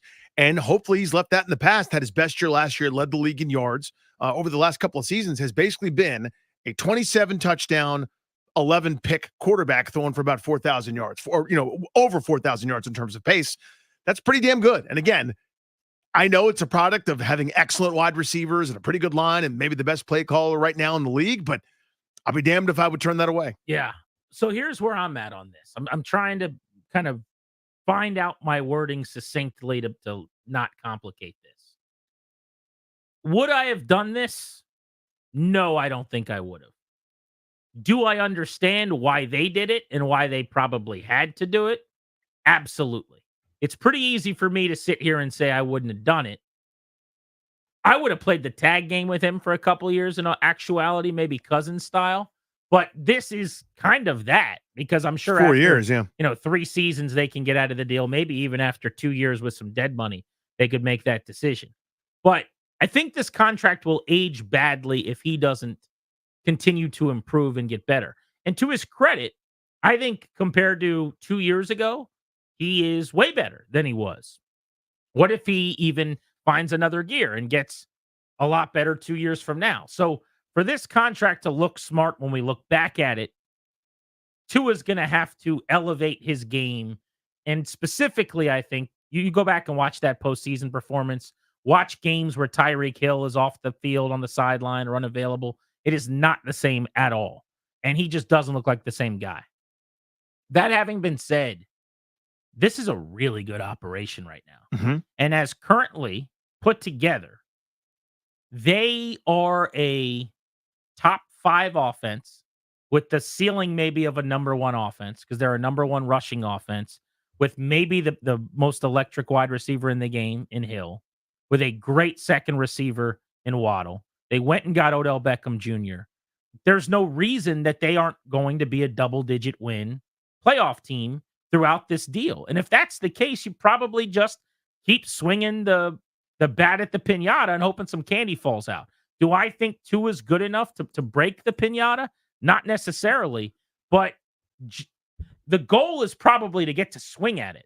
If you go in another direction, trying to find someone who can definitely break the pinata, you might not even have anyone who can hold the bat next. You might not get close to. I think with this offense and this coach and this scheme, it's easier to find someone who can do some of Tua stuff. But they're settling for like a super high floor rather than sniffing for a ceiling somewhere. So given what the AFC is now, Pat Mahomes is 29. You know what I mean? Like, something's got to happen to him for anybody to have a shot, be it Allen, be it Burrow, be it Jackson, be it Tua, be it Justin Herbert. And guys have bad games. I mean, Brady went years, 9 years where he won a ring basically in the middle of his career. Well, that's kind of my point is somebody's got to, you have that time that a guy that's every year he's played, he's been in the AFC title game and he didn't go to a Super Bowl one time because the overtime rules are stupid. You know what I mean? Like, so 4 out of the 5, he should have gone to the Super Bowl. Something has to happen. He's got the flu. He plays badly. He hasn't yet. Maybe he does. The point is, if I'm in the AFC at this point, I am taking the philosophy that you just laid out, where I go, I'm not going to be better than a handful of these teams that are just so well run and so excellent and have these superstar quarterbacks. I'm going to be in a position in case somebody slips on a banana peel. I want to be in position in case Josh Allen comes down with food poisoning that day in the postseason. That's as good as it's going to be. In the NFC, it's a different story. Like, everyone should be in the middle of an arms race going for it and trying to figure it out because it's way more wide open, non-San Francisco division. But the AFC is chock full of prime quarterbacks that have teams annually in position to be Super Bowl contenders. And they basically have to go through Mahomes to get there. Like, I would take that philosophy that Miami's taking. I think they've just decided, we know we're going to score 30 points a game and have one of the best offenses in football and have a chance to win every single week for the 18 weeks we play this season with this. And if we sign up for that, we can feel pretty good about that for the next 2 or 3 years. Let's go that route rather than whatever's behind the other door. Let's win off the field next on Grant and Danny. Winning off the field every Friday is your opportunity to call up and tell us what little moral victory, mini win for you made you smile today that nobody else would care about. I do still want to tell you about my mini fear for the Commanders that's rearing its head. So we could do that next as well before the top of the hour. And the Beltway Blitz coming your way at 4 right here on the Fan.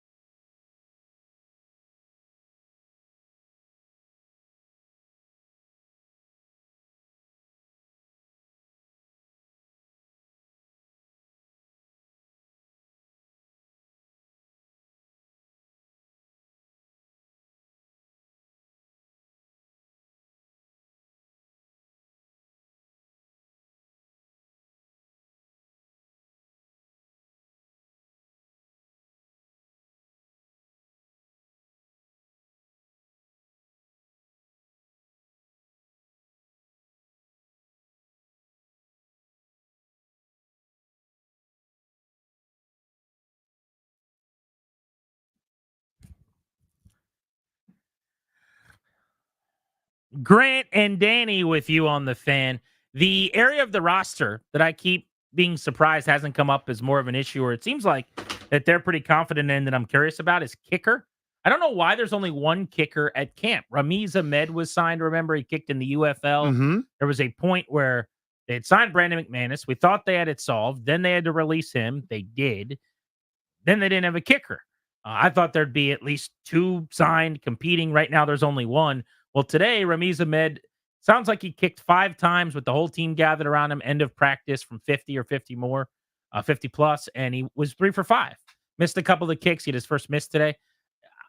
Also, the one that got me was from 50, he hit the crossbar. Now, he might have slipped. Anything could happen, but you watch the NFL anymore. A kick from 50 is like the old 42. Distance ain't the problem, right? Usually. I mean, you got to be good from 56, 57, 58 in today's NFL. So just something I'm monitoring. I would like a second kicker brought in. I'd like to have a nice, lengthy, thorough competition. May the best man win. I'd like to do a pseudo competition where one guy gets 60% of the reps. I'm kidding. Let's all settle down. There should be 5 kickers in camp right now. They don't have one. They do not have a kicker. They have a person that kicks. They need other people that kick. Well, and maybe he is their kicker, but I'm just saying, like, him there alone, unchallenged, as a guy who was on the is insane to me. Kicking in the UFL a couple months ago, was making 60% of kicks at the end of practice today. There's just no reason for that.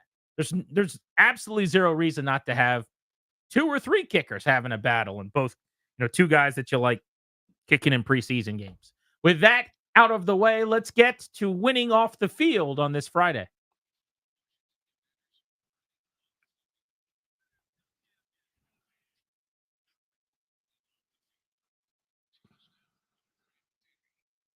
You guys know the drill. This is something nobody else would care about, but it made you happy. 800-636-1067. We do it to honor Goose Allen. We're winning off the field, but we got to start winning on the field. I'll give you an example. Oh, good. Maybe you wore a pair of pants that you haven't worn in a while, and there's a dollar bill on them. Then you would be winning off the field. Perhaps you put a jacket on, and you're a little chilly in the house or something, and you find out that there's a Starburst in the pocket that you left in there, and you're craving a little sugar, a little candy, and you get to pop that Starburst in your mouth. Winning off the field. The example I've got from today, Danny, is I went and dropped off my car to get a battery installed.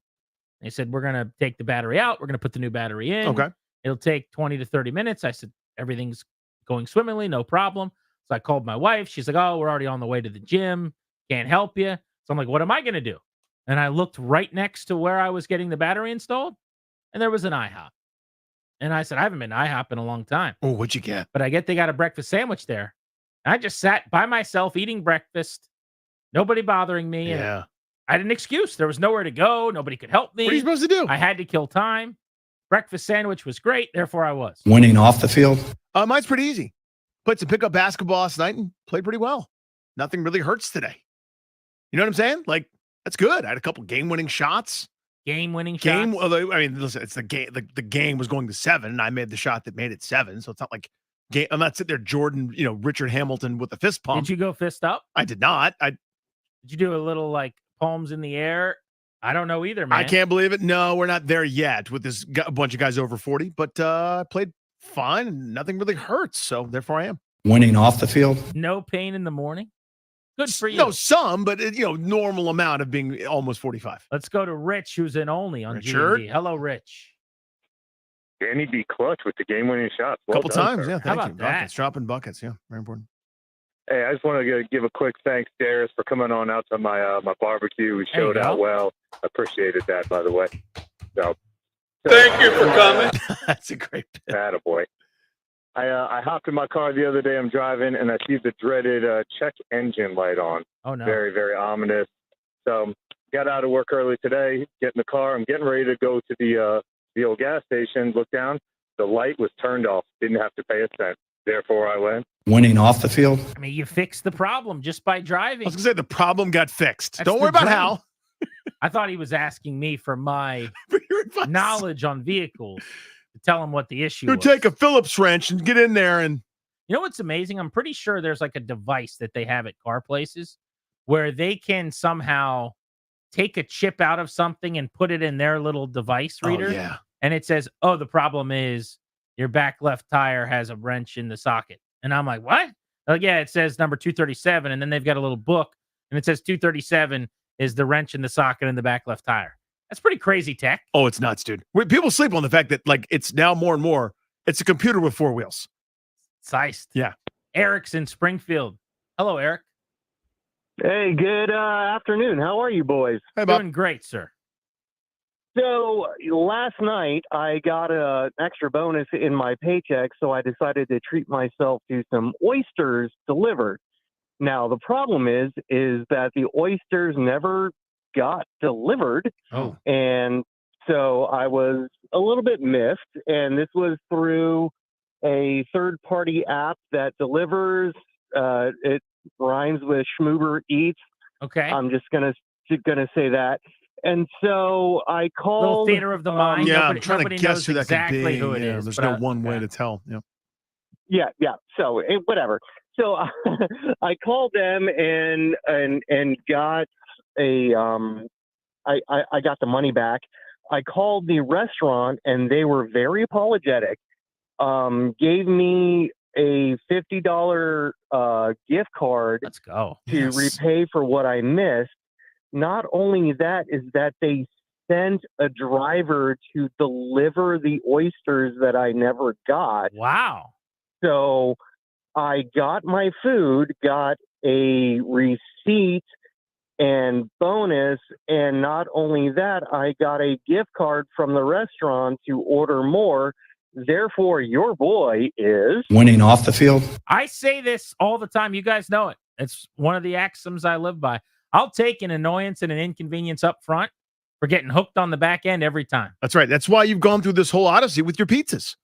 Like Very when those much. pizzas come, imagine your joy. And not only that, they're probably going to offer me extra cookie dough or an extra pizza. Yes. From Joe Corby. Just for your trouble. Anthony's in Fairfax. Hello, Anthony. Hey, good afternoon, boys. How's everything? Hey, buddy. Great.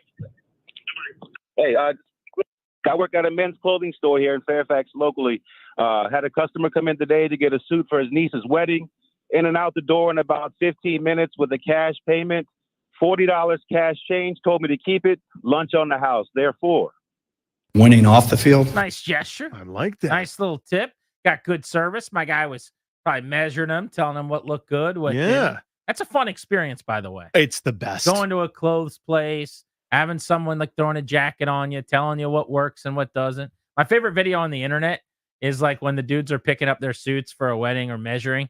And then the one guy is like their buddy is like a short guy. And he's like, does the measurement. And he grabs like a little kid suit and brings it to him. Have you seen that? I have not. That sounds come perfect. on. It's viral. It's everywhere. I'll find it. But yeah, there's like 6 dudes in a bridal party. Yeah, and then the one guy that's like 5'4". Bunch of groomsmen. Yeah. And like the short dude gets measured and he's like, oh, okay, yeah, I got something perfect for you right here. And they'd already set it up with the guy because it's like next to him. And it just looks like a suit that like a baby would Like wear. a toddler, yeah. It's a 10. His reaction's so good. Vinny in Seat Pleasant. You're on Grant and Danny. Grant and Danny, what's going on, my guys? Hope you guys having a great Friday. You too, pal. Lovely Friday. We got a little scenario. I went off the field today. I found out some very important information from a lady that I was dealing with for a while. Her was going well for a little bit. Then I realized she had a little attitude problem. And I'm really not a big attitude problem guy. Nope. So today, before I can say anything about it or break it off, she called me, told me we need a little break. And I agreed 100%. So therefore I am. Winning off the field. You don't even have to be the guy. You don't have to be the bad guy. To be the bad messenger. What was No, the I don't. attitude It's problem awesome. about, Vinny, if I could ask? What was your perception going of on the there? issue? Well, from my sense, it was, little nagging things. I can, go to sleep wrong, or I cannot be close to her, in the store, or, just little stupid things, what I'm saying? Close that to really- her in the store? Yeah, literally. Like, I can be on one aisle, she can be in the other aisle, and I can go grab some milk, and she can go grab some cheese, and come down there and say, why weren't you over here with me grabbing the cheese? It's just a lot of stuff. Damn. Yeah, that might be a. I don't know if That that's flag's naggy as not much as it green. is clingy. I mean, that's a That's not a green flag. How long did you guys date? For about 3 weeks, to be honest. The first 2 weeks was actually good, but this past week has just been. that third week. First date was great, I'm assuming. Yeah, definitely. We went out and hung out at the Metro Bar in DC, and we did, our thing. And then obviously 10 after days that, we later, did- you need to be in the pretzel aisle with her. Wow, I felt like I was getting sacked 25 times like that. Hey, I mean, I know they didn't build a great O-line, but you're getting hit too much, Jaden. You got to hold on to the ball a little too long there. Well, Vinny, good luck. And it sounds like you made the right move, or I guess technically, she made the right move. It does like you set it up, so she made the move. That's she great. needs someone who's going to walk down the aisle where the pickles are with her. I'm getting cheese. You better be right next to me. Help me pick out the craft singles.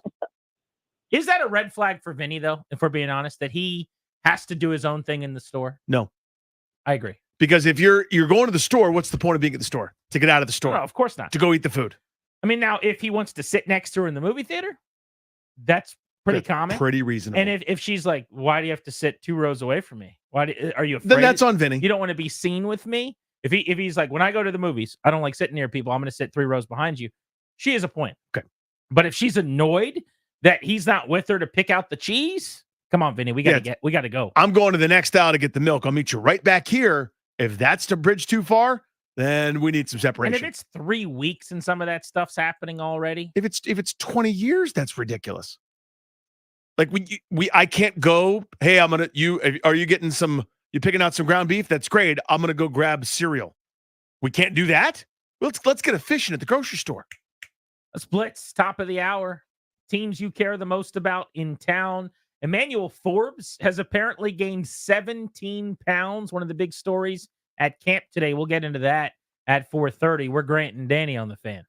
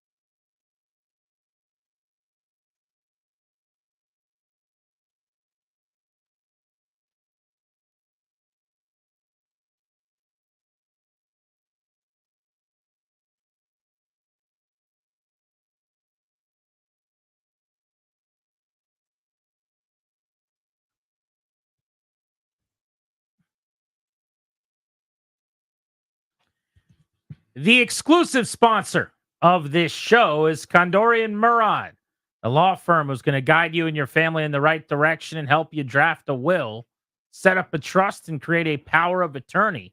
Schedule a free consultation with their estate planning attorneys at kmlawyers.com and be sure to tell them we sent you. They're going to give you a discount. Mention G&D, kmlawyers.com. Those are our buddies. In fact, we're going to be going to some football games with those guys this year. We are indeed, my Sounds friend. like we will be traveling the country with Condorian Murad as Washington's playing in some primetime games. More on that. What do we say in the business? As it develops. As it develops. But we're excited about that. And those are some good dudes that we like kicking it with, huge DC sports fans. We've been talking about training camp. We will do so even more in this segment as we get to our Beltway Blitz. All of our camp coverage today on The Fan is presented by Paul Henry's Window Installation. PaulHenry'sWindows.com, your clear home improvement choice. It is time for our Beltway Blitz on the Nats, the NFL, and the Commanders, so let's get to it. Our guy, Dave Jagler, one of the voices of Nationals baseball, joins us now on 106.7 The Fan. Jags, I can't imagine you're at a point where you found, like yesterday and being on the call, the no-hitter to be cool, as it was the Nationals who got no-hit.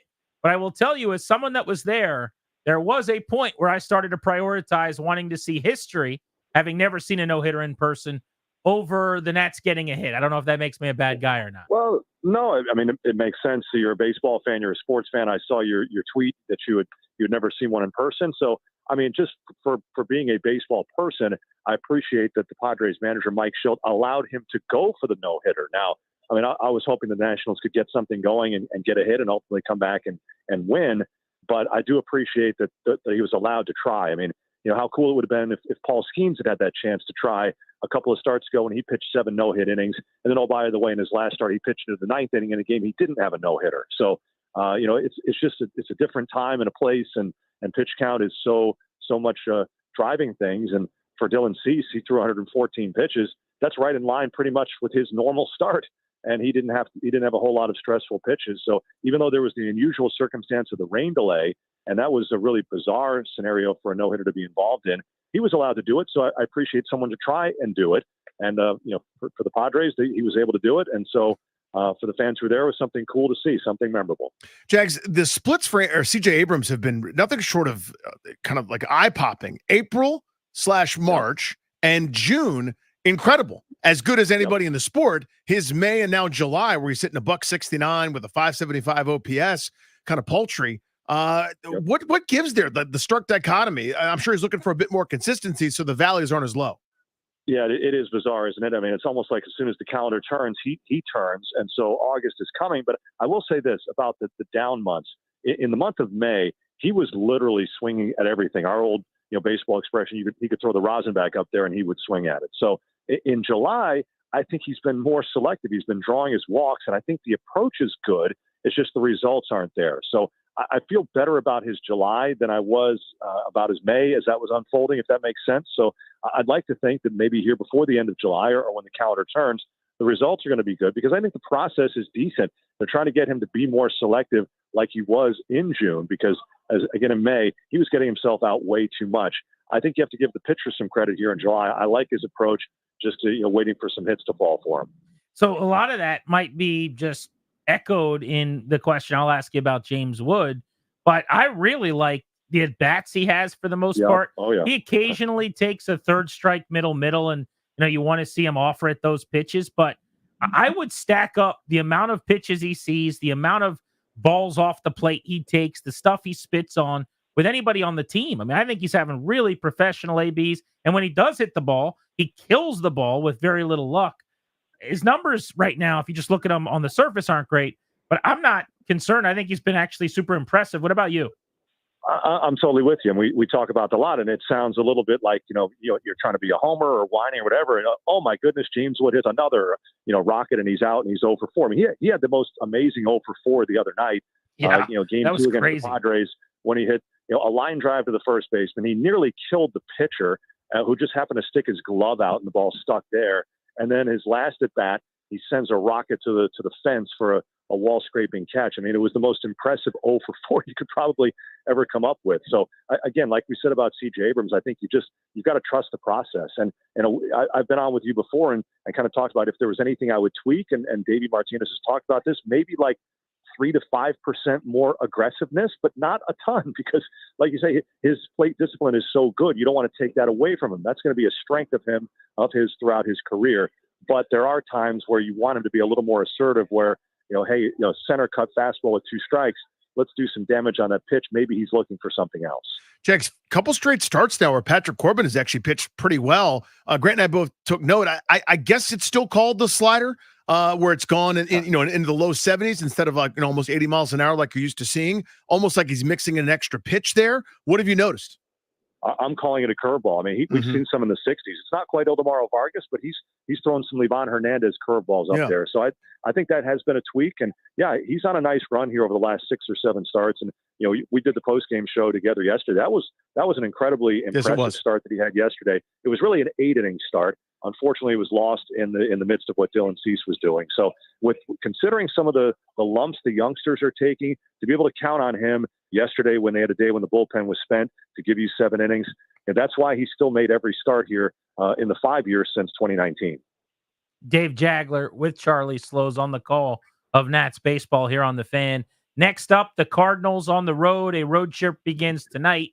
Give us the deets.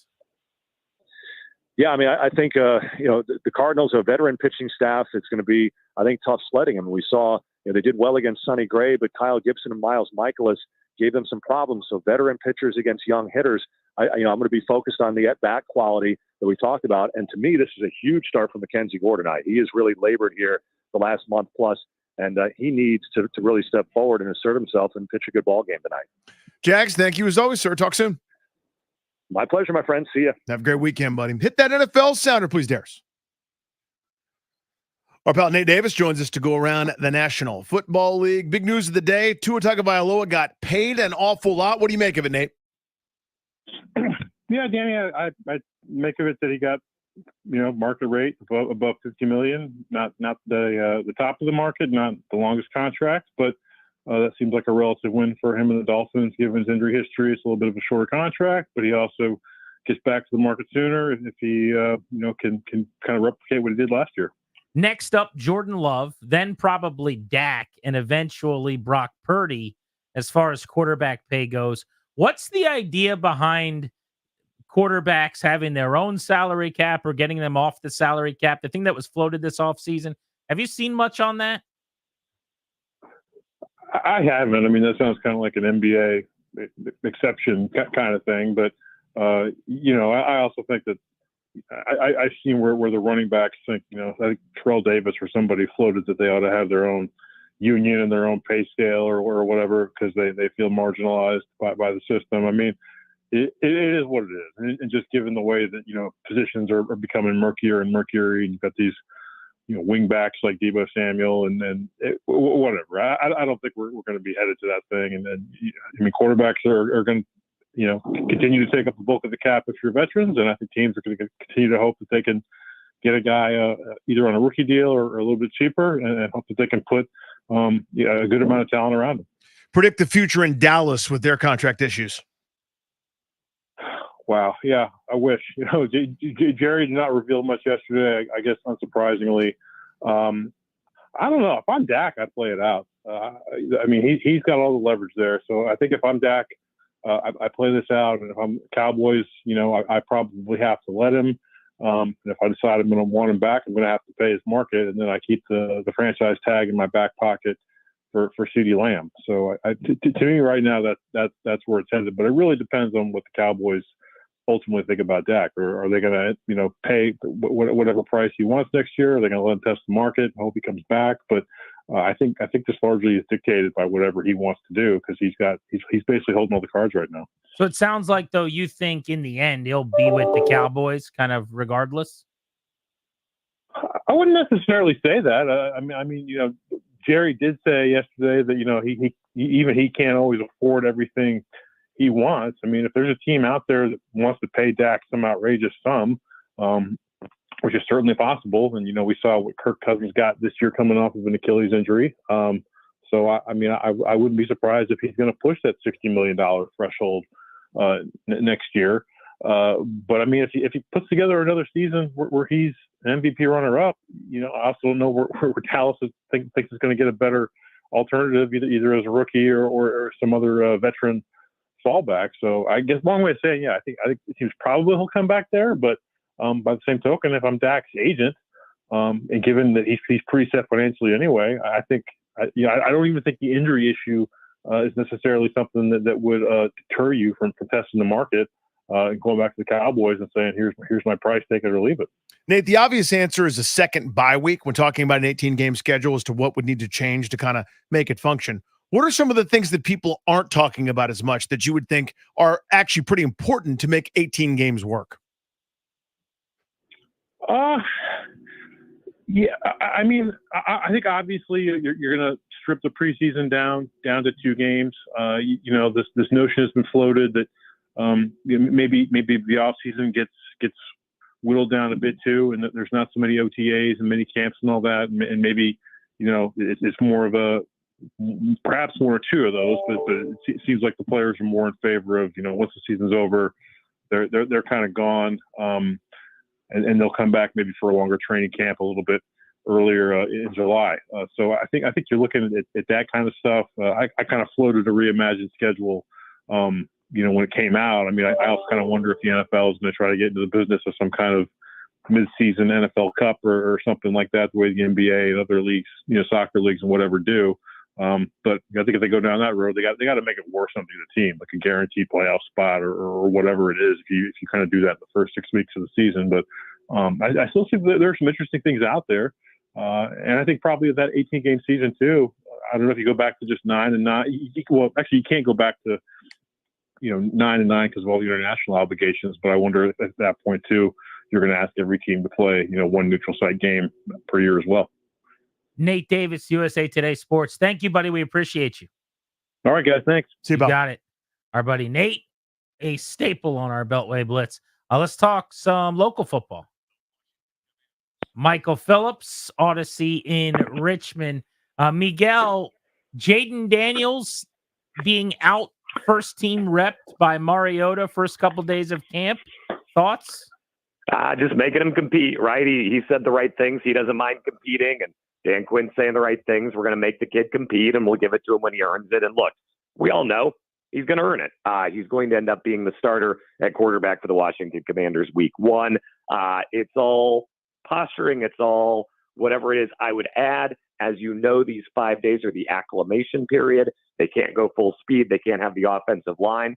If you're going to give somebody else some reps, I'd say this is the perfect time to do it. What if, and play this out with me, what if he doesn't start the first preseason game and we kind of keep this charade going longer than everyone that's giving Dan Quinn the benefit of the doubt? What then? Yeah, I think I'd change my opinion. I think you guys have me on the Beltway Blitz, and I'd be like, I'm not loving this anymore. They're the acclimation days. These are the perfect days to let Marcus feel important or whatever it is they need to do, or give him whatever reps so he feels comfortable with the offense. But joint practices, I want him going against the Jets ones, the Dolphins ones. Preseason, I want him going against ones because it's time to get rolling. What other Commanders storylines, non-Daniels division, matter the most to you in the days ahead? Yeah, I would like to see, just how this defense shakes out in terms of how they're going to use these pieces. Is Jamin Davis going to move down to be a pass rushing type? Who's going to start at corner? Is Mike Sanristil going to see the field? Is he going to be a week 1 starter? I think he's got potentially what it takes. I think you're hearing a lot of good things about Sanristil, and I would not surprise me if he runs out of the tunnel week 1 as part of that starting lineup for the defense. I do think, you want Forbes out there. I'm excited to see how he develops as well. I think, the big Dan Quinn story is how much can he get out of these Ron Rivera draft picks? If you can salvage a Jamin Davis, if you can salvage an Emanuel Forbes, if you can salvage these guys, that's fewer guys you have to sign in free agency, and that's fewer draft picks you have to use. So that's the number one thing he can do for this roster right now. Who's their deep threat at receiver, or do they even have one? Yeah, I don't know if they're going to have enough time to have one. So I'm I'm more worried about Jaden having enough time to throw it deep as opposed to who's going to catch it. Terry is not a classic deep threat. He's probably the guy you throw it up to if you're in that situation. I think it's going to be a lot of timing, a lot of quick release, a lot of decision making, at least out of the gate until this offensive line proves itself. Because I don't have full confidence in this offensive line right now. I can't tell you they're going to give Jaden the time he needs to make multiple reads, to look downfield. I think I'm more curious to see who's the big body guy who catches it in the red zone and the end zone. Is that Zach Ertz? Is that somebody else? I'm excited to see who that guy is as well. Michael, I do have confidence in you and your work, and I know you've got a new endeavor that you're getting off the ground in Richmond. Tell people about it. Oh, yeah, the Richmonder. Richmonder.org is the website. We launched on September 9th. I'll be writing again. It's local news. It's going to be a ton of fun. So I'll be pumping that every time I'm on here starting September 9th. Going to be fun. I know up in your neck of the woods, the 51st is another group doing something similar. So it's kind of an effort to take news back from hedge funds and corporations and people who have an agenda with it, and bring it back to the people and bring it back to what it should be, which is, potholes and people you need to know and things you need to care about. So I'm fired up about that. And I'm fired up that I'm going to be up at training camp on Monday and Tuesday doing my show live up there from Ashburn. So that's going to be fun too. Oh, very I nice. will see you out there. And by the way, Michael Phillips 1, pothole 0. If I was a pothole, I'd be scared right now. Yeah, I'd be running for the hills. I'll also go ahead, Michael. Grant Paulson won. I meant to say this out of the gate. Your take yesterday about the no-hitter was so correct. If the St. Louis Cardinals fans had cheered a no-hitter, everybody would be like, best fans in baseball, just so classy. But the Nats fans do it, so we have to have a debate about it. You're on to something. Michael Phillips clearly playing hurt right now. The throat is not 100%, and now you're at 420. You're fighting it. You're tough as nails, Michael. What are we doing here, Michael? Like it's time to report. Everybody's got to go. The off season's over. I did a beach week last week and haven't quite bounced back from it. So a good weekend to rest on tap. I'm gonna be ready to go Monday. Don't you worry about me. We're not worried. When did vacation stop being vacations? Right when you have kids, or is it that instant? Yeah, it's kids. Yeah, no, that's an easy one. Yeah. Thank you, Michael. Take care, guys. He said that's an easy one. Yes, it is. But it's so true. Like now, as a grown-up, a vacation is it used to be a good word. Oh, yeah. Now it's a bad word. It's like we're gearing up for vacation. And here's what I do. I actually plan for needing a vacation after my vacation. I'm never more tired, run down, feel less good, probably sick than right after a vacation. Yeah, we've gotten sick. Multiple people have gotten sick in some fashion each of the last 7 years on our vacation. It's coming hot, by the way. Yeah, next Friday. Are you leaving next Friday? Next Friday. That means we're not that far away from a game of how much weight did Danny gain on vacation. We are indeed. This will be an interesting year for that. It will This will be interesting. There's a little bit of a behind-the-scenes There's a behind-the-scenes thing happening, yeah. that makes that. It's a performance enhancement in that venue, yeah. There's something afoot that's going to make it difficult for you to pummel a bunch of food. Yes, but indeed. I think we should still play the game. I think we're going to have to play. I mean, we might be disappointed by the results. Remember the one year that I actually did a great job and ate fairly healthy, and you guys treated it like I robbed like a child's charity. Well, what we treated it like was that you ruined a fun thing, and you robbed happiness and joy and a fun segment. And by the way, I still gained weight for the record. You gained like 3 pounds. Yeah, I know. I still gained weight. People gain 3 pounds from when they wake up to when they go to bed. Right. That's not an accomplishment. But you would have thought that I'd gone into your homes and stolen from each of you. You stole joy something from us. precious. What's the difference? You did steal something from. Did not. You stole something precious from all of us. I did not. Emanuel Forbes, speaking of gaining weight, is up 17 lbs. Called the Rouillet plan. Basically, like he went on vacation with Danny. Thank but you. I don't think it's quite the same. I don't think he's just eating more donuts. Right. Grant and Danny on the Fan.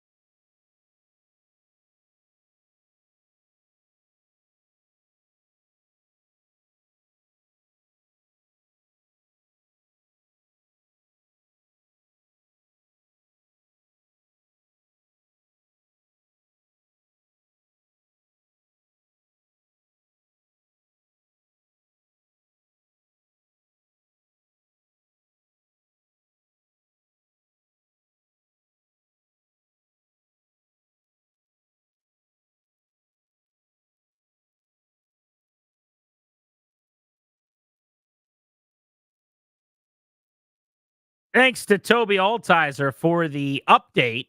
We spoke when the news broke last hour about Tua getting a massive contract. If you missed any part of that conversation, you should podcast it at thefandc.com. When we're done, grantanddanny.com/audio. All of our coverage of everything going on as far as NFL news today is brought to you by T-Mobile. Switch to T-Mobile and you can get tons of benefits and still save on every plan versus AT&T and Verizon. Use their savings calculator to find out how at T-Mobile.com/switch. Danny, Emanuel Forbes is one of the most important players at Commanders training camp. He was taken with a first-round pick last year, not like 30th, but middle of the first round, smack dab right in the middle of round one.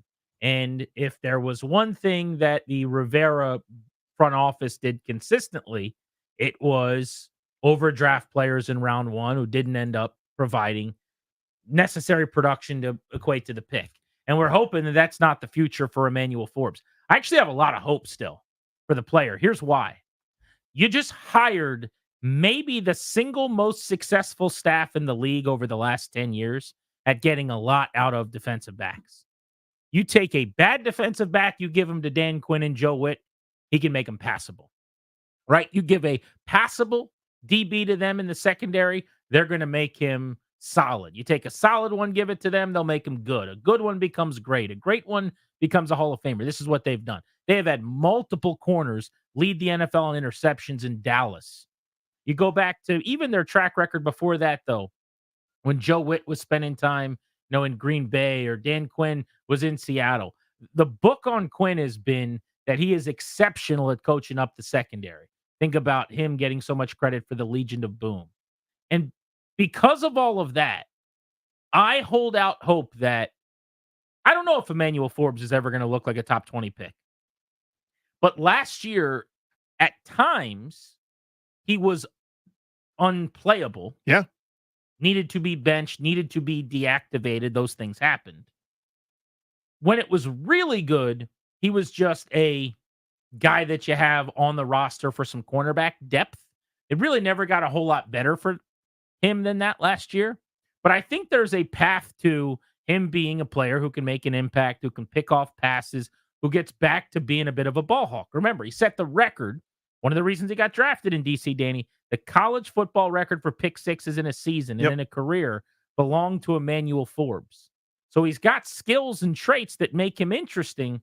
Why can't Joe Witt and Dan Quinn do for him what they've done with countless DBs in the past and maximize that potential? I suppose that's on the table. He doesn't look like a Dan Quinn defensive back. It's kind of my only retort there. Now, there's a first time for everything. The guy that looks skinny next to a high school player as a starting NFL corner turned into a renaissance player by Dan Quinn and company, Joe Witt. You just mentioned it, but the trend line was really bad for him last year. So Dan Quinn probably would have taken Christian Gonzalez. He looks more like a Dan Quinn player. Like an NFL player is what he looks like. I mean, honestly, like you stand those two dudes next to each other, you go, well, one's a burly corner with long arms that can push people around, and the other looks like, no, son, the line for the ball boys is over there. And what you're saying is why I think Benjamin St-Juste is actually going to be the biggest beneficiary.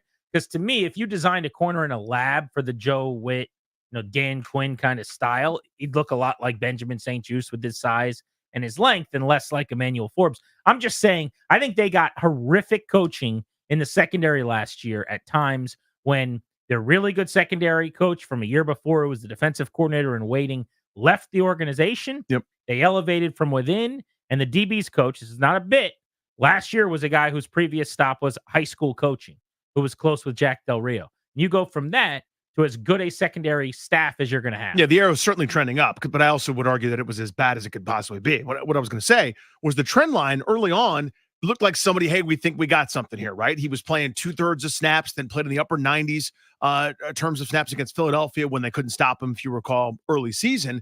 And then it went precipitously down. Single-digit snap percentages when he was available. Inactive in weeks 12 and 13 for a team that was pretty much out of it at that point. Could not make the active game day roster. Played 8% of snaps in a loss to the Rams in the middle of December. Then the last 2 games when they were completely eliminated, they trotted him back out there and said, we're actually going to do the right thing. We've been eliminated. We can be eliminated. Yes, you can, Ron. And they played him the entire game. But the basic trend line was we went from was the opposite of Quan Martin's saga, who was inactive, couldn't crack the 53, was getting sat, barely playing anything in special teams. And Forbes went way, way, way down. I don't know if that's a confidence thing.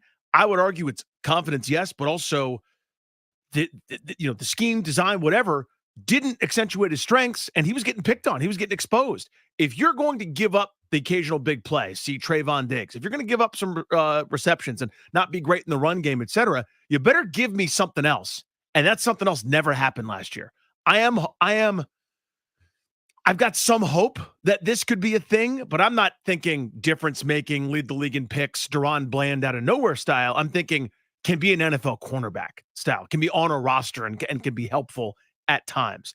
I don't have high hopes at this point. They just put him in so many bad spots last year. As indicated too by, you shouldn't go from playing 92% of snaps and on an island against A.J. Brown by yourself. Agreed. To inactive 2 weeks later. Yeah. That's what happened. Mm-hmm. That tells me one of those 2 things was wrong. And it was probably when Brown was torching Washington and unfortunately, eating Forbes's lunch in that week 4 game last year when he went absolutely ham sandwich.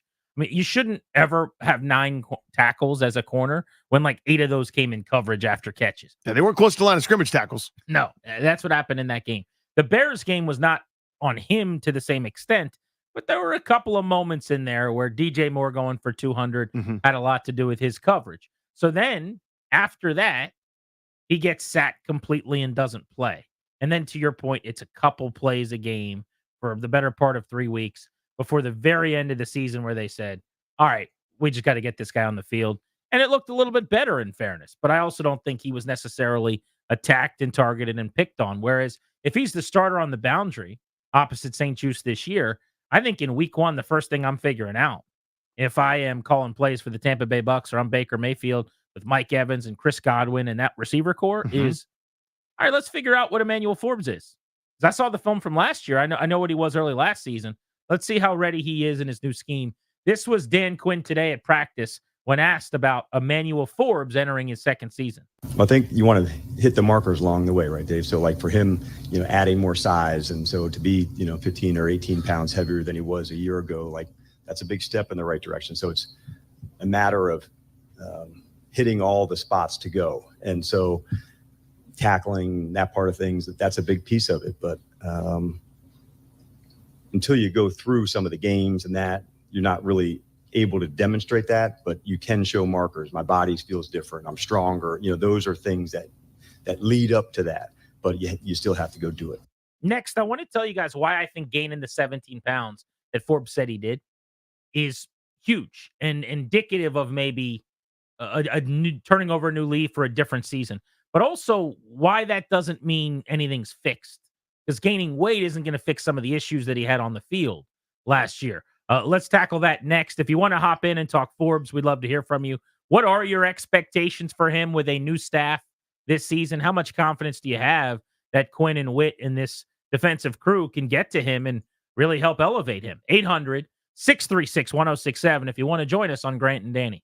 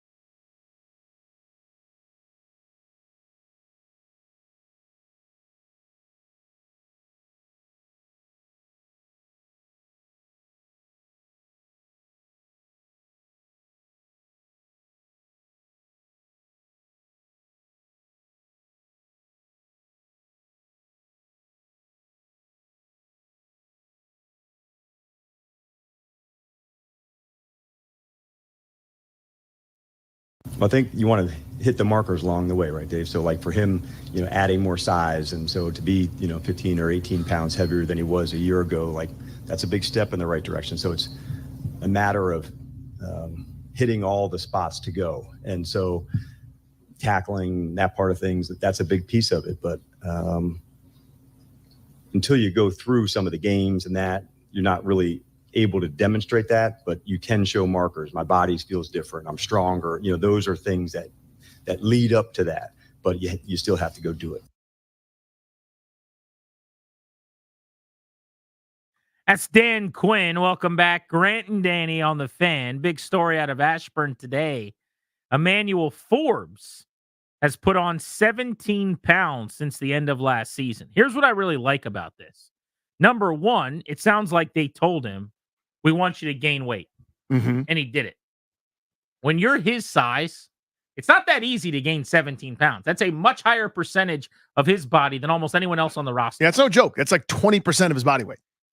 He is a height and weight listing that has never existed for a corner in the NFL. There's no precedent.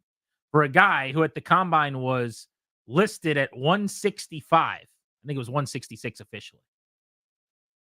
Never happened for a first-round corner, but really any corner in the NFL in history that's been a productive regular on defense, not on special teams, nobody's ever weighed 166. So for him to play at 180, if he could get there, would be a huge deal if he's really claiming and saying he's gained 17 pounds. So the fact that they challenged him and said, we know this is hard, but this is what we want you to do, and he was able to do it, I think is significant. That's number one.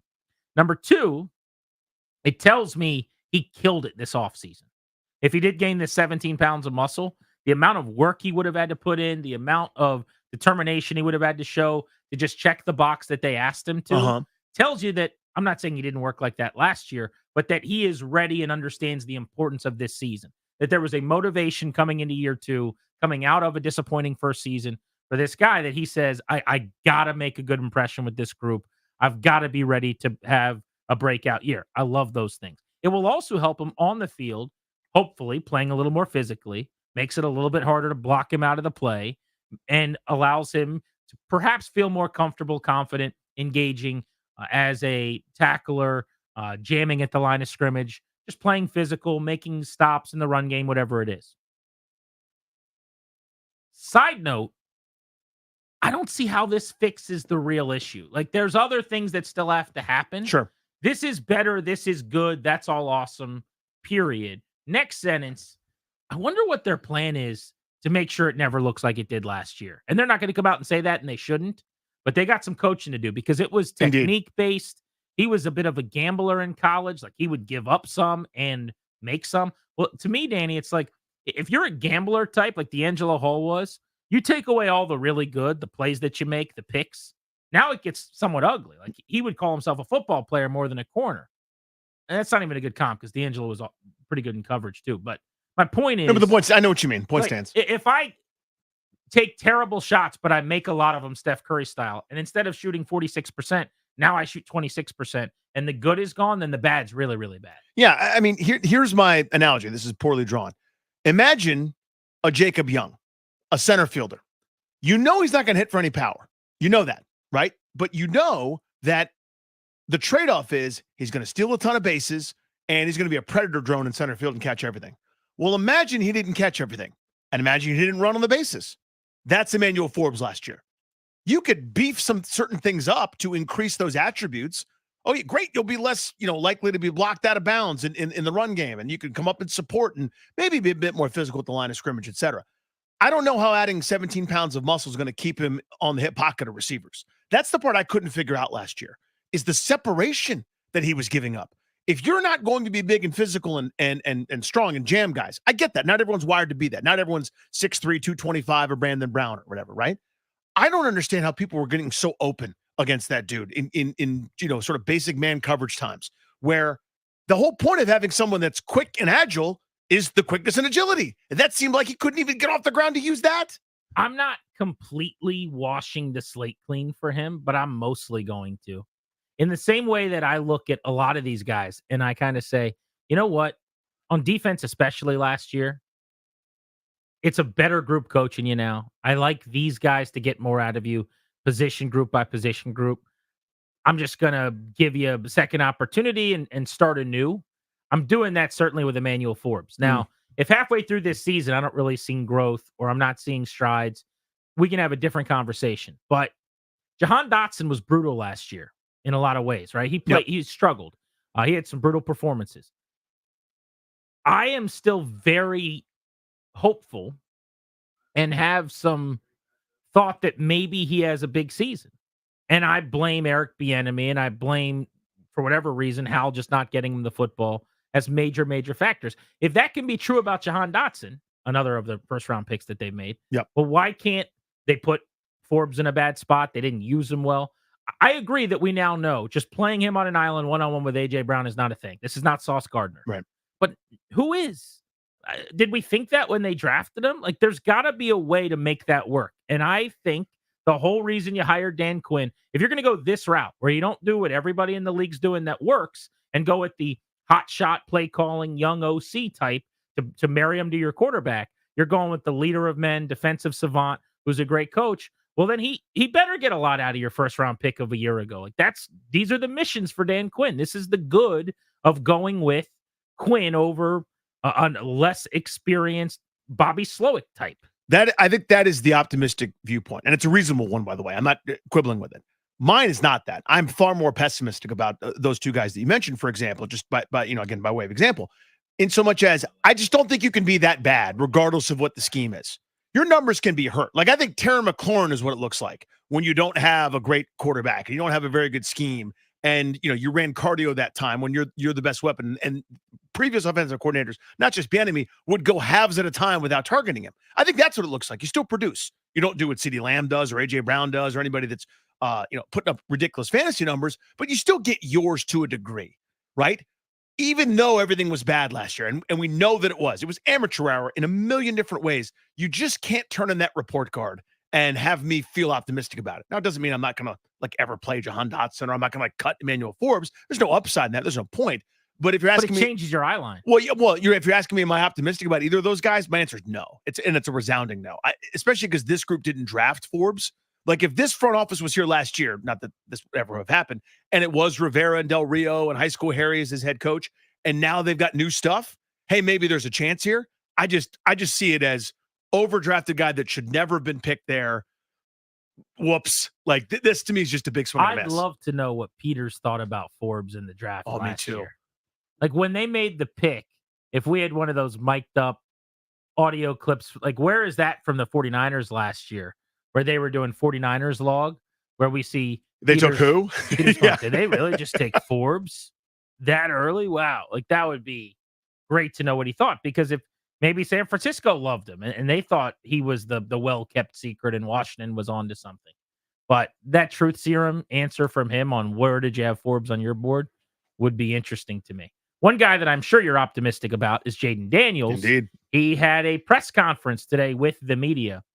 This guy is so sharp, and it just seems like answers everything well. He is a public relations dream for Sean and the staff out there, I'd imagine, because I think it seems like he takes really good coaching. He's understanding of not only why questions are asked, kind of what people are looking for, but it also just seems like his head is screwed on straight. I've been really impressed by him in all the interviews that he's done, his press conferences, the latest of them today. You'll hear it next right here on G&D.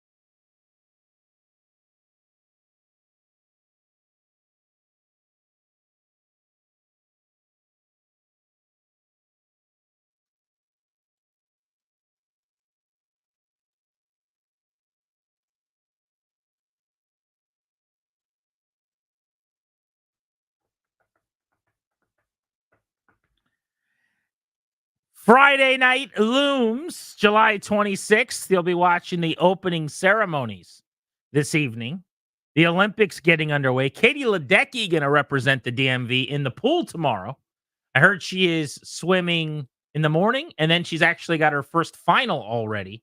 So we're getting right into things in the pool with Katie Ledecky. I love it. At 2:30 tomorrow. Now, the issue with that is... How can she do that? I've got a dentist appointment. Doesn't she? When she's going to be in the water. She should also have a dentist appointment at that time. Maybe she's still going to beat everyone while at her dentist appointment at 2:30 while she is swimming tomorrow. What dentist is open on a Saturday, by the way? All of them. I guess it's a big thing in France. That's when her dentist appointment. Yeah, a lot of people don't know that about France. French culture has dental offices open at 2:30. Happy Olympics, everybody. Die. It is finally here. As the exclusive sponsor of our show, the law firm Kandori and Murad can guide you and your family in the right direction. They will help you draft a will, set up a trust, and create a healthcare power of attorney. Schedule a free consultation with their estate planning attorneys at kmlawyers.com. Be sure to tell them that we sent you, and they'll give you a discount. kmlawyers.com. We've got to have, per capita, more people from our region on the Olympic team than anywhere else other than, like, I know Winter Olympics. Florida, California. Well, like for Winter Olympics, as an example, like everyone's out in Utah or Colorado Springs because they live there and they train there, and that's where it happens. For the Summer Olympics, I'm sure by state there are a lot of people from Florida or from California, but I'm talking about like circle an area of the map, 20-mile span. The DC, whatever you're going to call just Bethesda, Northern Virginia, like this little corridor, I'll stack us up against areas in Florida and Texas and California. There's just too many people that pop up. They're like, oh, that Olympian, he went to T.C. Williams High School. That Olympian, she's from Bethesda. Oh, I saw that person at St. James 2 weeks ago. There's a ton of Olympians from here. Kevin Durant gentleman's from PG. Yeah, I see your point. Like, especially if you open up to Ted Leonsis' Super City and you include Baltimore, you go back to Michael Phelps. Maryland, I think, has the 5th or 6th most gold medals doing some heavy lifting of any state. And he has a lot of them. Dominique Dawes is helping there. Yes, there you go. She's DMV. Yeah, we don't get to claim Michael Phelps. I'd like to, but I don't think we get to do that. It'd be nice. We can't. Yeah. But I think your point's well seen. There's a good representation. I love the summer games. They're so much fun. I just love all the races and all the different things. If you line people up from all the different countries. Let me guess what you're about to say. You put that United States person in American. There. That's what I like. I watch that. Jaden Daniels is very fast. He is an American. And he was at the podium today out in Ashburn. Here was his press conference. And your teammates have talked about you not coming in and being like a star quarterback, things like that. What's your mindset or process to be a part of the team in the early going? I'll just say just going out there and just, it's not just about me or about Terry or about anybody. If we want to be successful as a team, everybody has to be as one. And just showcasing that, you got guys that have been proven in this league that could come out there and essentially say, you know what, I'm better than team, but they're not. So if the veteran leadership that we have isn't doing that, so why do I have the right? Why do I feel like I have the right to do it? So but that's just me. Like, I'm never gonna put myself out there in the spotlight to think I'm bigger than anybody, better than anybody. Everybody's equal on the field, and you got to go out there and compete and show it each and every day, and that's what DQ preaches. To that point, when you're out there working, it seems like there's a lot of coaches kind of there with you between, Tavita and Blau and Cliff, and everybody's right there. How is the coaching coming from a number of different voices, all with experience at the position? Yeah, that's kind of for the whole room. Everybody's very active, not with just me, but with Marcus and with Jeff and with Sam. So I just how they coach, but it's to the point it's a lot of different voices, but they're all preaching the same thing. So it's not like, oh, you go to Clip and he's saying one thing, or you go to Vita or Blau, they're saying two opposite things. Like, no, it's all one thing. They're all preaching the same message. We heard a lot about the virtual reality stuff at LSU. Have you been able to continue that? Is that something you're hoping to keep going? No, it's here. So I've been doing that still. It's been a great tool, not just for me, but, the other quarterbacks, the guys that want to use it to get an edge and get the reps without having to go out there and physically do stuff. When do you do that, in the mornings? Whenever I find some time. That's kind of where it is now. Just still trying to figure out. It's only day 3 to figure out my routine at camp and stuff like that. Jane, where do you feel you've made some good strides even from the spring?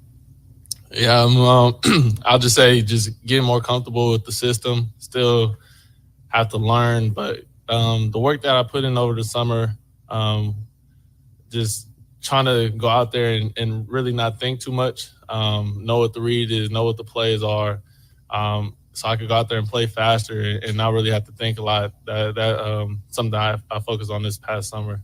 Are there some things that even in getting here where, it's jumped out to you that like, I better get better here before I'm ready to do this? Yeah, I mean, it's still a learning curve. Obviously, we're reinstalling the base offense, but I know come down the road, we're going to be asked to make a lot more checks. Obviously, Cliff and what he does as an offensive coordinator and how active he is trying to showcase our best talents. Get the guys the ball in space, but that still comes with playing the game of football, man. If we don't like this look against this run, we got to be able to check out of that. So there's different things, and just learning from Marcus, and his experience has been a good thing. Hey, Jaden, odd question for you. When's the last time you were not the official starter at this point in whatever camp you've been in? 2 years ago at LSU. What was that? What do you like about? Do you like having to compete for that role as opposed to saying you're going into the year as a starter? Or do you prefer the comfort of like, okay, I kind of know that and I'll work on different things? Nah, I mean, I like competing. I'm a competitor, so regardless if I was announced a starter or not, you still got to compete. You still can't be content of your job, comfortable. I think it's just your job and still the deal. You got to go out there and compete. So for me, it's not a problem at all. I like competing. That's up to DQ and AP for the decisions and stuff like that. But for me, I can control how hard I go out there and practice and how I compete. You've had some time, Jaden. We had Heisman Trophy, draft, then you're here. Was there any moment as a kid who dreamed of being in this league and in this position, was there a moment that hit you and you went, this is it, we've done it? I'll probably say probably when I signed my contract, just like officially being a part of the NFL, that's something that I dreamt about. Signing my name on that line, it meant a lot. It's something that I just realized, I achieved a childhood dream. And with all the history in this franchise, do you embrace the role? Because you're going to be the face of this franchise, whether you want to be or not. You're going to be that. Are you ready to embrace that? Do you like that? Yeah, I'll just say for me, it's just I'm ready to embrace, the teammates, the fan base, everything that just comes with, playing quarterback. Not even here, but anywhere. For any quarterback, rookie, vet, anybody, got to be able to embrace everything that comes with it, the good and the bad. So for me, it's how can I prepare myself mentally, physically, emotionally to go out there and compete every day on the practice field and then help out, when it comes to game times, if my name is called. Starting off in the NFL can be overwhelming for any rookie, especially at the quarterback position where you just have a ton of information coming your way. Are you feeling comfortable as you're kind of working through this early process of training camp with the amount that you're being asked to learn and know and obviously then put out on the field? Yeah. I mean, the good thing about it is we all came in, when the rookie class came in, everybody's learning a new system, knew everything. So it wasn't just me that had a learning curve or any other rookie class. It was the vets that still had to learn stuff too. We're all learning. So it's just going there and helping each other out daily. Bro, leave me alone. Jaden, can you give me a guess of if you guys would have played Michigan last year, how that game would have turned out? We are. Oh my gosh, leave me alone.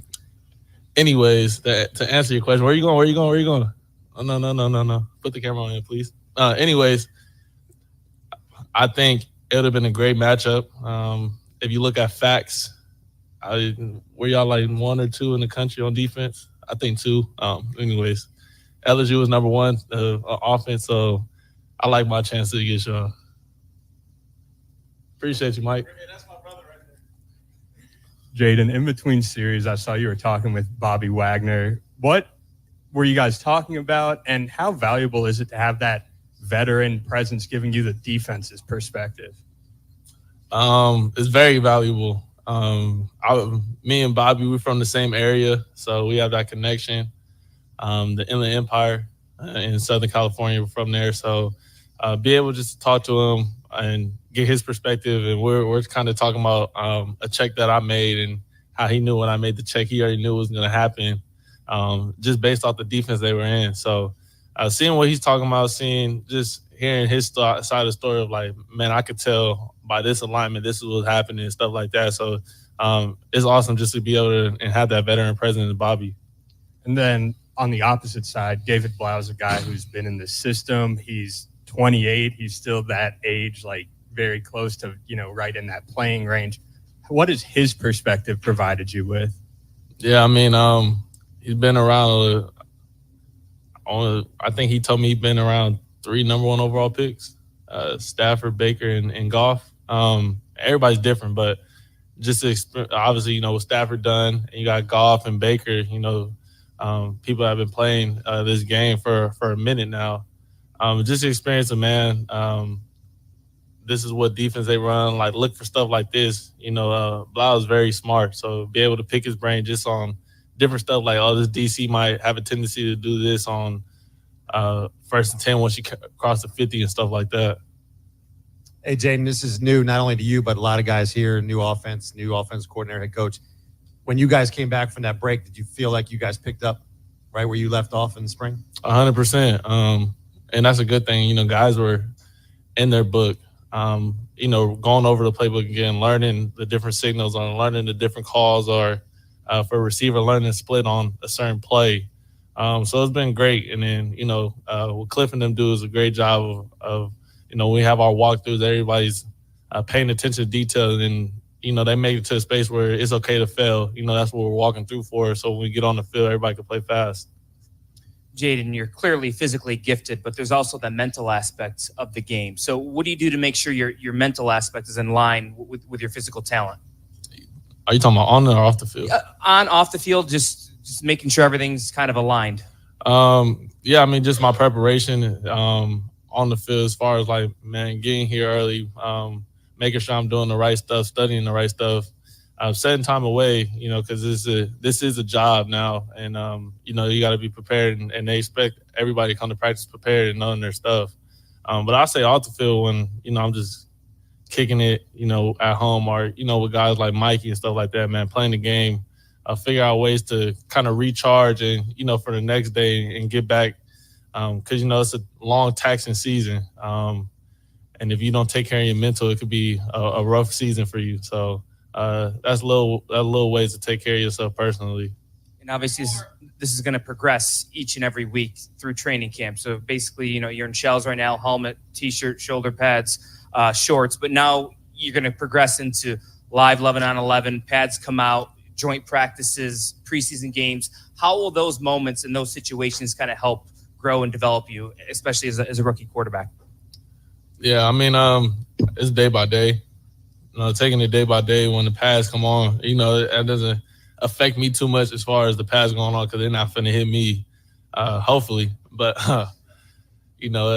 just going out there and just playing football, knowing where I'm going with the football, being decisive. When joint practice comes, learning the different coverages that teams are going to throw, because obviously joint practice is a time where you could go out there and see a lot of different coverages, see a lot of different type of players instead of going against your teammates each and every day. You get to go against other people and see where you kind of stand, as far as maybe I can make this throw, I can hold on this a little bit longer, or this window might be a little bit tighter than, other ones I've seen before and stuff like that. So it's a learning curve, and I'm excited to go out there and learn.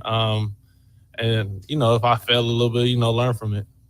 Jaden, you had the long draft process. You had the long off season. Now you're here in training camp. How happy are you to specifically be here with the Washington Commanders? I mean, you seem like you're really enjoying yourself, but what's it like, to be here every day, be with the players on this team, play for Coach Quinn? Well, what's it been like now getting in here and being in this building? Man, it's been great. Ever since I got drafted and came out here for rookie minicamp, it's been happy because, you finally done with the draft process. You know, you got a home, and it's time for football. So I'm very passionate in the game of football. I love it. So anytime I could be on the field, I'm always happy. Jaden, sort of a schematics question here. I'd imagine all your coaches tell all the quarterbacks don't take unnecessary hits. How do you marry that concept with Cliff? Like, are there things he can do, things he can call protections? How do you go about expressing those sort of schematics to him to help you on the field? Or do you, I should say? They do it with me. You know, just being smart, when to take a shot, when to not, when to, you know, something's not there, you know, if it's 1st and 10, throw the ball away. Don't take a hit, you know, don't have a negative play, try to eliminate 1st and 2nd down sacks.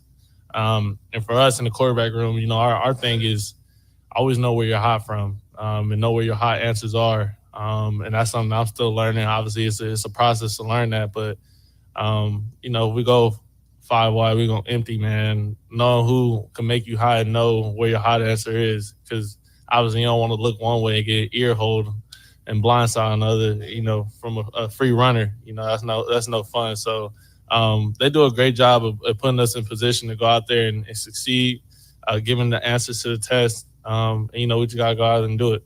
Thanks, Jaden. Appreciate y'all. Plethora of important topics covered by Jaden Daniels there. I want to get into his effort to protect himself, which is one of the big themes coming out of LSU, where he took some huge shots in the open field. Well, let's do that next, Danny. You're listening to G&D on The Fan.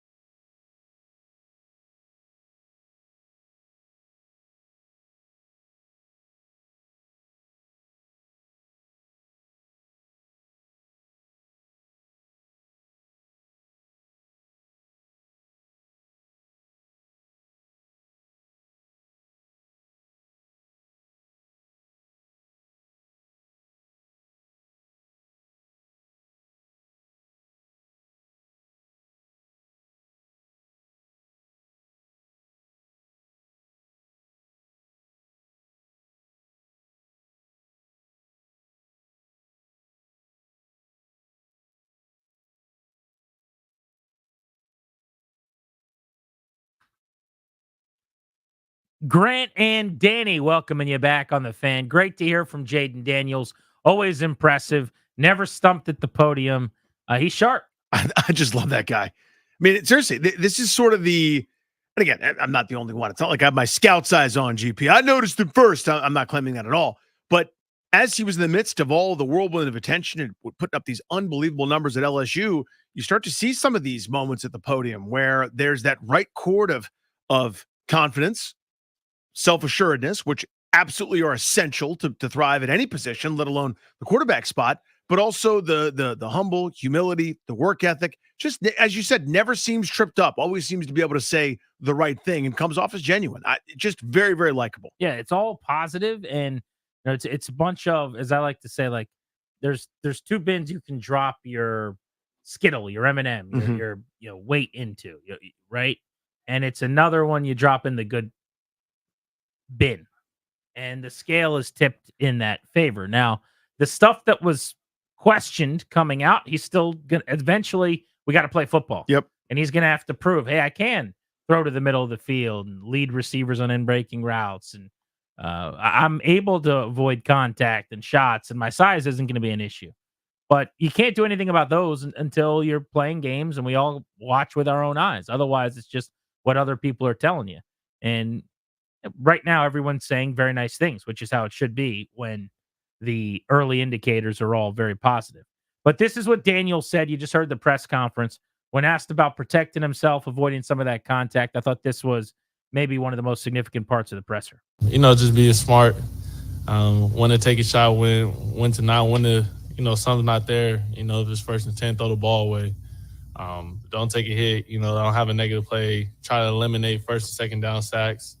And for us in the quarterback room, our thing is always know where you're hot from, and know where your hot answers are. And that's something I'm still learning. Obviously, it's a process to learn that. But, if we go 5 wide, we're going to empty, man. Know who can make you hot and know where your hot answer is. Because obviously you don't want to look one way and get ear hold and blindside another, from a free runner. That's no fun. So they do a great job of putting us in position to go out there and succeed, giving the answers to the test. We just got to go out and do it. So the second half of that answer was tremendous. I loved it. Him talking about, I got to know where I can throw the ball to avoid sacks. That's the answer when we talk about not getting sacked, not having pressures turn into sacks. P2S was a big problem, obviously statistically for him collegiately. And it's the correct answer. It's Cliff Kingsbury's job to make sure that he gives you, as he called it, answers to the quiz. He's got to have a hot receiver available that's going to come open. He's got to keep somebody in empty near the line of scrimmage that turns around flat-footed who can dump the ball to. He's got to have a running back who is available to you just to make sure you're not getting annihilated. But it's Jaden Daniels' job to know who that is, when they're going to be free and where they're going to be free, and where he can check the ball into the grass if he needs to. Their receiver's going to be around and not get penalized. So I like that part of the answer. But when he's talking about, I've got to slide, I've got to use the sideline, I've got to throw the ball away, I've got to know down and distance and time of game and sequence and really pick my spots to get tackled.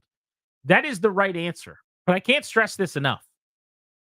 Robert Griffin gave that answer 15 times. I remember it constantly, ad nauseum. He always said the right thing about this. Always. Like, he knew what was supposed to be said, and I think even meant it when he said it, believed it when he said it. But then you get out on the field and your competitive nature takes over. The thing that made you the number 2 overall pick in the Heisman Trophy winner, Griffin, the number 2 overall pick in the Heisman Trophy winner, Daniels, just happens again. Because the last time when you thought about sliding, you didn't, and you stayed up and you ran for a 59-yard touchdown that helped you win a Heisman Trophy against Oklahoma, Griffin. You ran for a 68-yard touchdown that helped you win the Heisman Trophy because you got away from the would-be tackler and then broke 2 guys' ankles and scored against Florida, Daniels. And so your brain has not yet had to be reprogrammed. And Griffin just wasn't able to do that. How do we know that Daniels will be able to? We don't. Because I promise you, last offseason, a year ago, going into his final year of college in the whatever 5th season, senior season, whatever we're calling that, His last year at LSU, year 2 in that offense. You know they were drilling him on that. Dude, we need you on the field. We can win a national championship if you play every week. You can win a Heisman Trophy. You can go in the first round. You can't take these hits. And I'm sure if you went back and found the Baton Rouge Picayune Times asking him questions about, hey, how are you going to prove your durability and avoid contact? He'd say that kind of an answer. And I'm not picking on the kid as much as to say it's a lot easier to just say it. Then he didn't do it in the college season. He got rocked several times. To his credit, never got knocked out of the game or wasn't able to finish or didn't get to play the next week. But I do think the guys are bigger, they're stronger, they're faster in the NFL. That is a major concern for me. And it's just going to be until I see him make the decisions consistently that are good, healthy business decisions. Yeah, it's my number one concern, and nothing else is close, are those hits. And some of them are part of playing quarterback, unfortunately. Now, I'm not talking about you scrambled 30 yards down the field and someone throws you around like a rag doll. I'm not talking about, diving for, I don't know, on a 2nd and 8 to make it 3rd and 5 and getting your clock cleaned. I'm talking about you're in the pocket. You need an extra 1,000 for that receiver to finish that break, and you're going to take that shot in the ribs, right in the middle of your body, that solar plexus. That guy coming at 4'4", 255 pounds, right through the middle. You're going to get your clock cleaned, and you have to deliver the football. That's quarterbacking. The awkwardness, the frame, the way that he went down so many different times. Again, to his credit, he popped back up. But we've seen it with Griffin. All it takes is that one where you don't get up the right way, where it wears on you. It takes something from you. That's my biggest concern, is his frame and that proclivity to take the hits. If you eliminate, again, computer simulation style, let's say you're able to eliminate every quote-unquote unnecessary hit, right? Your chances of having a healthy, prosperous career go up by a comparative percent. There's still going to be cases where there are unavoidable shots to be taken. That's the position. That's football. You can't avoid everything. So to me, like, the best we can hope for is that the only time he's diving is for a pylon. The only time he's, putting his body on the line is for that 4th down and 7 that has to happen in a divisional game or something like that. But by and large, it's got to be head over heart. Well, you're going to take big enough hits just playing football in the pocket that are unavoidable. Yeah. That you can't allow the other ones to add to the pile. That's why I care more about the stuff you can control and avoid. Like, there was a play when you watch him play Ole Miss where pre-snap, he IDs Malik Neighbors. He's got a post against cover 3, and he ends up coming open, right? He throws him the football over like a zoning linebacker's hand into basically a beater where he's got him on this little skinny post. He throws the ball as he's getting destroyed by a defensive tackle. I don't know if it was helmet to helmet, but it was like helmet to upper chest. And this big 327-pound dude probably lands on him chest to chest with all of his weight. They don't call it in the same way in college like they do in the NFL, as you know. There was like no flag for roughing or anything. On that same play, not dirty, nobody did anything wrong, but the other defender from the other side was like trying to run past Jaden Daniels to go like pick up his buddy who just hit him. Like basically accidentally kicks him as he's running by, and like Jaden Daniels, as he's trying to get up, gets kicked.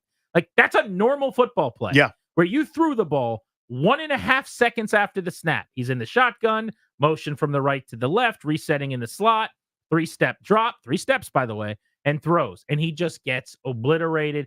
And then as you're trying to get up, you get kicked in the head, basically. Football happens. Yep. Like, that happens all game long.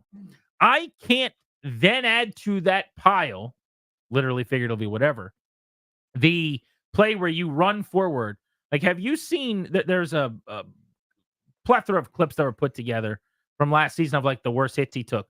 Or like, remember, I think it was week 1 early in the year when LSU was number 8, LSU was number 5, Florida State was number 8, and LSU's playing Florida State. Florida State won the game, but Daniels is running forward and just kind of like leaps in the air and gets just pile drive, eviscerated. Yeah. And it's like right in the middle of the defense by like a linebacker. He just kind of did this bit where he like jumps into him. Never can you see that in the league. The Ole Miss play where, he breaks a couple tackles out along the numbers, and instead of trying to get to the sideline, he turns it upfield. You guys have seen most of these. You know exactly what I'm talking about. There's just too many. So I don't know how we can know that he's going to take those out of the equation until we see it. I know that he said the right thing today, but my point is, so did Griffin. Yep. So did Matt Corral when that was a big question about him coming out. Like, knowing that you have to do it and being able to do it as the ultimate competitor when you see a crevice and you think you could turn it into a touchdown, that's a gift and a curse, man. Well, yeah, we talked about it with Sam Howell last year. Obviously, you ramp it up to $1 million here. We're talking about the second overall pick and the future of the franchise, no pressure.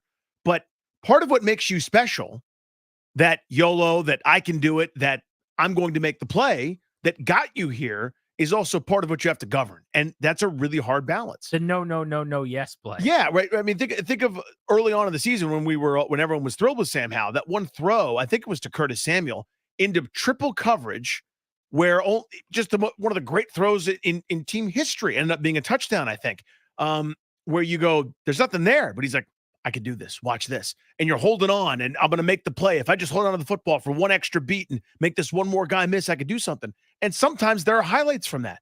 I mean, one of my favorite plays of all time was, again, I've referenced this a billion times in the show, was Griffin, who we're talking about, against the Giants on a 4th and 10 where he hit our buddy Logan Paulson, where he made 4 people miss in the backfield, danced around. There was nothing there until there was. He made this play, and I'm getting texts from every fan of other teams that I know, college teammates, guys I haven't heard from in years, going, oh my God, you guys have it. And that's the thing. That's that special thing that only a couple people get touched by God. It's like, you're going to be able to do the special thing that no one else can do. A lot of guys can drop back, pat the football, deliver to the open receiver, and complete it at a decent percentage. They make a lot of that guy. They don't make that special play when nothing else is there and everything is dead. So that's part of why you drafted him. The flip side of that dirty, dark basement with a lot of humidity down there with like torture equipment, the stuff that's really, really bad is what we're talking about, those unnecessary hits. And how do you balance it? On to that point, I do think, and this is what makes it hard too, everybody from fans to teammates to coaches, there is this element of when you make the awesome play and you don't get hurt, that survive and advance moment. Yep. It is deified in a way. The special play where it worked out that time, the way you're saying it is like, that's the secret sauce. Mm-hmm. Now, coaches are going to say, hey man, you can't do that, but they're also going to high five you. And with each one that works, it just makes it harder and harder to not chase that again. There's something to that. The Major League Baseball trade deadline is early next week, and there have actually been a slew of trades today, and we could rattle a couple of them off. The Orioles have made a couple of trades up 95, but I want to address this as it pertains to the Nationals, because the Nats could look very different by the next time you and I have a show on Monday than they do right now. Top of the hour, Grant and Danny's Tony's Mailbag, our little Ask Us Anything that we do every single week on the show. You're listening to G&D.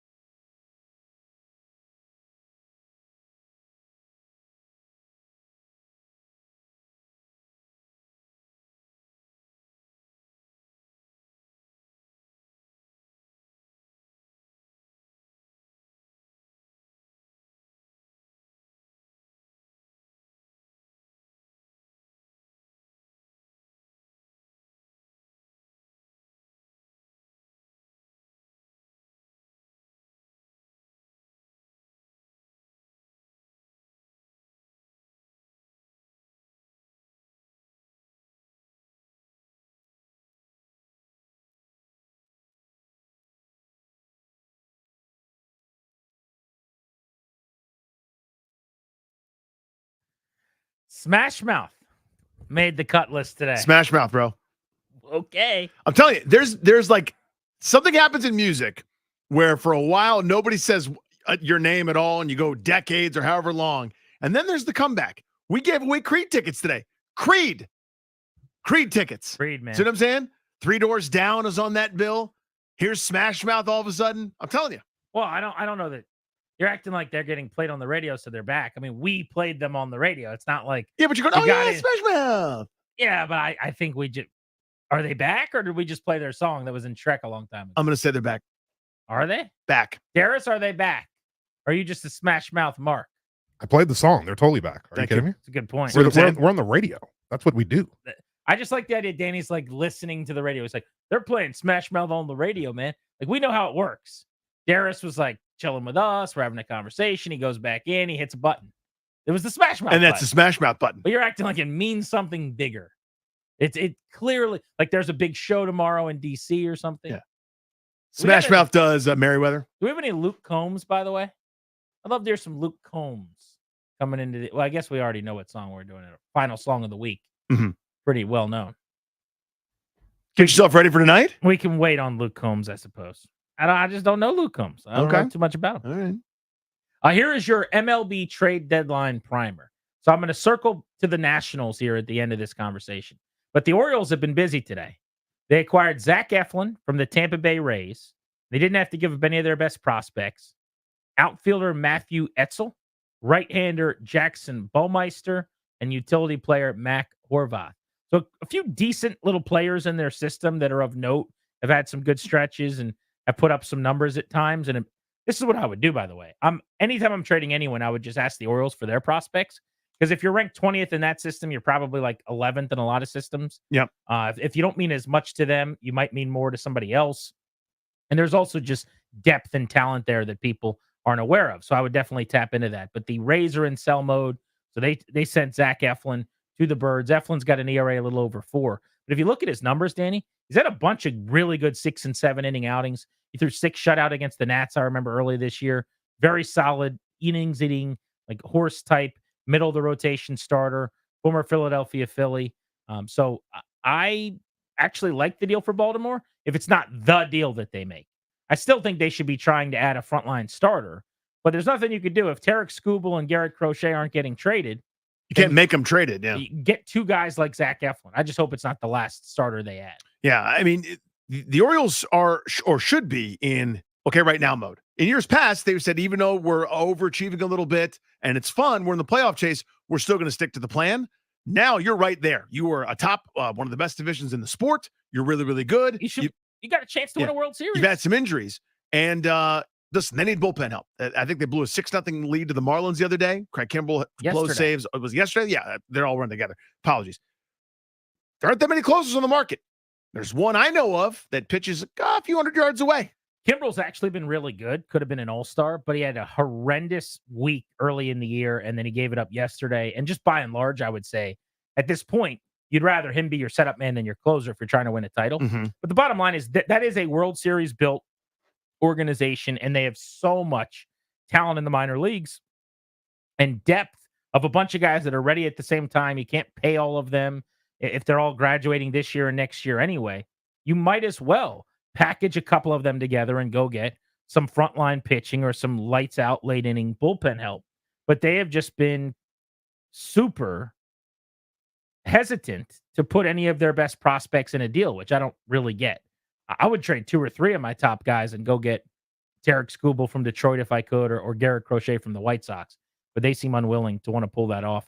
The Mariners acquired Yimi Garcia. Garcia, who'd been pitching in Toronto, has a really impressive season he's put together. Numbers are very, very good. And the other trade of the day was also the Baltimore Orioles early in the day, as they picked up a center fielder in Christian Pache and a reliever in Sir Anthony Dominguez, and they traded Austin Hayes, who's had plenty of big league moments at the major league level. He's 29 years old, a 255 hitter this year with a 316 on base. But we point all this out to say the deadline is now underway. Right? Yeah. I mean, it's trade season. The stove is hot. The big question for the Nationals is, do they do any more than the obvious? And the obvious is They are definitely going to trade Dylan Floro, who's had a very good year in their bullpen, who's on a expiring contract. And I think it's a lock that they trade Jesse Winker. And he's really cooled off the last couple of weeks, which is too bad because maybe the return for him has dissipated some because of that. You could have traded him a month ago if the deadline had come. Maybe you get a little bit more. But they're going to trade Winker as well. Do they do more than that? Could they trade Kyle Finnegan? Might they trade Lane Thomas? That's the big question, I think, for the Nationals. That is the question, right? They are at that crossroads. And if Mike Rizzo's made a pretty good habit of not making deals just to hear himself talk. So if they don't get their asking price on guys, they're not going to give it. Not just going to give guys away. So Lane Thomas, the overall numbers obviously don't jump out at you. But he had a 20-game on base streak. I guess that got snapped with nobody getting on base pretty much here recently with the no-hitter.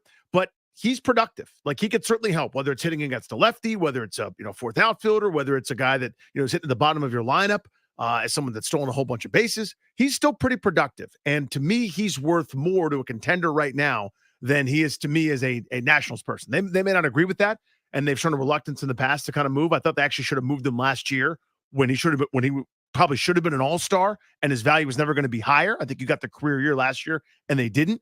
And kind of the same philosophy for Finnegan. I would move these guys if I could. Again, I'm not doing it just to hear myself talk, but I'm not interested in someone that's not going to be here in 2 or 3 years when I have a chance to be really good. So the reason for the line in the sand when we say Floro and Winker are getting traded, Finnegan and Thomas are question marks. They both have an extra year on their deals, to be clear.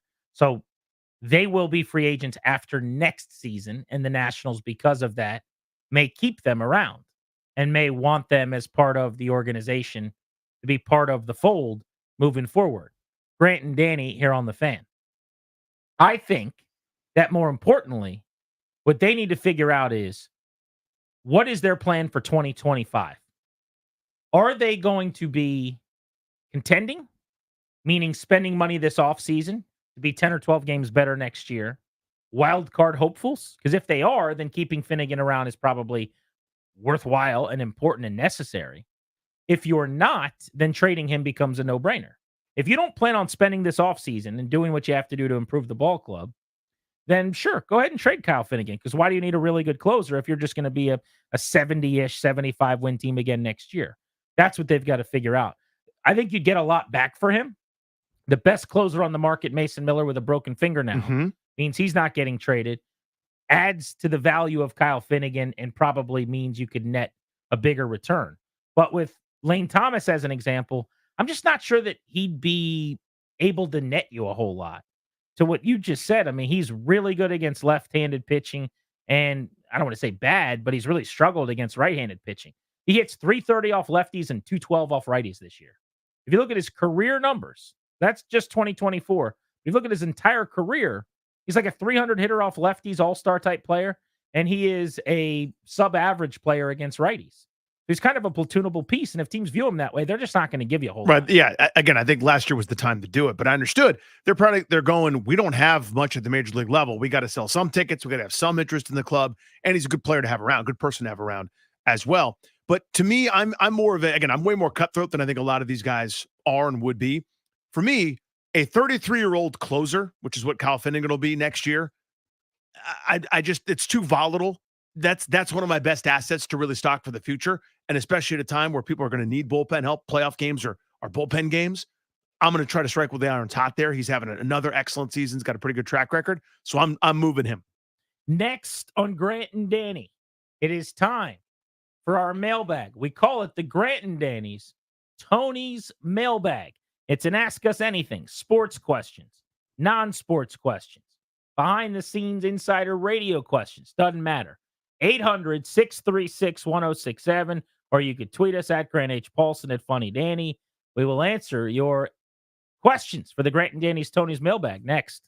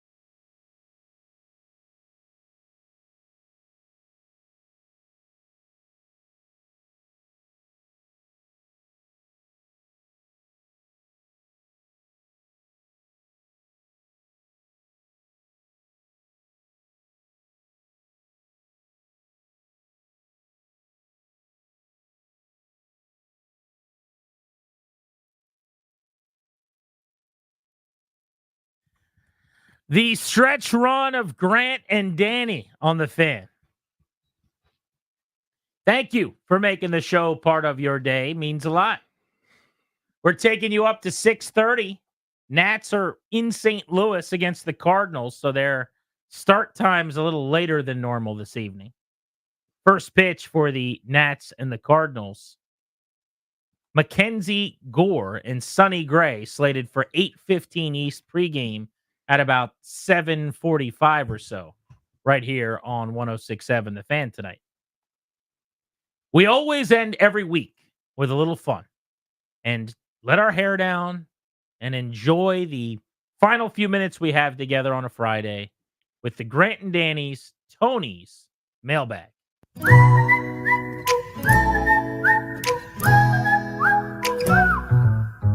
Here comes Grant and Danny's Tony's Mailbag. Here comes Grant and Danny's Tony's Mailbag. We will hit all of the leftover headlines in sports from the day before we get out of here in case you're just getting out of the office. And we will give you a Nats Cardinals preview before we say goodbye as well. But it is time for our little show, Ask Us Anything. You call us up at 800-636-1067 with your questions. You set the agenda. We did this because after a lot of occurrences out and about where people would come up and say, why didn't you guys talk about this? I wanted to hear you talk about this. We said, let's give people an opportunity. Give them a chance. In the event that we don't cover something you want, you can call and ask us. And it can be sports or non-sports. By the way, Darius, that sounded more beautiful than normal. I don't know what you've been doing lately to warm up, but that particular version was gorgeous. Some of my weekend choir work, I think it helps develop the voice. Paying off. Clearly does, yeah. I appreciate it, guys. Thank you. And by the way, self-taught. Never had singing lessons. Not a single lesson. Which is pretty crazy. Got them coming in right now at Grant H. Paulson, at Funny Danny. I'll start with one on Twitter. So, Darius, here we go. Here comes Grant and Danny's Tony's Mailbag. First question I see here is from Kristen, who says, Grant, in honor of your manly accomplishment earlier today, you guys are just finding out about this. I use jumper cables to get my engine started. It's no big deal. You and Danny are invited to the Manly Man Olympics. What sport are each of you going to compete in? And this is very easy for me. In the Manly Man Olympics, I am carrying the torch. I am a superstar at beard grooming. Your boy has always done a pretty good job, I think, keeping his beard groomed and maintained. When I want to, I shape it up very nicely. I don't want to pat myself on the back, but I'm going to pat myself on the back. Please do. Many times that people assume or say, like, oh, what barber did that? And I got to go, that barber was me. I'm going to say beard manicuring and grooming would be my manly man skill and competition. So I'm not as good as I once was, as you'd imagine, as someone in their mid-40s. But I did have several years doing this at, I would say, a pretty high level. I was a mover. You need something heavy moved? You need a bunch of things moved? I can help you. Did you know how to do the thing where you'd stack up 4 boxes and then you would use like a rope on the bottom box and stand up and you'd have them all somehow? Yeah, the little makeshift harness thing. I mean, I learned it all. Going up those walk-ups in Manhattan and Brooklyn and Queens. I'm just not the most fun thing in the world to do, but I did it. Here comes Grant and Danny's Tony's Mailbag. Jackson also on Twitter says, if Jaden Daniels has a CJ Stroud-esque rookie season, what will the Commanders' record be? It's a great question. Top of my head, 8-9. The division is better than what Houston got to deal with no other real threats, and the Colts are just mediocre and okay. The Jags stink in that division. So I think it would be fun. It would be exciting. We'd have the future all set. I'd be thrilled, but I don't know how many just free wins you're going to end up. I don't know if you get to 10 or 11. 10-7 is the answer to the question for me. If Jaden Daniels is excellent and he plays outstanding football, that is a double-digit win season loading for the Washington Commanders, in my opinion. Darius. Here comes Grant and Danny's Tony's Mailbag. Let's go to the phones. Let's get our first one in on the phones. Matt is in Stafford. What's up, Matt? 2 questions. Lionel Willingham, why didn't he throw in the youngest in charge on the CBS Sports Minute? We will ask him. Congrats on that, Lionel. And Steelers take, too. Very interesting. That's very interesting. Second question for my boys. I love you guys. Listen, you got one thing you can choose, and the other thing might not happen for a very long time. New stadium or new team name? Is the question which happens first? Which one would you choose, knowing that it's going to happen and also knowing that the other thing isn't going to happen for a very long time? Interesting. Right. It's a good question. So pose it this way. If you know one's going to happen, you can make it happen now, and the other might not happen for a long time. New name or new stadium? Name for me. It's going to be stadium for Grant, I bet. Yeah, it's definitely the Same stadium. here. Yeah, I mean, look. Thank you, Maddie. I don't love the name. I don't even like the name. I just don't care that much. The stadium is way, way, way more important to me. I think that the name's more important maybe to the fan base, but a lot of the people that scream and complain about the name don't go to games anyway. And those of us that do have to deal with both. Like you're, I think, a representative of a decent size of the fan base where you don't refuse to go to games because of the name. Right.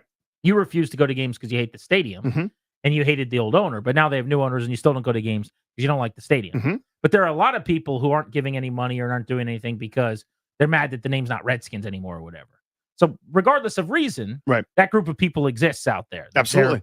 They're all, I think, in the same boat as you. Yeah, and even if I did go to games, I put that in quotation marks, it's still 99% a television sport to me, the NFL, and even my local team, right? Like that's just how my relationship with them over the years has developed. Even when I did go to games, I still would only go to 1 or 2 a year. Well, what's more helpful to the brand improving, moving forward, changing the name or the stadium? Like, I think the easy answer everyone would think is right away, well, of course, the name. I don't know it's of an of course thing. If you have a state-of-the-art amazing stadium that everybody wants to go every Sunday and you're packing the house and you're selling out, something to that, probably more likely to actually impact and influence the team positively. And wins and losses are the most important thing. So I'm not sure that I would just say outright that a name change would be more helpful to growing the fan base than a stadium change. I don't know. I think it's maybe somewhat comparable.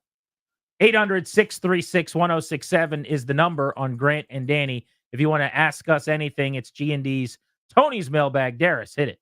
Here comes Grant and Danny's Tony's Mailbag. Got a question here from Twitter. What is your favorite fast casual place? Says I eat Chipotle at least once a week. Does the Italian store count as fast casual?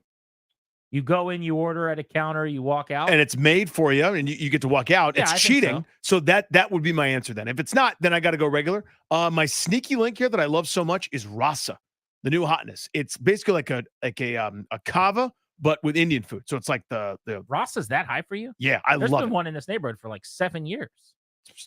A little bit newer than that, but yeah, I mean, that's why I go a lot. I ate there before our mush ball game. How long ago was that? You ate that? That was a Rasa there? That 6 years ago, whatever it was? Unless it's a different thing than what I'm thinking of. Anyway, yeah, but I like it a lot. Okay. I like really good foods, so I'm a big fan of like Five Guys is my favorite fast casual place. And I would say I go to Chipotle more than anything else. It's got to be high on my list. But my answer would be Five Guys. Here comes Grant and Danny's Tony's Mailbag. Let's go to Jay in DC on G&D. Jay, Hey, Jay. you were on Grant and Danny's Tony's Mailbag. What's up, you guys? I'm changing up my question a little bit in honor of Michelle Rowe. She's 58 years old, and she won she got the bronze in the Olympic trials in race walking. Which sport, and this is for all of you guys, all four, which sport would you guys do right now in the Olympics? Any of the sports that's there? Jay, we're good at the Olympics, like competing, or is it like my fat body doing an Olympic sport?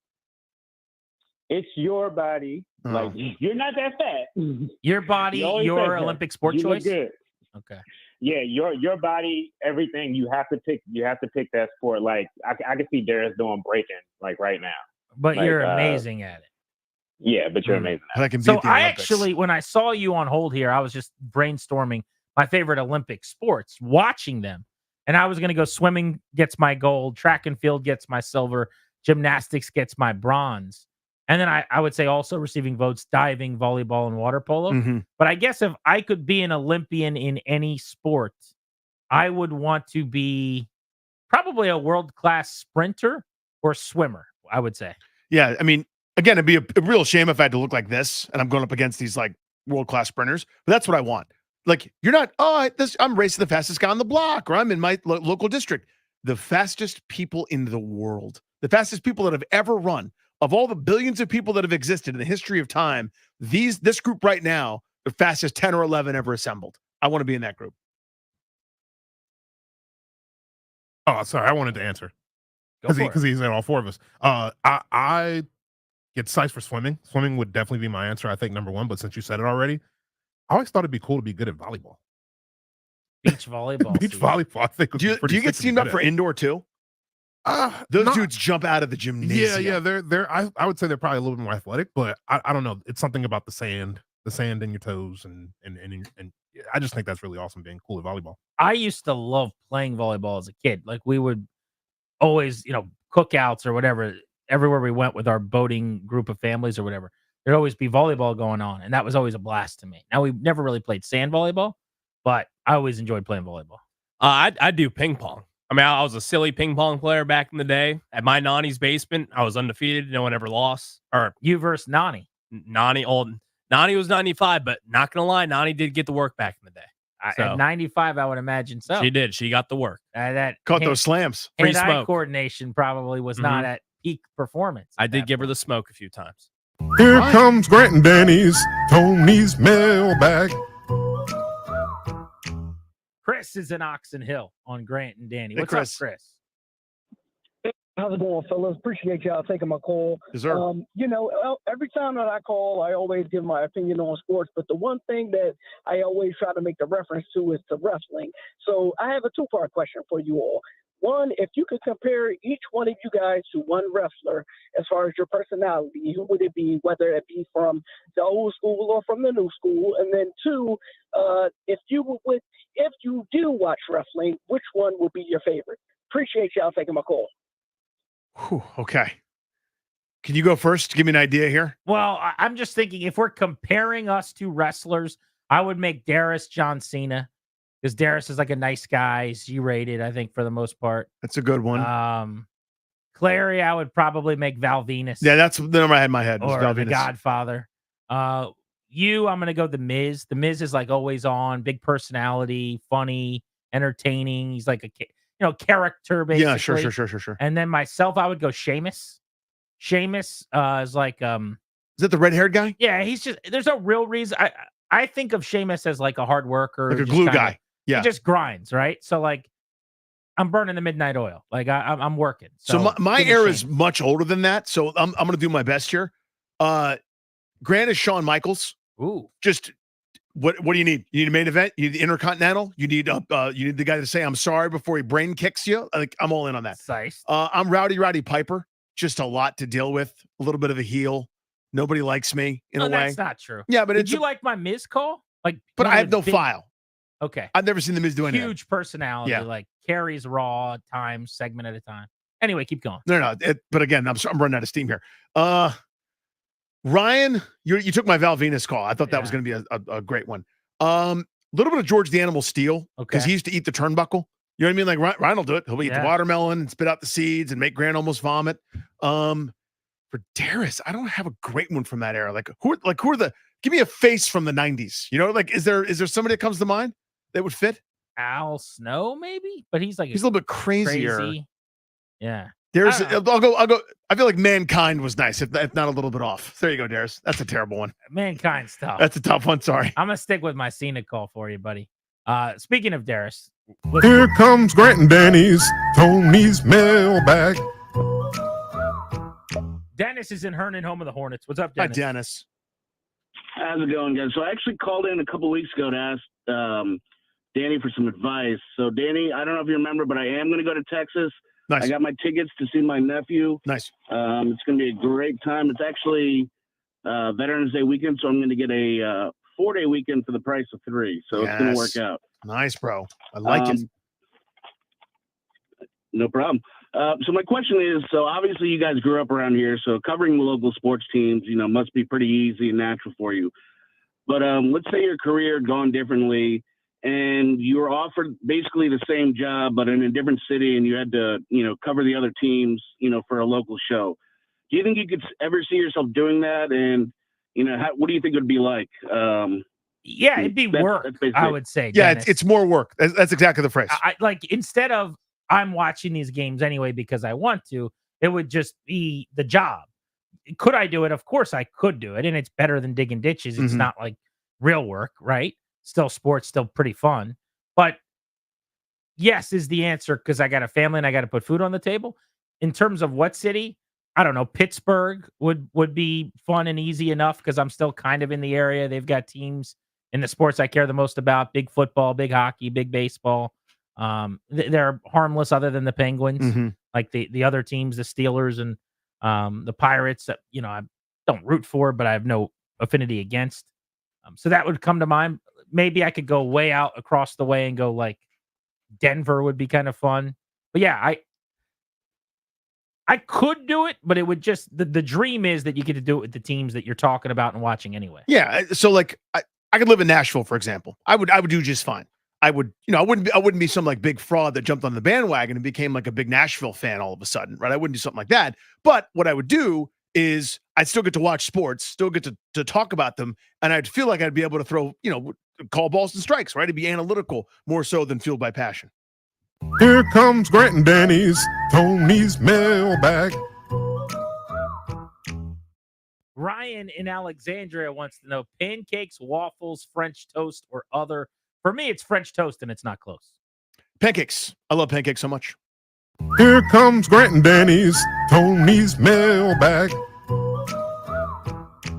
Joshua wants to know: does Darius actually sing in a choir, or is that a bit? He sounds pretty good. He sings not only in one but two choirs. That'd be correct. Yeah.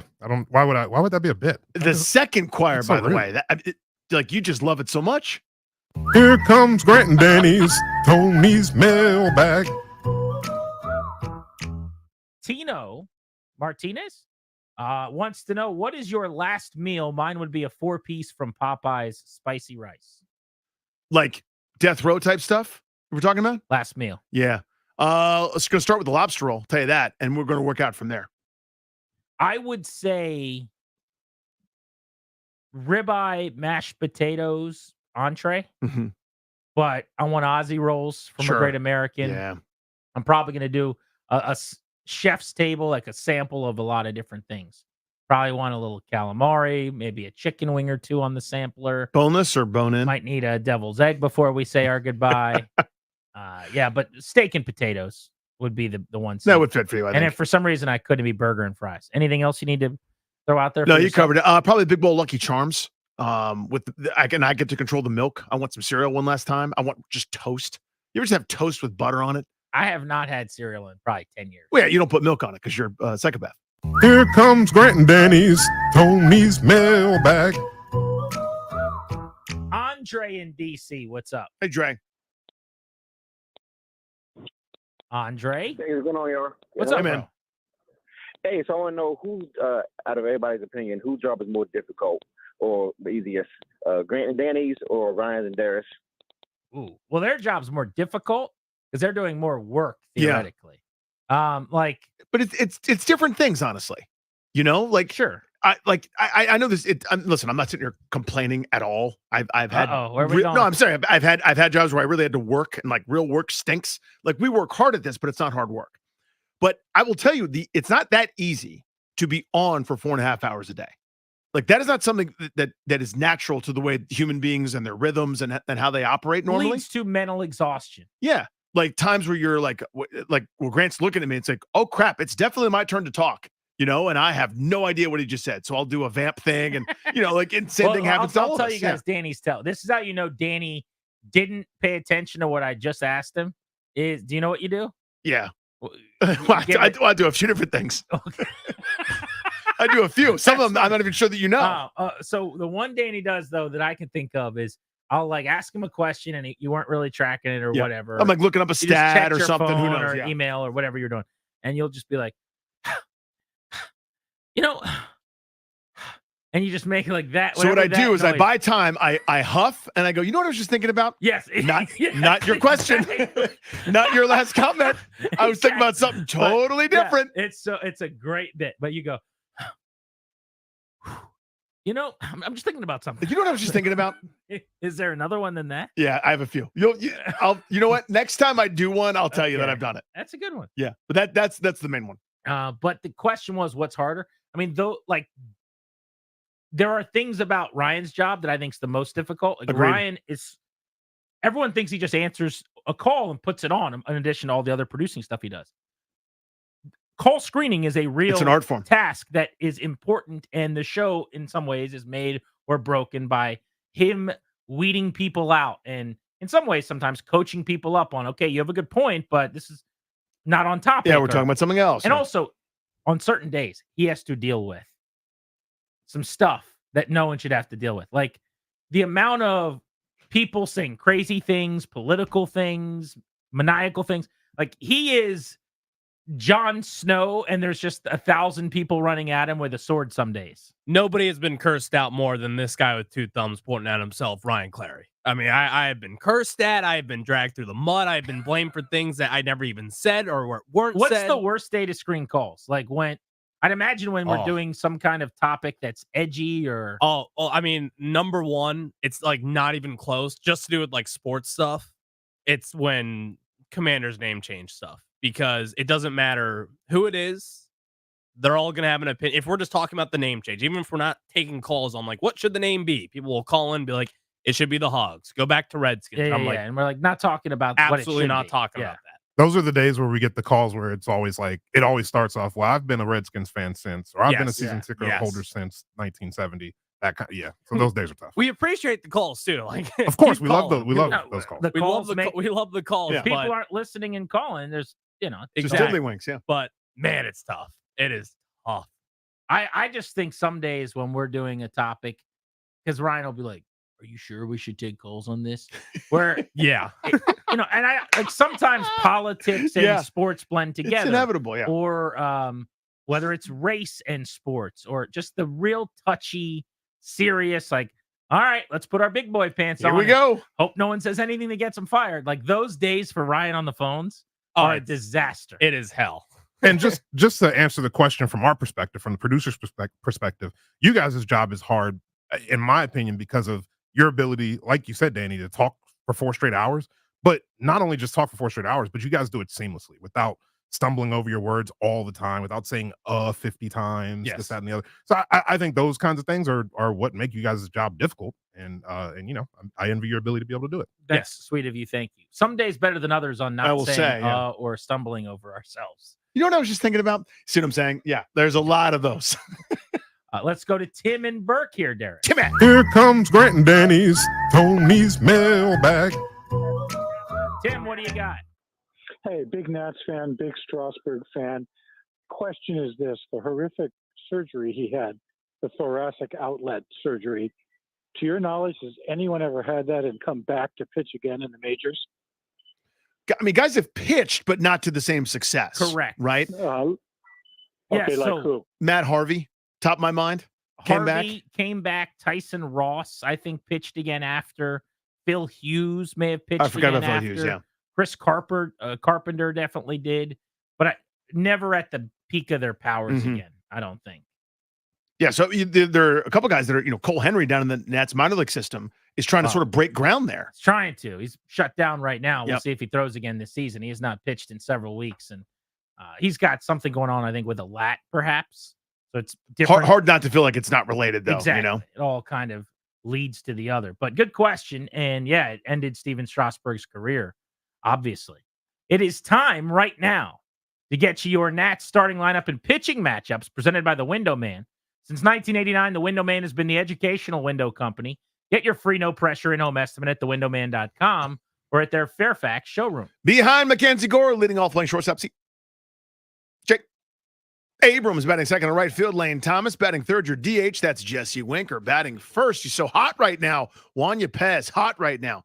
Batting fifth in left field, the James Wood. Batting sixth doing the catching. K-Bear Ruiz batting seventh at second base. Luis Garcia Hitting 8th, playing third base, Trey Lipscomb. And batting 9th, your guy, my guy, our guy. That is Jacob Young. Let's get a win we in go. St. Louis. How about hits? I'll settle for hits. We'll start with a hit. Come for a hit, stay for a win. Sonny Gray pitches it. You strike it with the bat. There are no defenders. You get to stay on one of the bases. Good week at the office, friends. Let's have a nice weekend. Sure, broadcast. Let's recharge the batteries. Let's come back a little better, a little sharper, a little hungrier on Monday. How about it? 2:00, we'll be back at this thing. For Darius, Ryan, and Danny, Grant saying so long. Thanks for making the show part of your week. Till tomorrow, Vargas. Ladies and gentlemen, the weekend.